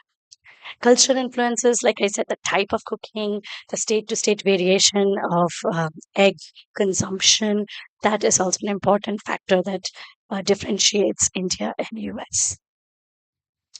In both countries, like I said, consumer perceptions, regulatory bodies, and the impact of education. I think there's a lot of overlap here between the two, but I do want to highlight and emphasize the importance of this. And the role of FDA in egg safety regulations is also extremely important in US specifically, because there the mandate is that if you have more than 3,000 eggs or more than 3,000 birds, then you are mandated to follow the FDA rule. Whereas if you have less than 3,000 birds, you're not mandated to follow egg rules, which is iffy, sort of. Okay, poultry extension. I don't think I'll have much time to go in this, but I have already mentioned education and training of farmers is extremely important. The role of extension services plays a key role for food safety. Community involvement and collaborative approaches are all important. HACCP training programs through lead trainers are significant in reducing foodborne illnesses through training. And there are also customized training for diverse products, which people should take note of. Collaborative strategies, technology transfer initiatives, and joint workshops and training sessions are important. I don't have time, but if I may get 1 more minute so that you can take the question answers time up, would like to mention this project that I'm working on with Dr. Kumar Venkat Narayanan on poultry sustainability. This is a large USDA grant. I think Dr. Abhinav already showed the slide, so I won't show it, but my piece here is primarily outreach and extension. As part of that, I'm the team leader for the extension poultry team, and this is all of my group that I work with, grad students, undergrad students, and our goals are to work with broiler health, feed ingredients, poultry welfare, food, and not just food safety, but all of it.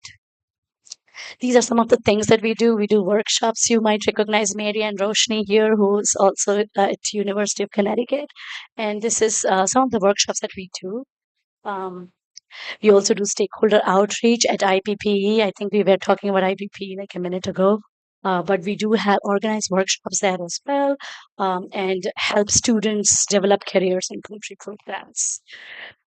This is one of the stakeholder meeting because this is a giant grant. So we have like 45 PIs and co-PIs. So to get them all together is important. So we do that at Poultry Science Association meeting or IPPE. We also work with kids in forage. My 7-year-old daughter loves to go here and learn all about poultry. So this is also a fun experience, and we organize simple methods, starting the farmers early, getting them started early.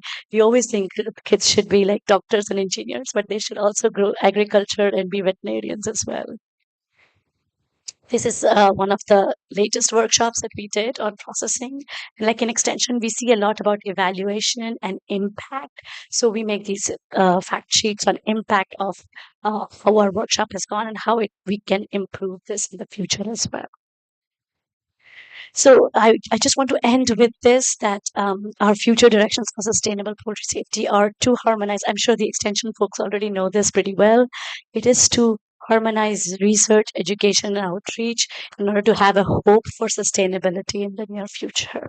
So all the researchers and educators, please contact me and we can talk about extension and how we can improve any program for farmers and the industry folks. With that, I would like to thank you for your time, and I'm sorry I took a little longer. Thank you. Thank you, Dr. Indu. If we have 1 or 2 questions, we can take it. Nobody wants to hear my voice. Okay. Hello, Dr. Indu. I just want to know one thing. You spoke about consumer awareness in USA regarding the food safety. What I want to know is this awareness campaign they are taken by the government or by the private industry itself? It's primarily from the USDA because USDA itself has a branch of extension and outreach. So the USDA extension outreach delegates it to the state departments. So like I work primarily with Connecticut Department of Agriculture, where they talk a lot more about compliance and food safety at a regulatory basis. So because there are regulations that are mandated, they need to be taught to the farmers so that they can comply with these regulations. Otherwise, say for example, if I want to start a small processing facility, I need to make sure I have the proper equipment. I need to make sure that I have the proper hot water. Even that is a thing that they would come and inspect. So an inspection will be done by the Department of Ag. So my job as a university personnel is to do like a pre-inspection of their plant. So do a pre-inspection, make sure that they are on the right track, they have all the food safety things that they need to do, and then I tell the Department of Ag, okay, you can go and inspect them now, they are ready. So it is a government led initiative. And for private sectors, again, if they want to sell, if they want like a USDA certificate, this is USDA certified meat or something, then they need to comply with all the things that the USDA says, which if they want to have an organic label on their product, which is, it increases their market value. If the private industry want to do that, they need to comply with certain standards that the government has placed. So I would say it's a more government-led effort. But private industry do it to increase their market value as well. Thank you. Does that help? Okay. Any other questions? Any other questions? Thank you, Dr. Indu. I appreciated your presentation related to comparison of FSSI and FSIS. And I also appreciated that you are doing extension for the kids. That is something which is very important, that right from childhood they should know about the food safety. Thank you so much. Okay, thank you. Thank you so much.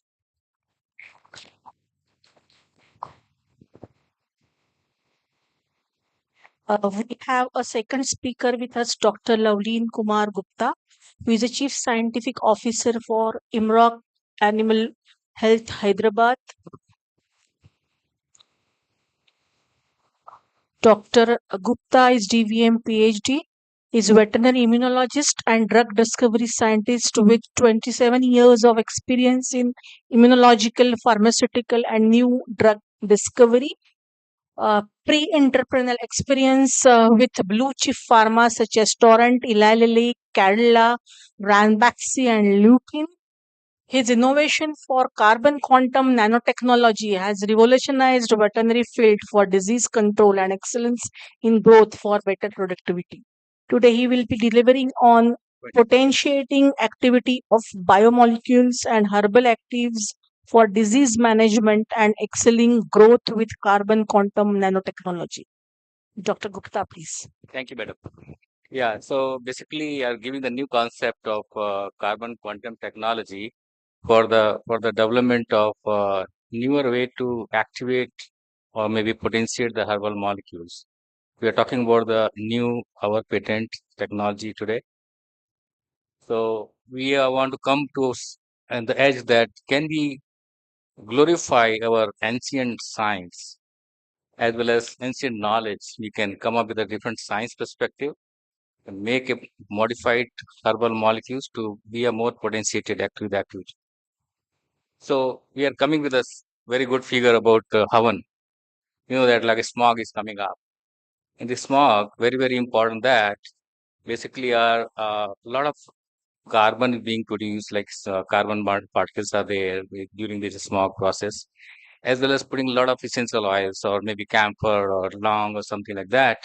So these essential oils are getting loaded on the carbon nanoparticle produced by the heat process in the oven, and that potentiates the activity of that molecules for antibacterial property more effectively. That is a new science. It came up with the idea about that how we can make it as a technology so that we can make a specialized product for developing a different product for a poultry industry as well as for other industry as well. So we found that we can think about that how we can utilize the technology. We took more than 4 years to understand this. The process looked very simple, but it took 4 years to understand the process. And we found that if you can dope, means like a coating of that essential oils to that carbon nanoparticle, though increasing the potency of the activity, and they have a very strong piercing property. Sorry. It has a piercing property of this essential oil loaded carbon nanoparticle to the bacteria and killing the bacteria. So basically, these are very, very important aspect that can we increase the potency of these essential oils. Essential oils are known for a cell wall breaker, cell membrane destroyer. But can we enhance the property of these? Because surface area will be increased by the carbon nanoparticle, and then we can potentiate the activity. So what we found that we have done a carbon nanoparticle. Your figure is that 3 to 4 nanometer size we electron microscopy, and those we can load to that specialized herbal molecules and essential oils. So we can increase the potency of those. So we found that yes, we can do. We have seen that activity by seeing the suppose example like terpenol coming from TT oils, killing E. coli bacteria 296.5 microgram per ml required to kill bacteria. After loading the carbon quantum, increase the potency and only require 12.05 microgram per ml to kill. That means 24 times increase the potency. Similarly, senmaldehyde 44, thymol 12.4. Like that, we have a several bacteria screen. We found that we can increase the potency of these essential oils by several folds, average 20 to 40 folds. That's very, very interesting data. We took understand that. After that, we thought, let's see how we can explore for killing their bacteria for different things. With gram positive bacteria, we have done that gram positive, gram negative bacteria. We found that this MIC method is clearly showing that we can enhance the potency of this bacterial killing property of the essential oils. So then one more thing also that very interesting from the ancient method as well, coming to the very interesting story. You may be knowing that Wvpa is doing a lot of oil-based churning out of these herbal molecules, and a lot of oil being used and phospholipids are being used that time and making that molecules as like paste given to the people for a treatment purpose. Actually, the science behind that. The science is we can load phytochemicals to these phospholipids to make a small structure like a nanoparticle structure. It's called nanomembrane technology. We can entrap these herbal molecules to increase the potency, increase the absorption profile. So we can see that normally we see that cell membranes are negatively charged. Is somehow we can make the smaller structure with the phospholipids containing herbal molecules and make the positive charge of those. If you make the positive charge of those, certainly it will be much more interactive to the cell membrane, and it has more affinity towards absorption profile to that molecules to the cells. And we can go for a specialized targeted delivery for utilizing this technology with phytosomal that coated with a positive charge. We have patented a technology called 5-quantrix technology, and that is very, very specialized and go for a cellular delivery as well. We utilize this technology for delivering essential oils, making nanoparticle and deliver to the intracellular. We can kill mycoplasma, you can kill intracellular bacteria with this technology. So we have proven that this is the intracellular killing experiment data where we have loaded that bacteria to the cells and into the HEP2 cells called epithelial cells, and then after that we washed out that the cells and there's loaded for different type of essential oils, carbon quantum binding as well as phytosome technology like 5-quantrix technology based specialized molecules. We found that wherever that we are using 5-quantrix technology, security entrap essential oils, the killing property is enhanced. Otherwise, essential oils has not going so much to the cells. After using 5-quantrix technology, it can go inside the cells and kill intracellular bacteria like Salmonella tachymeria. This is very interesting. So we can make that essential oil nanoparticle using carbon technology as well as we can enhance the penetration of the into the cells. That these two technology help us to develop a several type of targeting specialized molecules to the cellular level as well. So we have done an in vivo experimentation. We have compared with that in a broiler birds. We have compared with the BMD and CQC-EC, we call it carbon quantum essential complex. We have done that comparison. We found that is comparative very good, and coming up the data like we have a CQC and BMD comparative. The CQC is better than a BMD in animal experimentation. as well as we found that you're going for a 6-week experimentation and only 250 gram is showing far better than as compared to the BMD. So that's FCR is coming very good in that way. Body weight is coming good. So we have concluded that yes, we can work it out. We're developing very strong antibiotic alternates using this technology for developing a feed additives. Then we have done a microbiome of the studies of the cecal microbiome and just check that how is it behaving that. We found that CQC had a very, very positive impact on reducing that your pathogenic bacteria like Clostridium, as well as increasing the bacterioid fermented ratio so that we can have the different feed conversion ratios. And then we have compared the 4 different logical things of finding out that your Clostridial population has gone down when using that your CQC. And then we have Samson and that your observed cow and Simpson analysis found that really there's more diversity is coming when you're going for essential oils. But bacterial population is more diversified, it's good for poultry health. So we have done what bacteria is coming up and bacteria is coming down, decreasing the bacterial population, found that pathogenic bacteria are reducing as well as you're gaining the bird of the population where the things are favorable for the birds. And then very interesting data we have done that for mycoplasma, it was the birds are infected with the MG and found that if you give the combinations like a different type of essential oils loaded with that phospholipids as well as a carbon quantum, then we found that before treatment PCR positive birds and after 8 days treatment getting PCR negative. So that says that it's mycoplasma getting clean from the intracellular.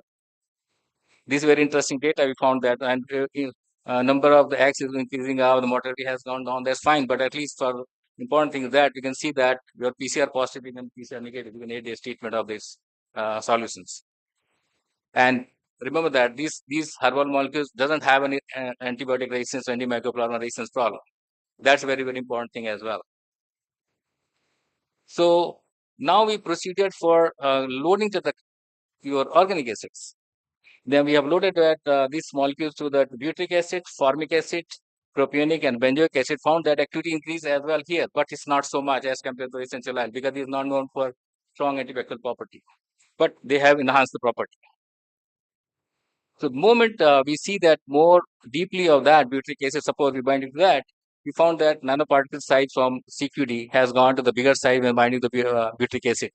3 to 4 nanometer size goes to 50 nanometer size because it loaded so much of the butyric acid. And these molecules we have characterized fully with the lactame SOP or especially for DLS, as zeta potential as well as FTI. I have found that molecules are totally uniquely differently molecules.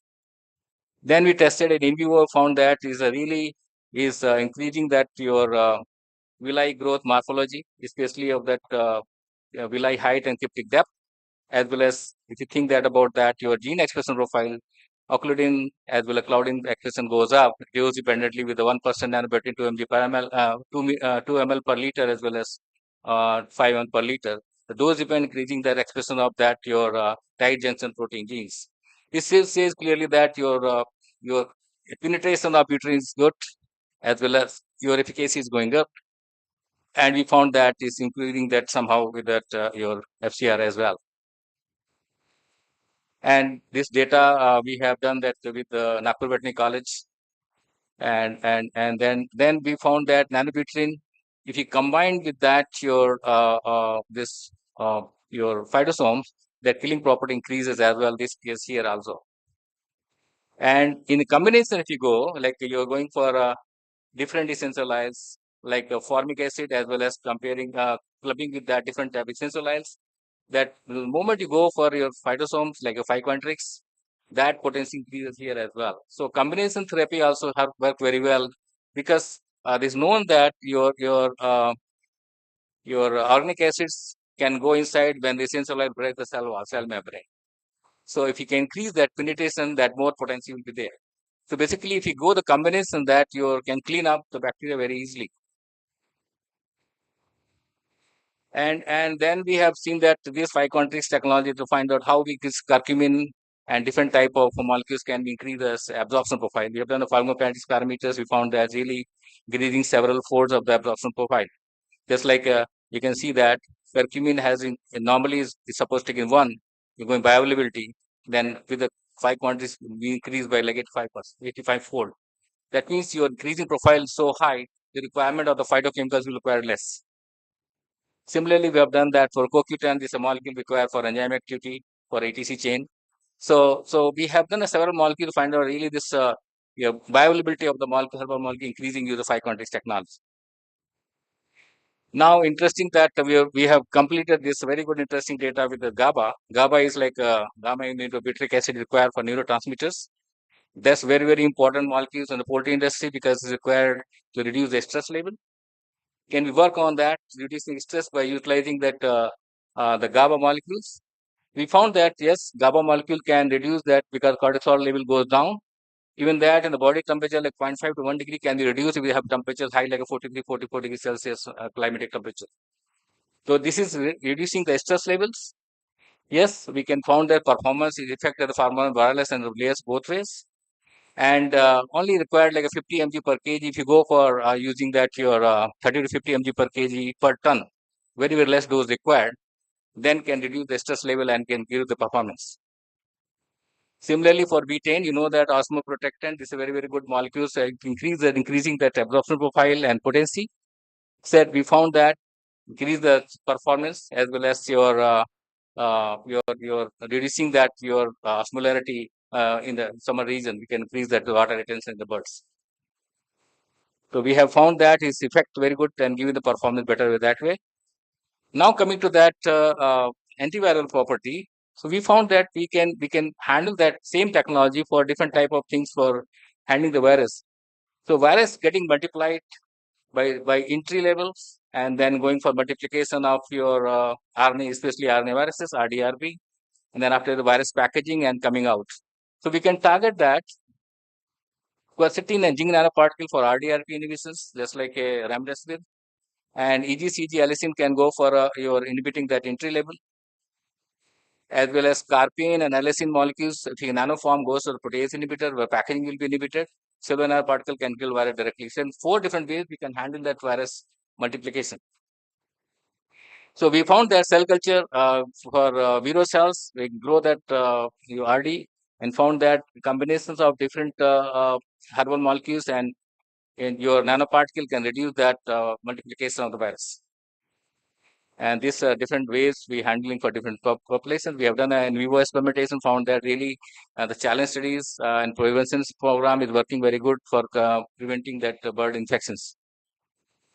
Yeah, so this is the thing I thought just to bring the dais that this technology works for antiviral mycoplasma as well as virus control, multiplication control. Of course, when the virus has the disease, the damage happened that no antiviral program can work, but at least multiplication can be stopped. Thank you.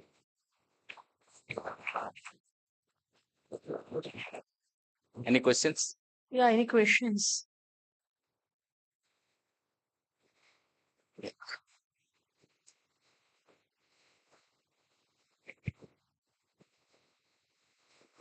So you said that the efficacy of the essential oils can be increased. Increases.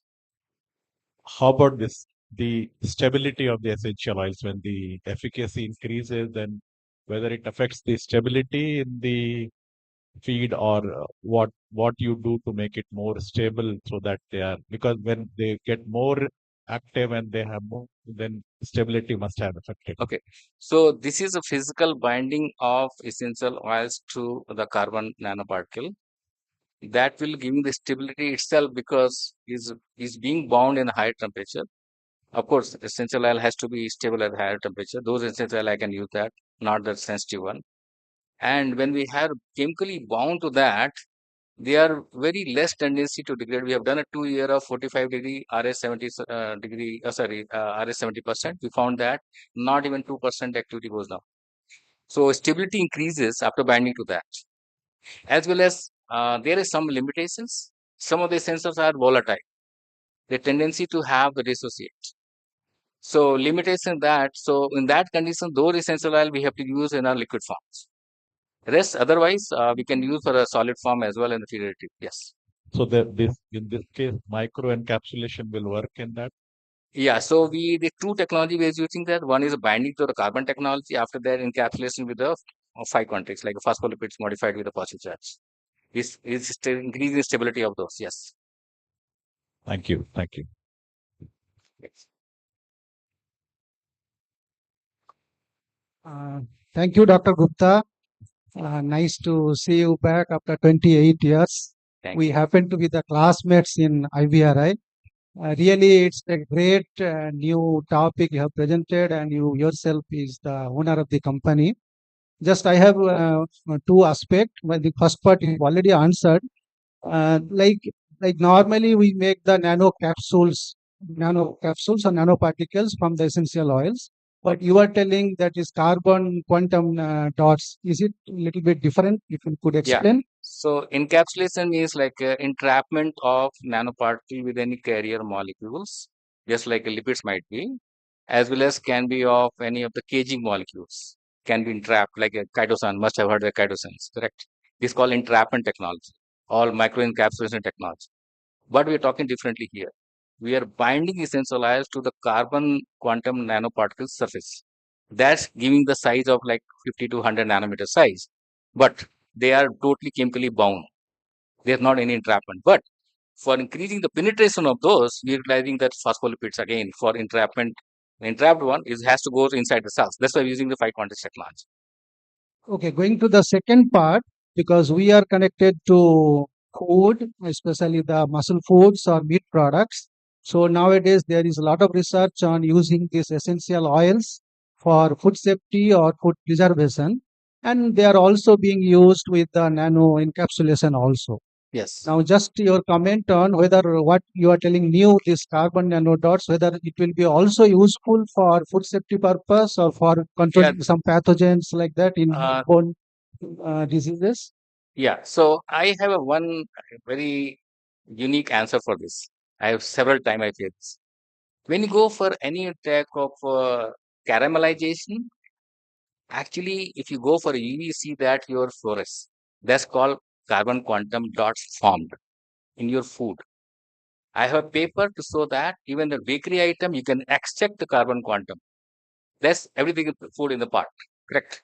You are taking every day. Bread you're taking every day. You are taking carbon quantum every day. Only top of that, we are loaded to the essential oil, which is non-toxic at all. That can be non-toxic. We have done a toxicity like 5 gram per kg or type things. Animals happy. No, what I'm trying to say, whether it will be equally useful for food preservation or food Yes, safety. food preservation can be used, but is a one but is there. Essential oil has its own flavor and fragrance and taste. You have to see that part. Otherwise, yes, you can use. Okay, thank you so much. Yes. Dr. Lovely, Yeah. in connection with the same question, as you said, they have a separate flavor. So, is it a flavor of essential oil will change with the carbon? No, essential oil will not change it, but penetration will increase because of size smaller. So If the tongue go the tongue, it will be much more pungent as compared So to the it's like normal one. using a lot of masalas, then your taste may change. So same is the case, It right? will be a little more potent, in my opinion. Yes. Yeah. Thank you so much. You have any questions? Thank you. Thank you, Dr. Gupta. And it's a great pleasure to me to see here today after a long period. We were the batchmate at IVRA and doing good work. And you have patented also this product. And it's a need also because it's an alternate to nowadays the essential oil. So, what about the availability of the essential oil and these essential oil affect the quality of meat after taking it, and what you have studied something the residue type of thing See, that essential oils has because they are own, the very pungent type of smell. yeah, smell is there. But of course, when it goes to the cellular level, these all herbal molecules are degraded by cellular degradation. So you can provide the activity of antibacterial or antimicrobial property, but same time goes to the cells, is degraded. All essential oil are degraded by the cellular system like lysosomal activity. So need not to worry about that. Your remaining part of that, and of course, these are food products. It's still there. Then if you deal with that fragrance and taste, people can handle that very well. Thank you very much. Happy to see you here doing good work, and many congratulations. Yeah, And we have same technology utilizing for nano minerals, but in sort of time I didn't describe about that. So if you have any interest, then we can talk about that as well later. Yeah, thank you. Thank you. Doctor.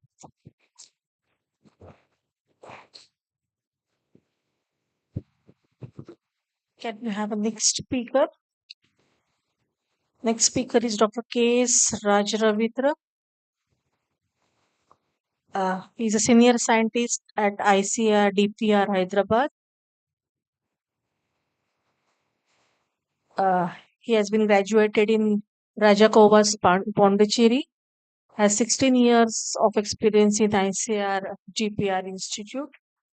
Is recipient of ICR Jawaharlal Nehru Award for his doctoral thesis.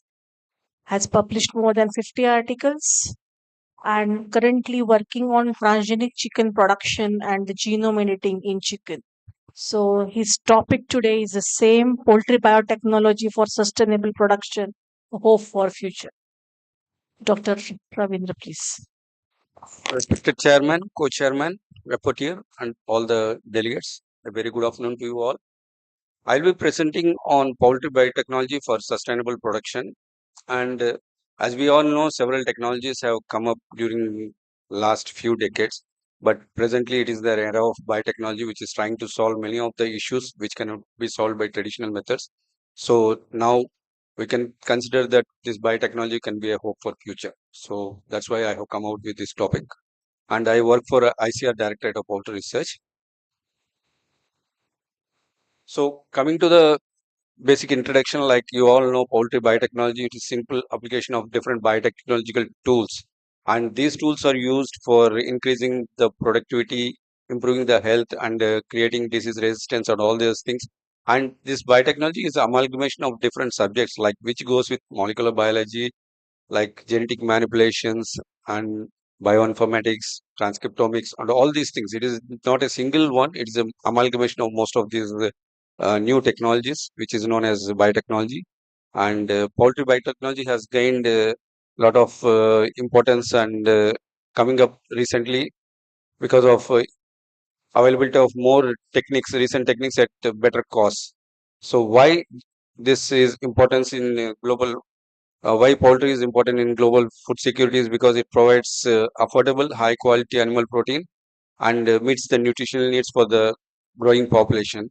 And it also provides livelihood to millions of people, had discussed by many speakers earlier. And most important thing is the need for sustainable poultry production. And this is sustainable practices are essential to meet the increasing poultry demand while minimizing the environmental impact. That is more important. Sustainability, we need to reduce the impact on the environment and also control the resource depletion. And this will also help in improving the feed efficiency, reducing the waste, and adopting eco-friendly technologies for long-term utilization.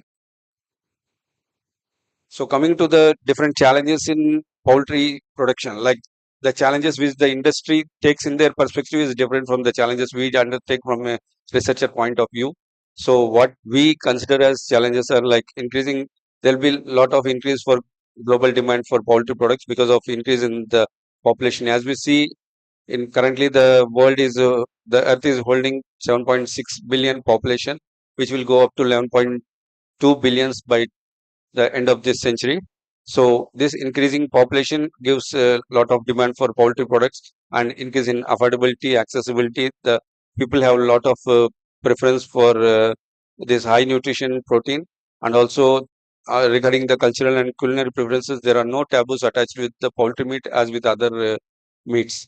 And disease outbreak and antibiotic resistance is more important because we need to talk about food safety and public health concerns and environmental impact and resource scarcity, where we have to work on waste management, reducing the feed cost, and as well as feed utilization, proper utilization of the feed. And most important thing is the various genetic limitations due to the traditional breeding. And also most important upcoming thing is the animal welfare, where people talk about different stresses in poultry due to the change in the climate scenario, as well as the intensive poultry farming system is raising more concerns about the welfare of the birds. So there will be some solutions through biotechnology kind of approaches. So coming to role of biotechnology, how it plays a role, it will help in enhancing the productivity and efficiency by genetic improvement. Like different methods are there, like marker assisted selection, genomic selection, genome wide association studies, and SNP chips can be used, and editing of the genes by CRISPR-Cas9 and production of transgenesis chicken, as well as different reproductive technologies like gene cloning as well as animal cloning, and different disease prevention methodologies like development of disease resistant flocks and improved vaccine technologies, as well as improving the nutritional quality and byproducts by genetically engineering crops as they have more bioavailability and more utilization, as well as reducing the environmental footprint by better waste management and feed utilization.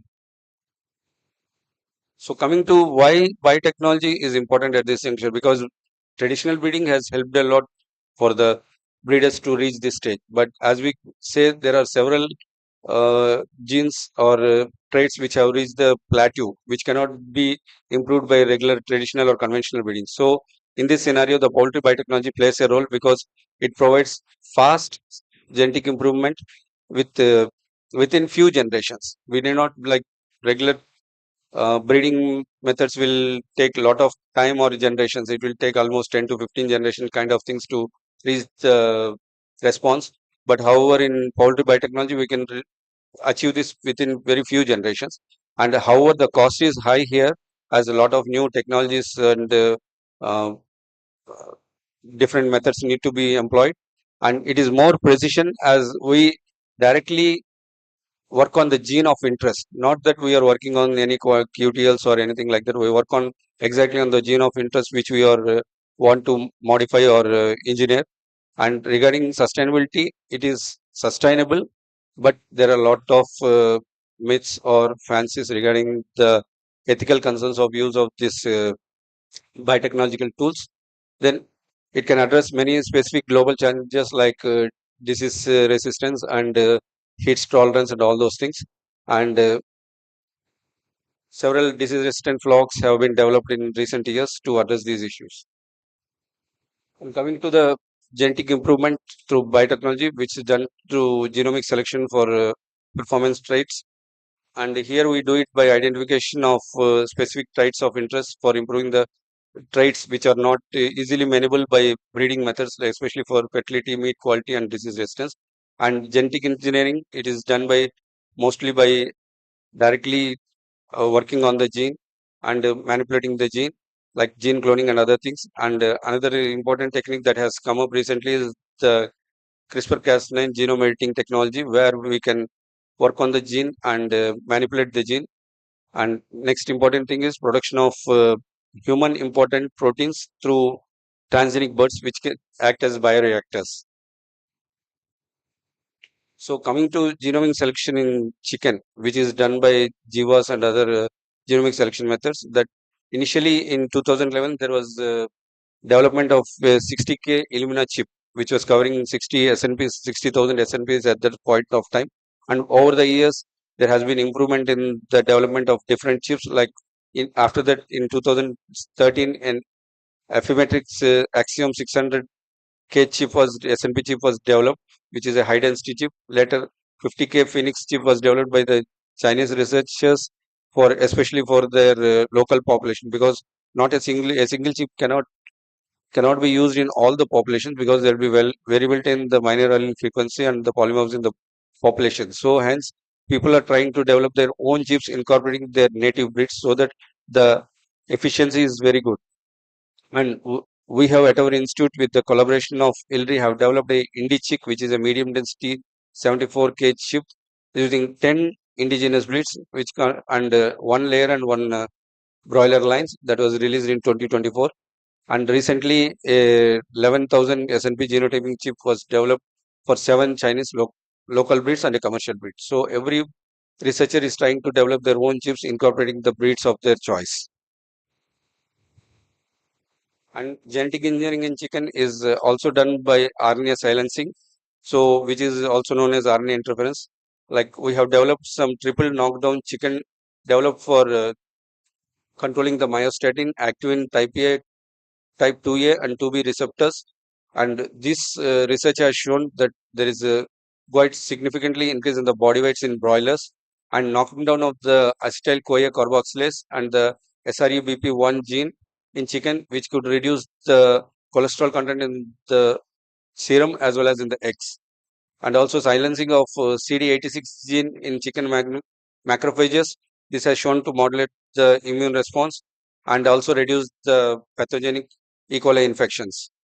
And siRNA against two avian influenza virus genes like NP as well as polymerase acidic proteins. These have been demonstrated to reduce the avian influenza virus shedding. So these are the recent works going on throughout the world in controlling the disease by using the genome editing technologies.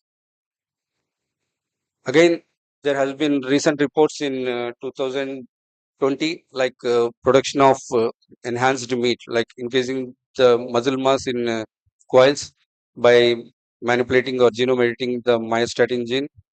Here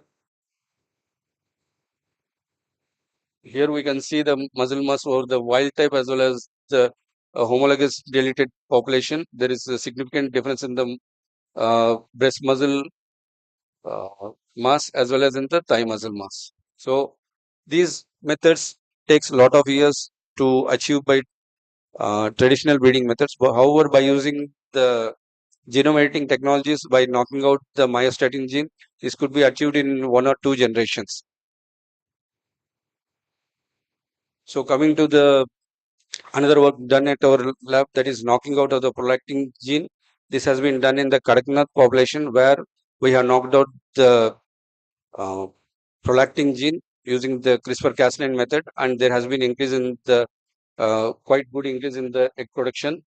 Also, another gene which controls the folliculogenesis, which is a negative regulator of folliculogenesis, that is the inhibin gene, that has been knocked out in Nicobari chicken, and we found there is a quite good significantly increase in the egg production.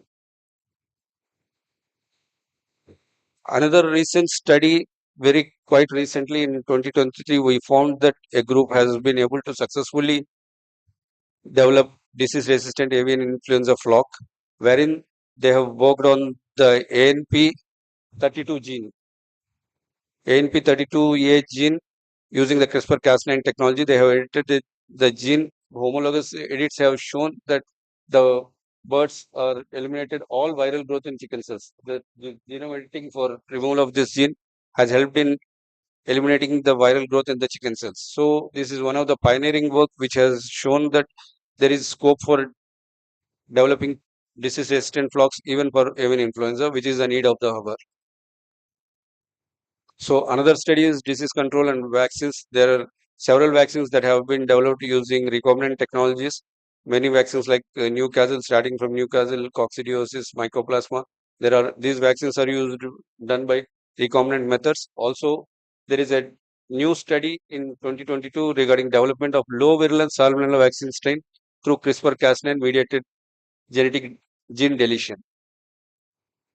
Coming to this study, like they have shown that deleting a virulent gene from Salmonella gallinarum plasmid provides valuable insights into the role of pathogenesis and also helps in effective control of this fowl typhoid. So they were able to convert one particular virulent strain into a virulent strain, and that was used in the vaccines. So these are the different biotechnological interventions in disease resistance in chicken. I want to throw some light into the audience that like this technology is gearing up very quickly for the last 5 to 10 years, and you can see both in vitro and in vivo studies in both avian influenza where knockouts have been done using CRISPR-Cas9, and they have produced resistant flocks for avian influenza, for avian leukosis virus, for Newcastle disease virus, as well as chicken reticuloendothelial virus. So there is development of resistant flocks for all these diseases, which is in the pipeline. So another thing is the food safety. So there are methods like using CRISPR-Cas9 technologies. We can go for food safety because some allergens are found in the egg whites like ovomucoid, ovoalbumin, and ovotransferrin lysozyme. Some people have allergy for this. So functional foods are developed using CRISPR-Cas9 by editing these genes, and those people having allergy can safely consume. So another important thing is sex identification in chicken, which is done by tagging the Z chromosome of the female, because the Z chromosome is transmitted from the female. One Z chromosome is transmitted to the male every time. So whatever the female Z chromosome is coming, if it is tagged with the fluorescent protein, whatever the males are produced, they always carry the fluorescent protein, and it can be identified by laser methods. So this is one technique coming up where we can identify the eggs on day old itself. So these are another methods like using the CRISPR-Cas9 for detecting disease, as well as using them in the dip test method, where we use the formation of FAM DNA bio dead Cas9 sgRNA complex, and this can be loaded into the dip stick, and we can identify the diseases very easily. So they can detect 7 Eimeria species in chicken feces. So apart from chicken, the industry sees that chicken is only for egg, meat, or any utilization of the waste for energy generation. But this genetically modified chickens, they have been used extensively for studying the developmental biology, genetics and evaluation, immunology and disease models, and biomedical research. Apart from this, transgenic chickens are used for producing human important proteins for therapy as a therapeutic reagents, and can be used as very good bioreactors. And these bioreactors are very helpful because their eggs are the protein is produced in the egg, which is non-invasive, and the purification of the protein from the egg is very simple compared to other available methods, and the quantum of the protein produced in the egg white is also more.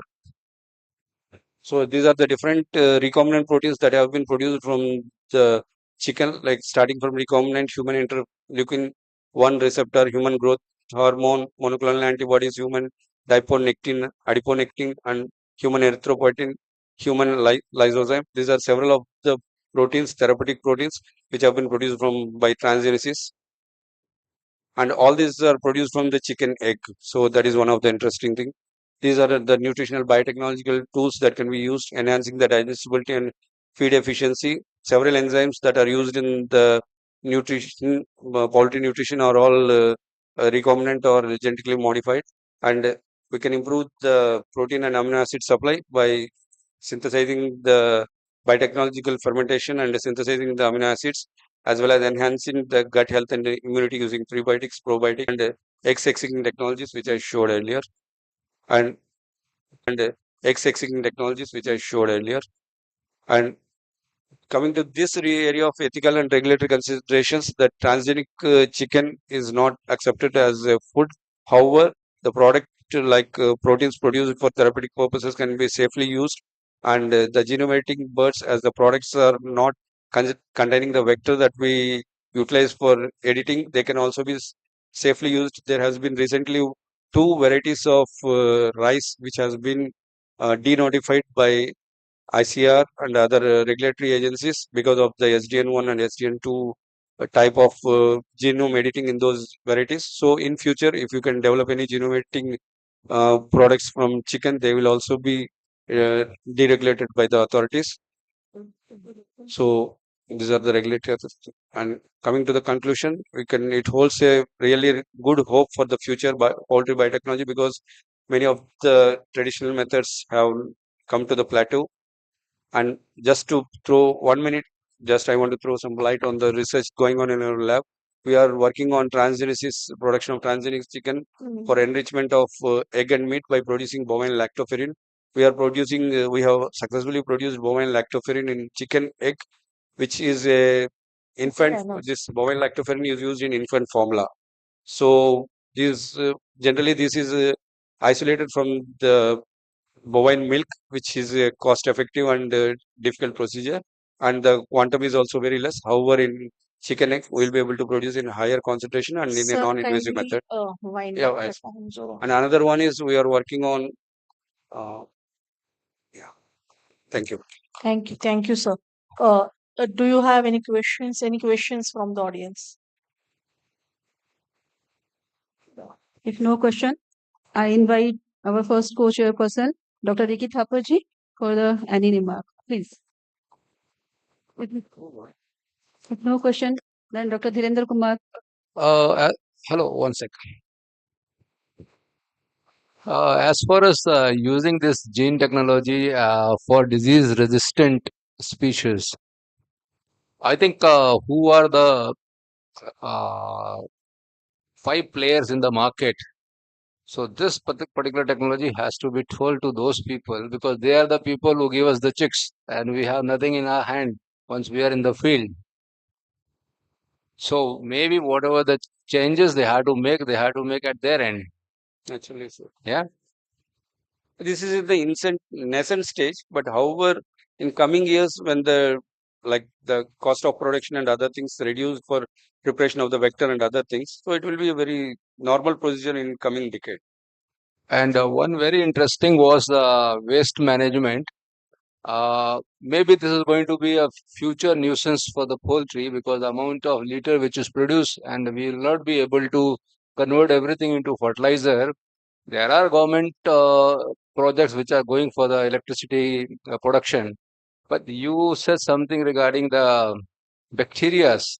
It's like whatever is the energy that is produced, that should be produced in a 100% efficient manner. Yeah. So proper utilization of the manure and converting it to energy, you need good bacteria or any genetically modified bacteria which will Yeah. help in converting the waste into manure or anything like that. And also there are bacteria which thrive on ammonia, so even they can be sprinkled on the litter to decrease the ammonia level. Yeah. Yeah. Thanks.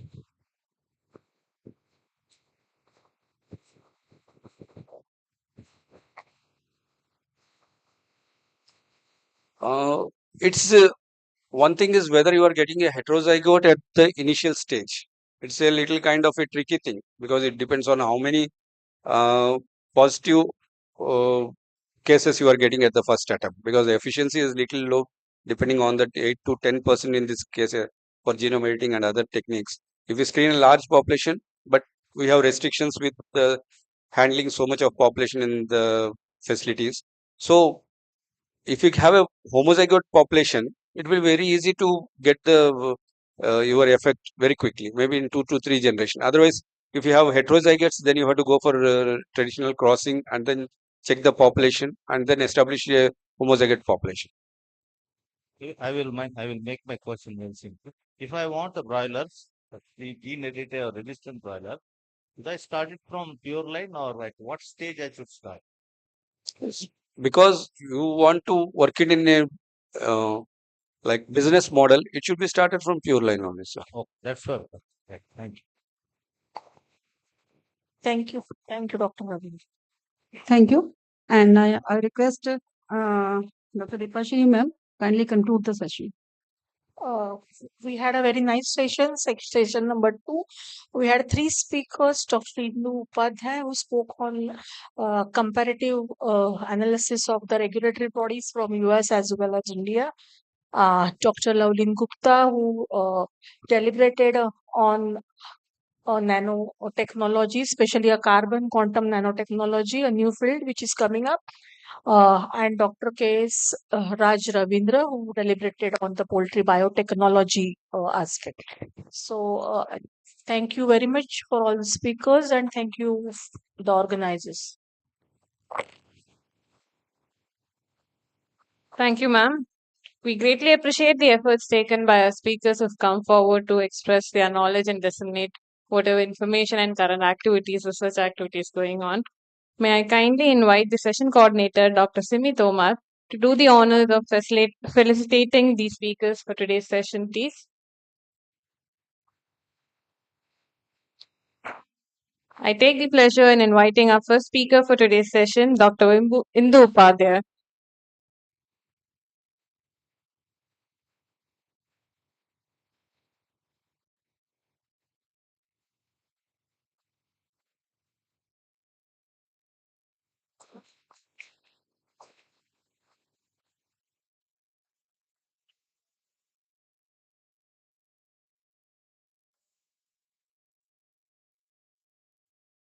Kindly inviting Dr. Lavleen Gupta to please come to the dais, sir.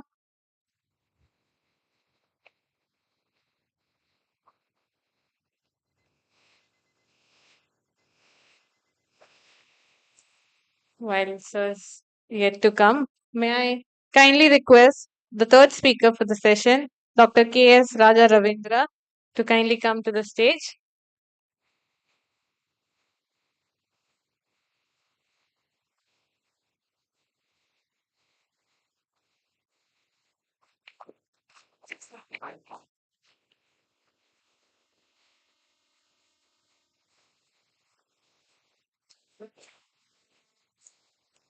Thank you, ma'am. May I kindly invite Dr. Dinesh Arora to felicitate our coordinators and session chairs and chairpersons, please.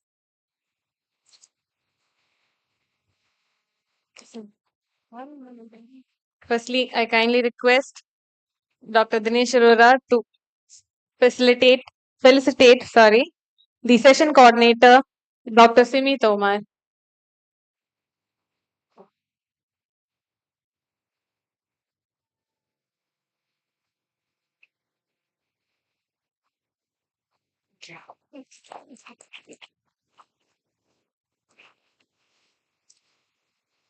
I'd like to invite the chairperson for the session, Dr. Deepashri Desai.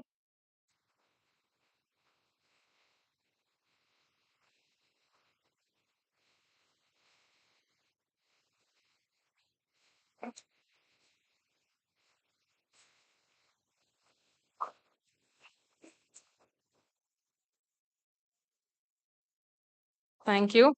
Kindly inviting the co-chairman, Dr. Ricky Thapar.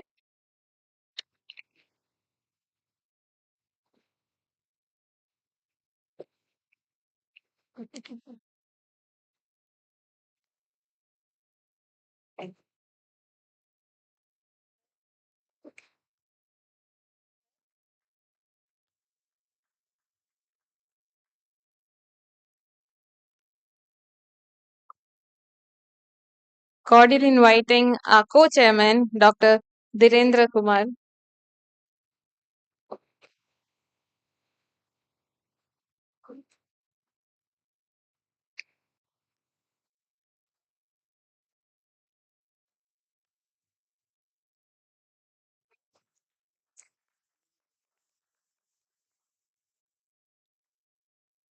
And I'd like to take the pleasure in inviting our rapporteur for the session, Dr. George Dominic.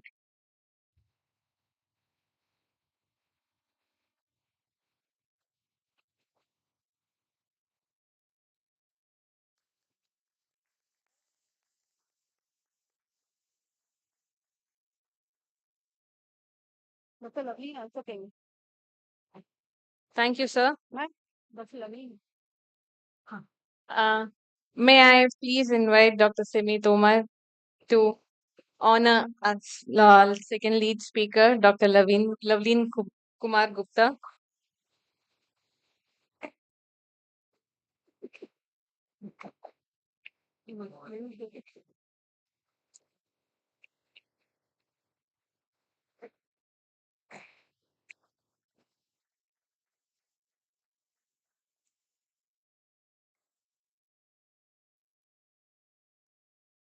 Thank you, everyone. I once again would like to place on record our sincere gratitude to the speakers of both the session, the coordinators, the chairpersons, the entire team for their complete cooperation, especially by adhering to the time of the presentation. This greatly helped us in maintaining the pace and stay on track with the time schedule. We are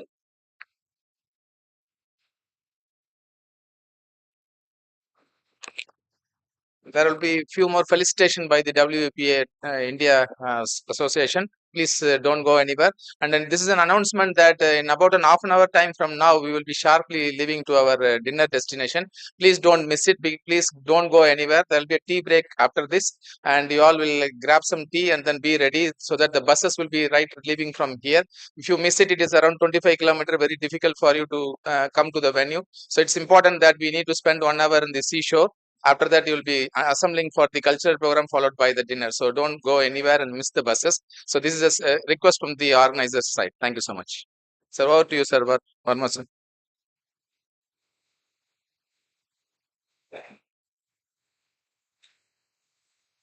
So I'm extremely happy with the technical team, the panel. They have done it very judicially and methodologically and quick in time. So that has saved some time for us.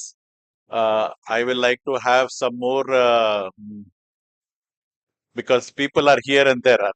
This session, which is going there, Nitish, don't go anywhere.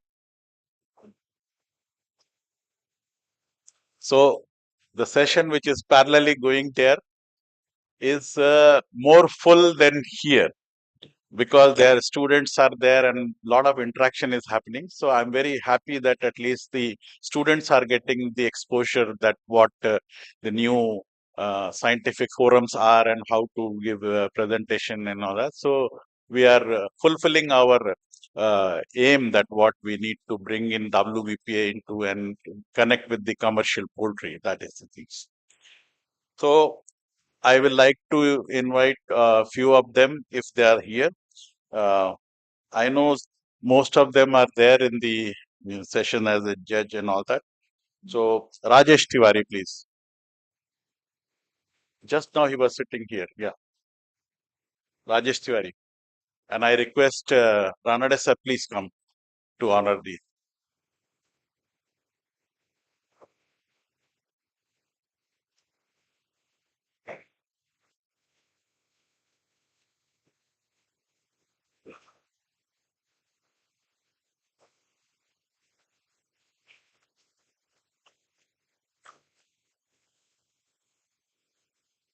Priyanka.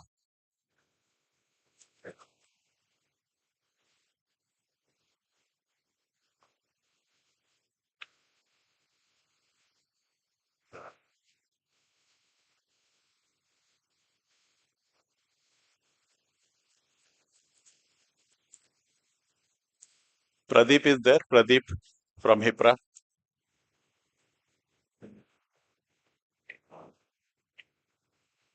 Gautam.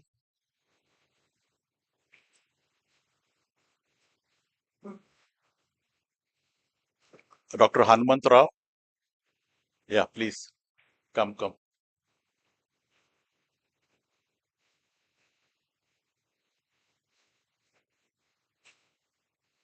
Dr. Mahesh. You're done, no?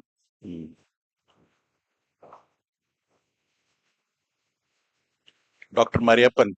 Dr. Mariappan.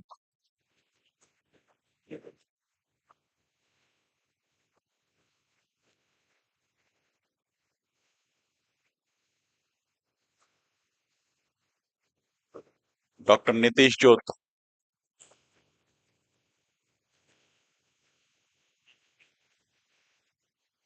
Dr. Raj Trivedi. Raj Trivedi.